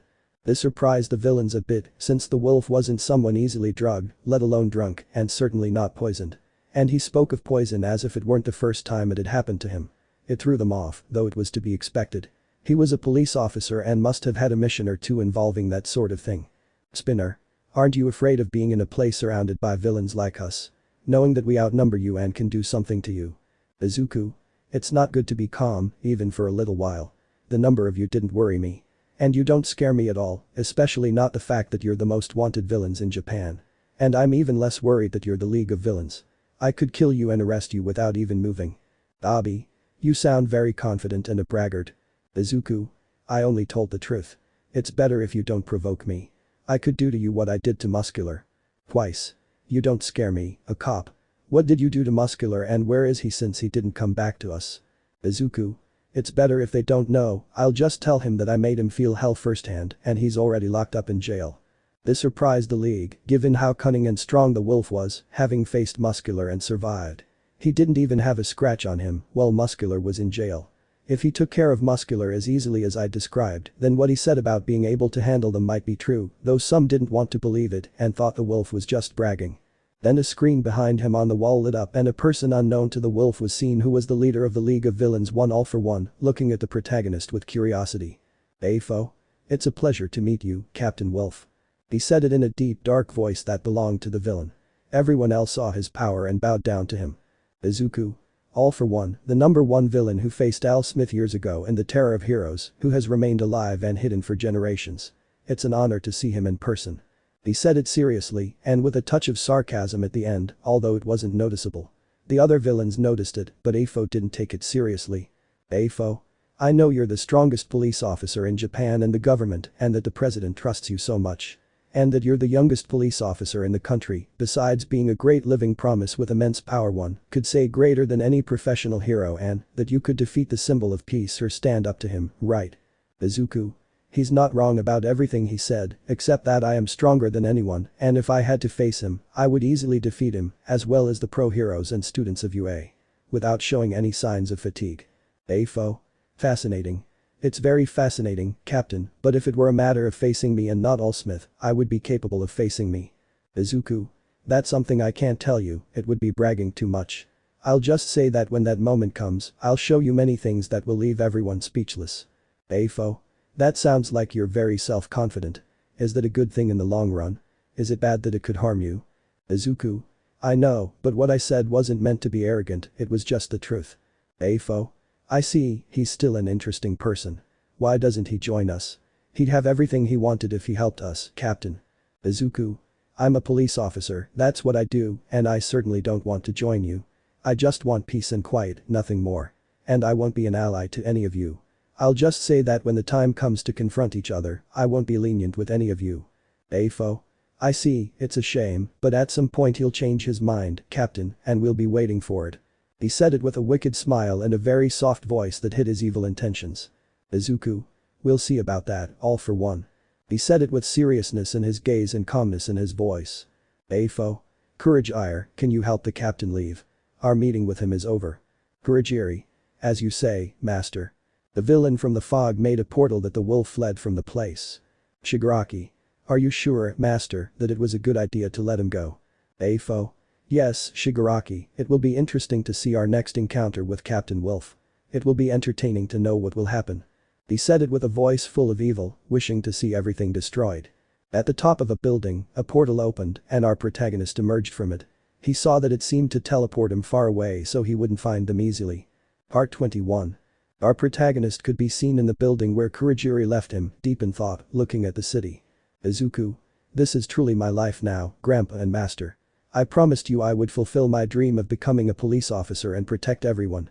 With the arrival of the League of Villains and One for All, your death came flooding back, Master. I swear I will find him and make him pay for your death and the deaths of those who died that day. He said it with a cold look and a serious voice in his words, while remembering things from the past. Flashback. A small boy, Izuku, could be seen talking to his grandparents. The green-haired boy's grandparents were Kai and Akemi. Izuku. Grandpa. Grandpa. The little boy said it, tugging excitedly at his grandfather's sleeve, wanting to ask him something. Seeing an older man with graying hair and brown eyes, he realized it was Kai. Hi, what's going on, Izuku? He said it curiously, holding his grandson in his arms. Izuku. Grandpa, I already know what I want to be when I grow up, he said, smiling excitedly. Hi. Seriously, little one, what is it?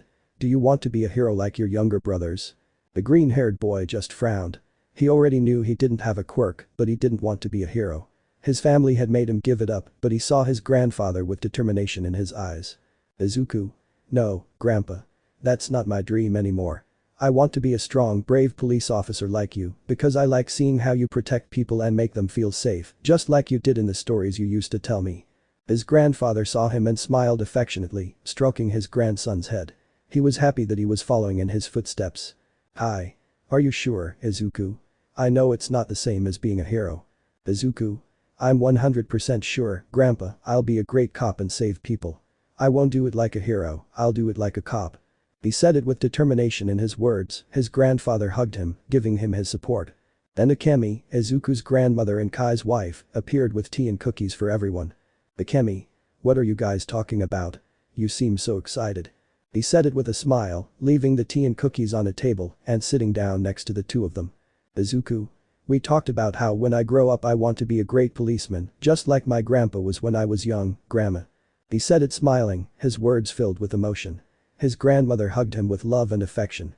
Akemi. I'm happy for you, my child. I know you'll achieve it. As long as you believe in yourself, you can achieve anything you set your mind to. It's up to you, and keep going. No matter what others say. The little boy happily hugged his grandmother for her kind, wise, and encouraging words. Then flashback. The protagonist smiled as he recalled that day. It was one of his fondest and most memorable memories with his grandparents, whom he always saw as more like parents than his own biological parents. Then he remembered something else that had to do with his teacher, Daigo. Flashback. He could be seen as a man with pale brown, almost silver hair, with almost wide eyes and wolf ears and tail.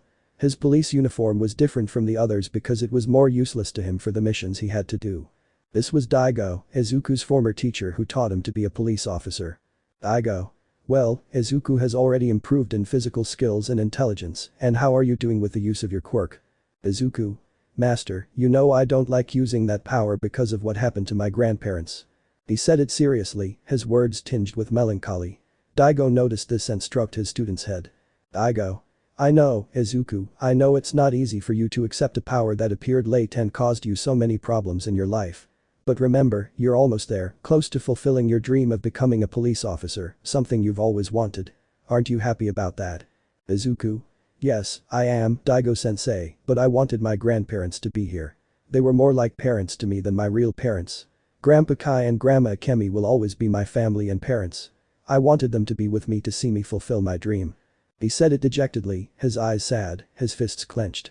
Even though 5 years had passed since what happened with his grandparents and those villains, it still hurt as if he were reliving that moment all the time.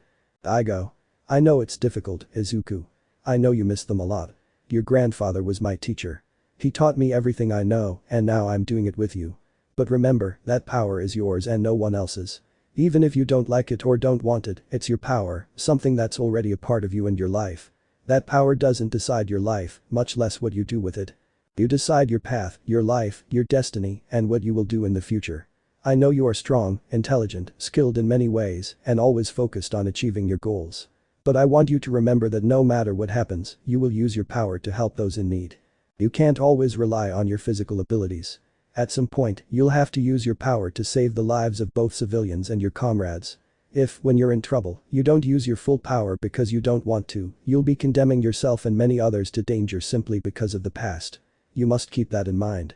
If someone dies or is injured, it will be your responsibility. Your life could even be in danger simply because you didn't give your all to save them. Although using it may be detrimental, that burden will gradually disappear and become easier to bear. The more you misuse it, the more it will be like two sides of a coin. A curse and a blessing. In helping you improve as a police officer and as a person, and in helping those who need it, I know you will do great things as a police officer, Izuku. Never give up and show what you are capable of. Never look back, and even less decide to return to the past. Keep going and break your limits more and more than before. Remember these words, Izuku. If something ever happens to me, you must do your best to protect those who need it. I know you will be a great police officer, just like me and your grandparents have hoped for. May you fulfill your dream.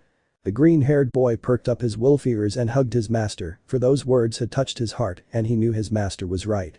This was the support he needed. His master hugged him back to comfort him, and after a while, they broke the embrace. I go. Better. Izuku. Yes, sensei, I'm better. I go. That's good. I propose a challenge. Whoever gets to the police station first pays for dinner tonight. Izuku. I won't lose, sensei. He said it while standing in a running position, with a defiant smile. I go. We'll see about that, pup, if you win.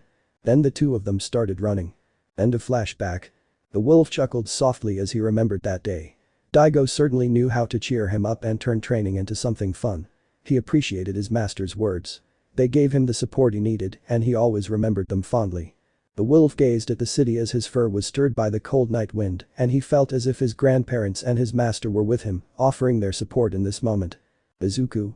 Grandparents, sensei, I promised you I would take care of this city and the people who need help, and I will, even if it costs me my life, always pushing my limits further and further.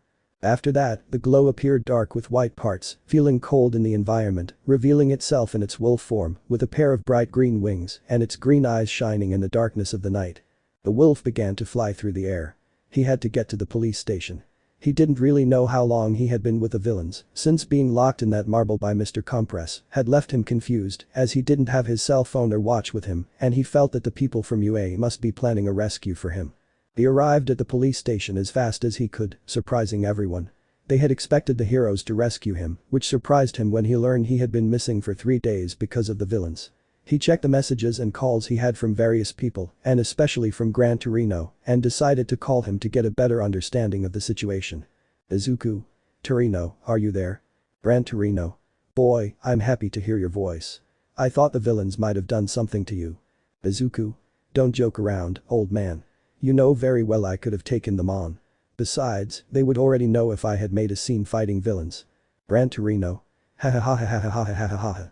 You're right, kid, but changing the subject, he became serious, as did the protagonist. Are you really okay? Did they do anything bad to you?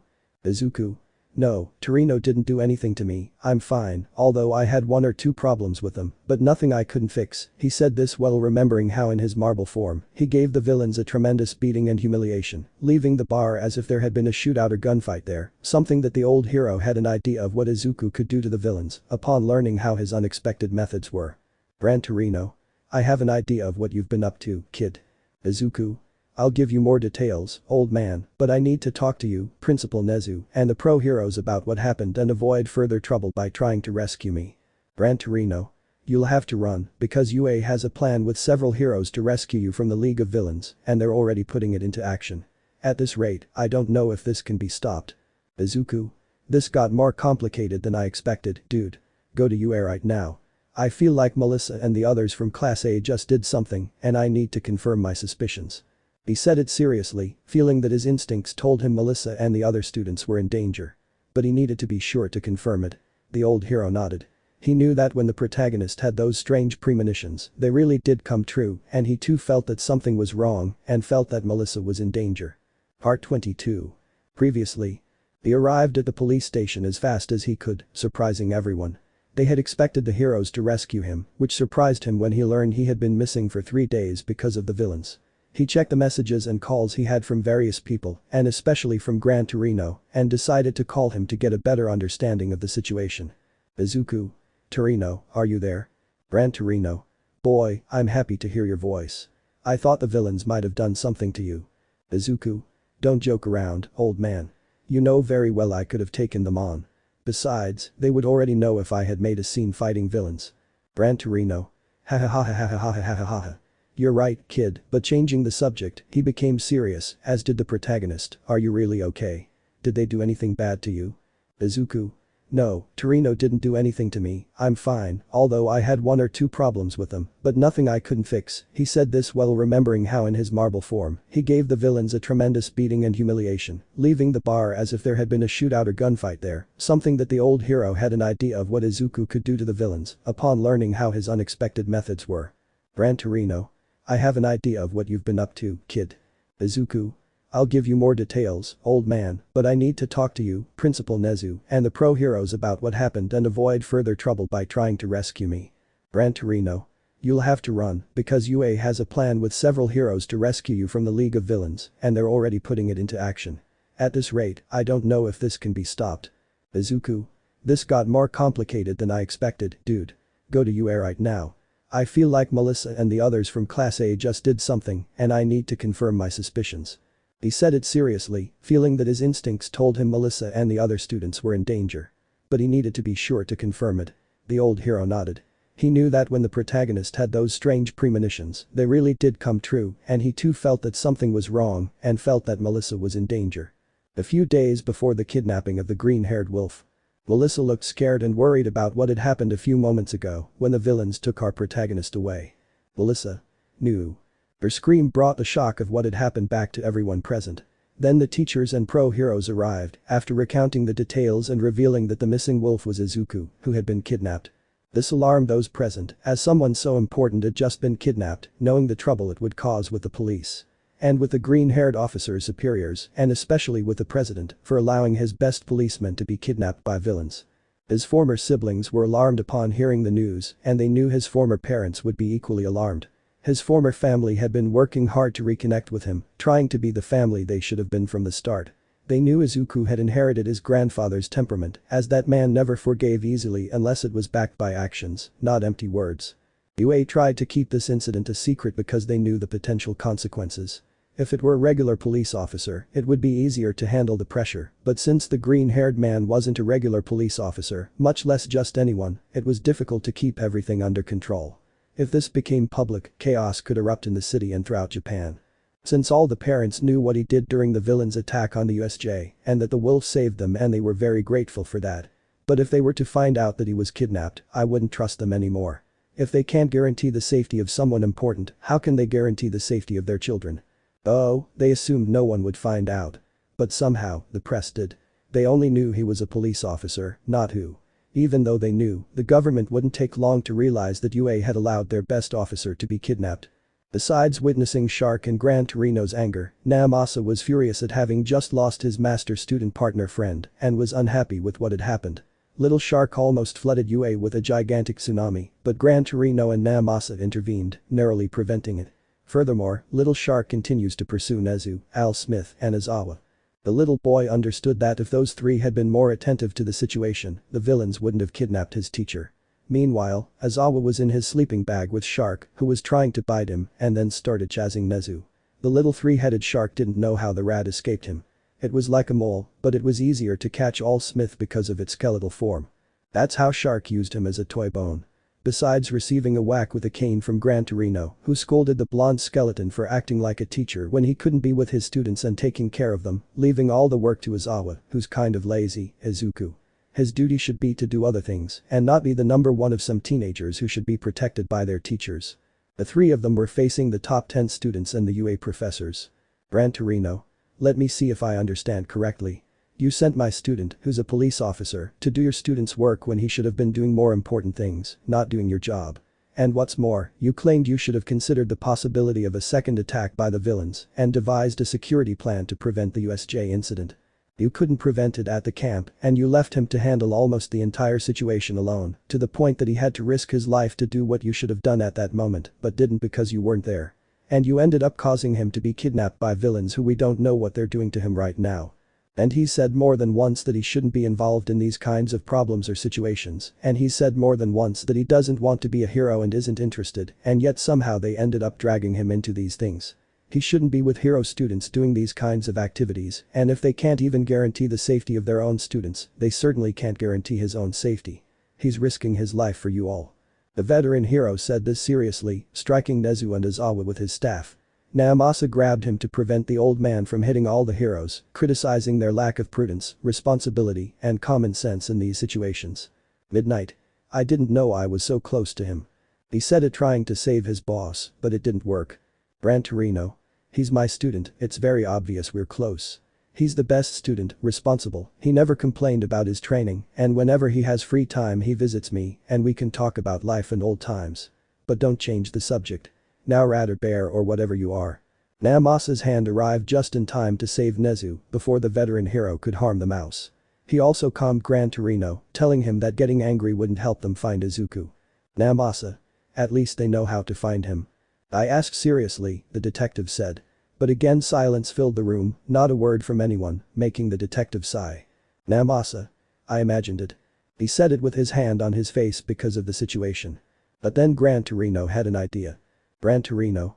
I already have it, I know how. This surprised the others, who looked at her with surprise and curiosity, wondering what she meant. Smith. How so? Gran Torino. Easy, that guy is the most cautious person there is. He's a cop, he must leave a way for us to track him in case he can't handle the situation. Even if his phone were destroyed, it must give some indication of his last known location. We can do it through his computer at his office. He said this while recalling a conversation with Lobo, who told him that if he were ever kidnapped, he should use his computer to track him down, even if he didn't find him directly at first. That would be enough progress to uncover other clues about his location and eventually lead him back. And that could be a way to prevent the kidnapping or get out of that situation without too much trouble. As a police officer, he took seriously the task of protecting both the information and himself from whatever might happen in the future. Naomasa. We have a rescue operation. I speak to those present and they agreed to get to work. Endeavor. I will help. Endeavor spoke for the first time, surprisingly to everyone, who looked at him with surprise.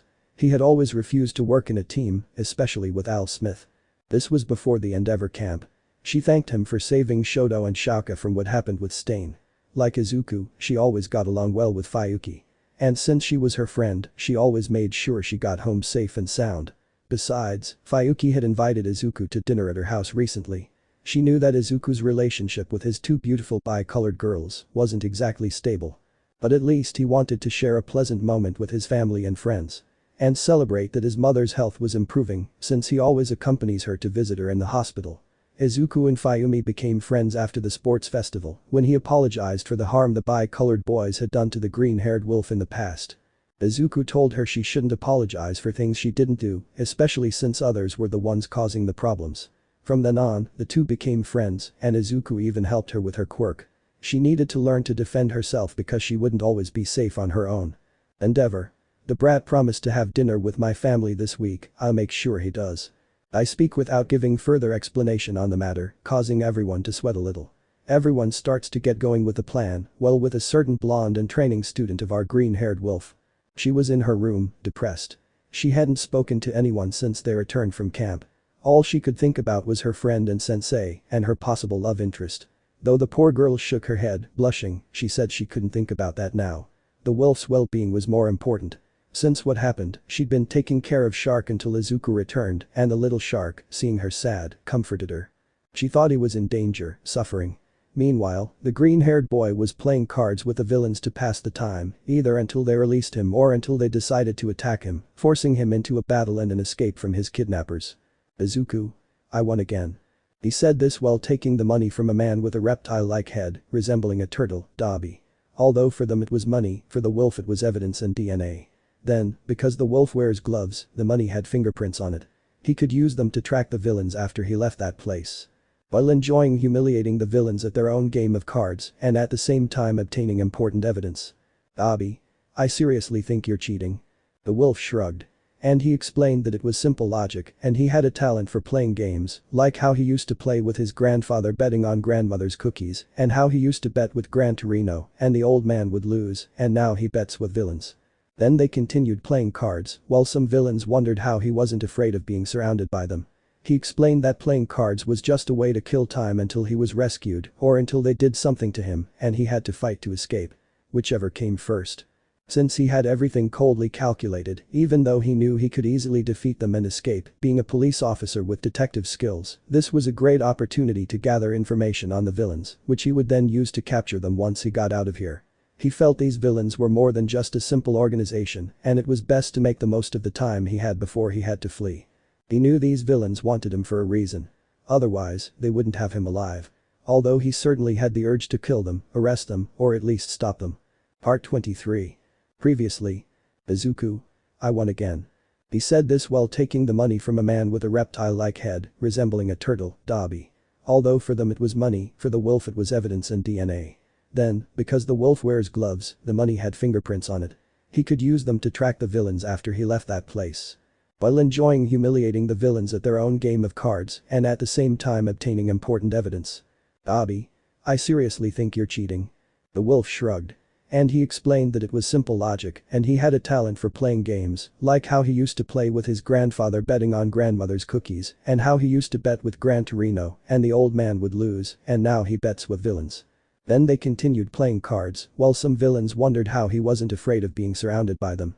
He explained that playing cards was just a way to kill time until he was rescued or until they did something to him and he had to fight to escape. Whichever came first. Since he had everything coldly calculated, even though he knew he could easily defeat them and escape, being a police officer with detective skills, this was a great opportunity to gather information on the villains, which he would then use to capture them once he got out of here. He felt these villains were more than just a simple organization and it was best to make the most of the time he had before he had to flee. He knew these villains wanted him for a reason. Otherwise, they wouldn't have him alive. Although he certainly had the urge to kill them, arrest them, or at least stop them. But then what you already know happened. The villains released him for the time being, leaving the wolf with enough evidence for his plans. He wouldn't act now. He needed more evidence and to divert the villains' attention from himself for a while, so they wouldn't suspect his plan and let their guard down. Then he recounted his conversation with Gran Torino and the supposed rescue the heroes were planning. Although in his mind he imagined that Melissa and the other students wouldn't stand idly by and would try to save him in their own way. This worried him, knowing they had no experience fighting villains like the League of Villains, which included AFO, a real danger to Class 1A. Note. To avoid making it too long, I'll just say that everything happened as in the original story, knowing who to include. The entire building was surrounded and some students watched the whole operation from a distant building. Among them were the students who had participated in the plan. The Bakugo brothers, Izuku's ex-siblings, Melissa, the Todoroki siblings, Momo, Shinso, Kirishima, and Ida. They had all come to see if everything was going well. The operation began, and all the villains were disabled and the Nomus factory destroyed. The heroes couldn't believe what they were seeing. They wondered what had happened. The wolf woke up from his little nap in the marble, since it had all been over 2 hours ago. And I know you're wondering what on earth happened there if the wolf was free for what period of time, and how he was recaptured by the villains, and how the villains were all knocked out or unconscious, and the Nomus factory was destroyed. Well, it all happened like this. Flashback. The wolf could be seen running towards UA to stop the hero's plan and prevent them from rescuing him. But a certain portal villain managed to capture him and make him appear in the building, specifically in the Nomus factory. He had to fight against both high-end and normal Nomus. But he had to restrain himself to avoid blowing up the place and killing everyone in the building. The villains thought that, being one of them, he couldn't take down so many Nomus at once, but their mistake was underestimating him. He simply snapped his fingers, causing the Nomus to burst into flames. The Nomus charged at him, but he easily dodged their attacks. Even when the Nomus used their quirks to extinguish the flames, they reignited and the villains felt the hot oxygen as if it were flammable. It was his unique quirk, aside from those he inherited from his grandparents. This was his own gift. It was telekinesis over the atmosphere, like a heightened telekinesis, allowing him to use other telekinetic abilities to his advantage. By controlling the atmosphere, he could choose the precise amount of his power that would affect other places. It was like creating a barrier around himself while everything else burst into flames with just a small spark. While his gift was activated, those flames could not be extinguished by anything unless he willed it. The Nomus flew through the air like in a hurricane, some being torn apart by the air pressure, others brutally crushed against the ground. It was as if gravity weighed more and more on the Nomus's bodies, pulverizing them again and again, to the point of affecting their ability to regenerate over and over. But little by little, the Nomus's regeneration began to disappear. Healing and regenerating their wounds became slower, and the heat was so intense that everything melted. It was like being in the sun. The Nomus literally looked like human torches running wildly, burning up. Even the villains could no longer hear the screams of the Nomus, and the Nomus factory was either defeated or destroyed. The cables were on fire, the computers looked like cans crushed by superhuman force or gravity itself. The tanks used to create the Nomus were melted as if a flamethrower had passed through or an acid storm had engulfed them. He easily dealt with the other villains, except for the main ones who weren't there. Mr. Compress had once again trapped him in a marble, thinking that the stables with the Nomus could defeat the green-haired man, but this only worsened the humiliation and massacre of the Nomus. What he didn't crush, burn, and melt, he pierced like a sniper's bullet with such pressure that it terrified the villains. He left the poor Nomus like cheddar cheese, riddled with holes and disintegrated by the flames of the atmosphere he created. And the villains fared worse in the shootout than last time, this time leaving them wounded and riddled with holes. They wondered where Stalin's food was, Manolo, the bloodthirsty woman, the weird magician, the smoke-filled man from the portals dressed as a bartender, the split personality, the one with burns and piercings. She sensed the heroes approaching, catching a whiff of their scents, and decided to have a small party since she'd discovered how to undo Mr. Compress's quirk. But she wanted to take a nap first, as the day had been incredibly stressful. Besides, being a marble, she couldn't move around very well, and she didn't know where everything was. If she used her powers, there was no guarantee she wouldn't completely destroy the building, let alone accidentally injure someone. So he stayed like a marble waiting for the heroes to arrive, then things would return to normal. It was the most reliable solution at that moment. End of flashback. Izuku. They took longer than I expected. They definitely know how to organize a rescue poorly. But hey, my GPS came in handy. He said this referring to what he had left on his computer in case something like this happened. His tone was still dull and stoic about the situation, surprising everyone that he was okay. Midnight. Captain Izuku, are you alright? The heroine asked worriedly, as she and the others were still surprised to see him well and safe, without a scratch, in this pile of chaos. Izuku. If I'm doing well, I've earned money playing poker and testing for my criminal investigations, sleeping as a marble, though it feels weird, meeting interesting villains, and analyzing many things. He said it while looking at the villains, who were still conscious. It seemed he had finally managed to find the ones he needed to beat up, and he did so without much effort. Izuku. I'll see you in your cells, and watch what you do. If I find out, you'll get into trouble. You don't want to see me angry. And if any of you manage to reform, that'll be one less on my watch list. You'll also be spared the personal enemy I'm making of you. The heroes couldn't believe what they were seeing. Endeavor. You kid, you know you were kidnapped, right? The flaming hero said this, slightly concerned about the young man's mental health. Izuku. First, I'm a little older than the people in Class 1A, and second, I thought they brought me here on vacation, he said sarcastically. Obviously, I know I was kidnapped twice, but that's for another time. The heroes didn't understand what he meant by being kidnapped twice by the villains. Could it be that he was kidnapped when he was young, or was it something else? Izuku. Like I said, I know I was kidnapped, but it's not that different from being forced to go to a facility where a super strong monster wants to kill you.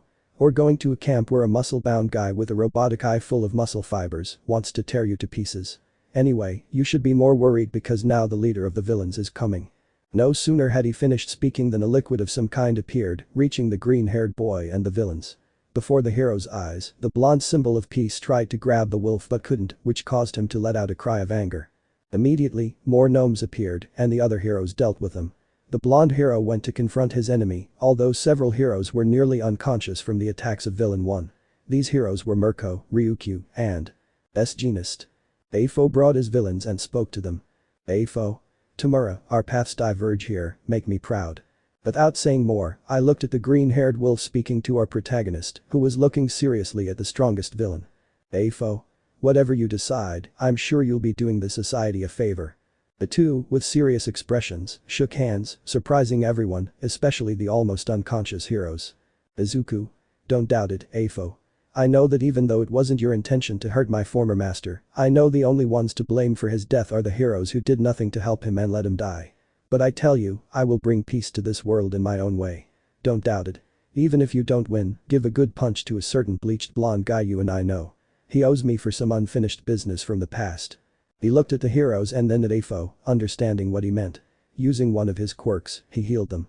To make his battle with Al Smith fair, he barely finished speaking with the wolf before being sent flying by a punch from the blonde. Izuku. All yours, Almouth. Break a leg. Anyone would think he meant it as a good luck wish for the blonde boy, but in the wolf's mind, he meant it literally. The wolf went to the healed and immobilized heroes, helping them to their feet. He pulled them out of the danger zone so they wouldn't be caught in the crossfire of the fight between the two symbols, one of peace and the other of evil. Meanwhile, the League of Villains were being sucked into a portal. Shigaraki. Let's go, this place isn't for us. The heroes, although surprised, understood the situation, since neither they nor the villains wanted to be caught in the crossfire between Al Smith and Afo. Now everything depended on those two titans, or so it was believed, because an absurd number of Nomu were attacking the students who had noticed their presence. A certain blonde girl with glasses was about to be attacked by a high-class Nomu. The heroes were busy fighting the overwhelming number of gnomes. The others were screaming because Melissa was about to be crushed by that monster. Izuku? I guess it couldn't be helped. I hate this. I hate having to show this to the world. I hate showing my power, a power I don't need and no longer wish to have. I hate having lived a lie. It took my life. If it had manifested sooner, I could have changed so many things. I hate having to face the hypocrisy of. You can be a great hero. I wonder if you see me the same way.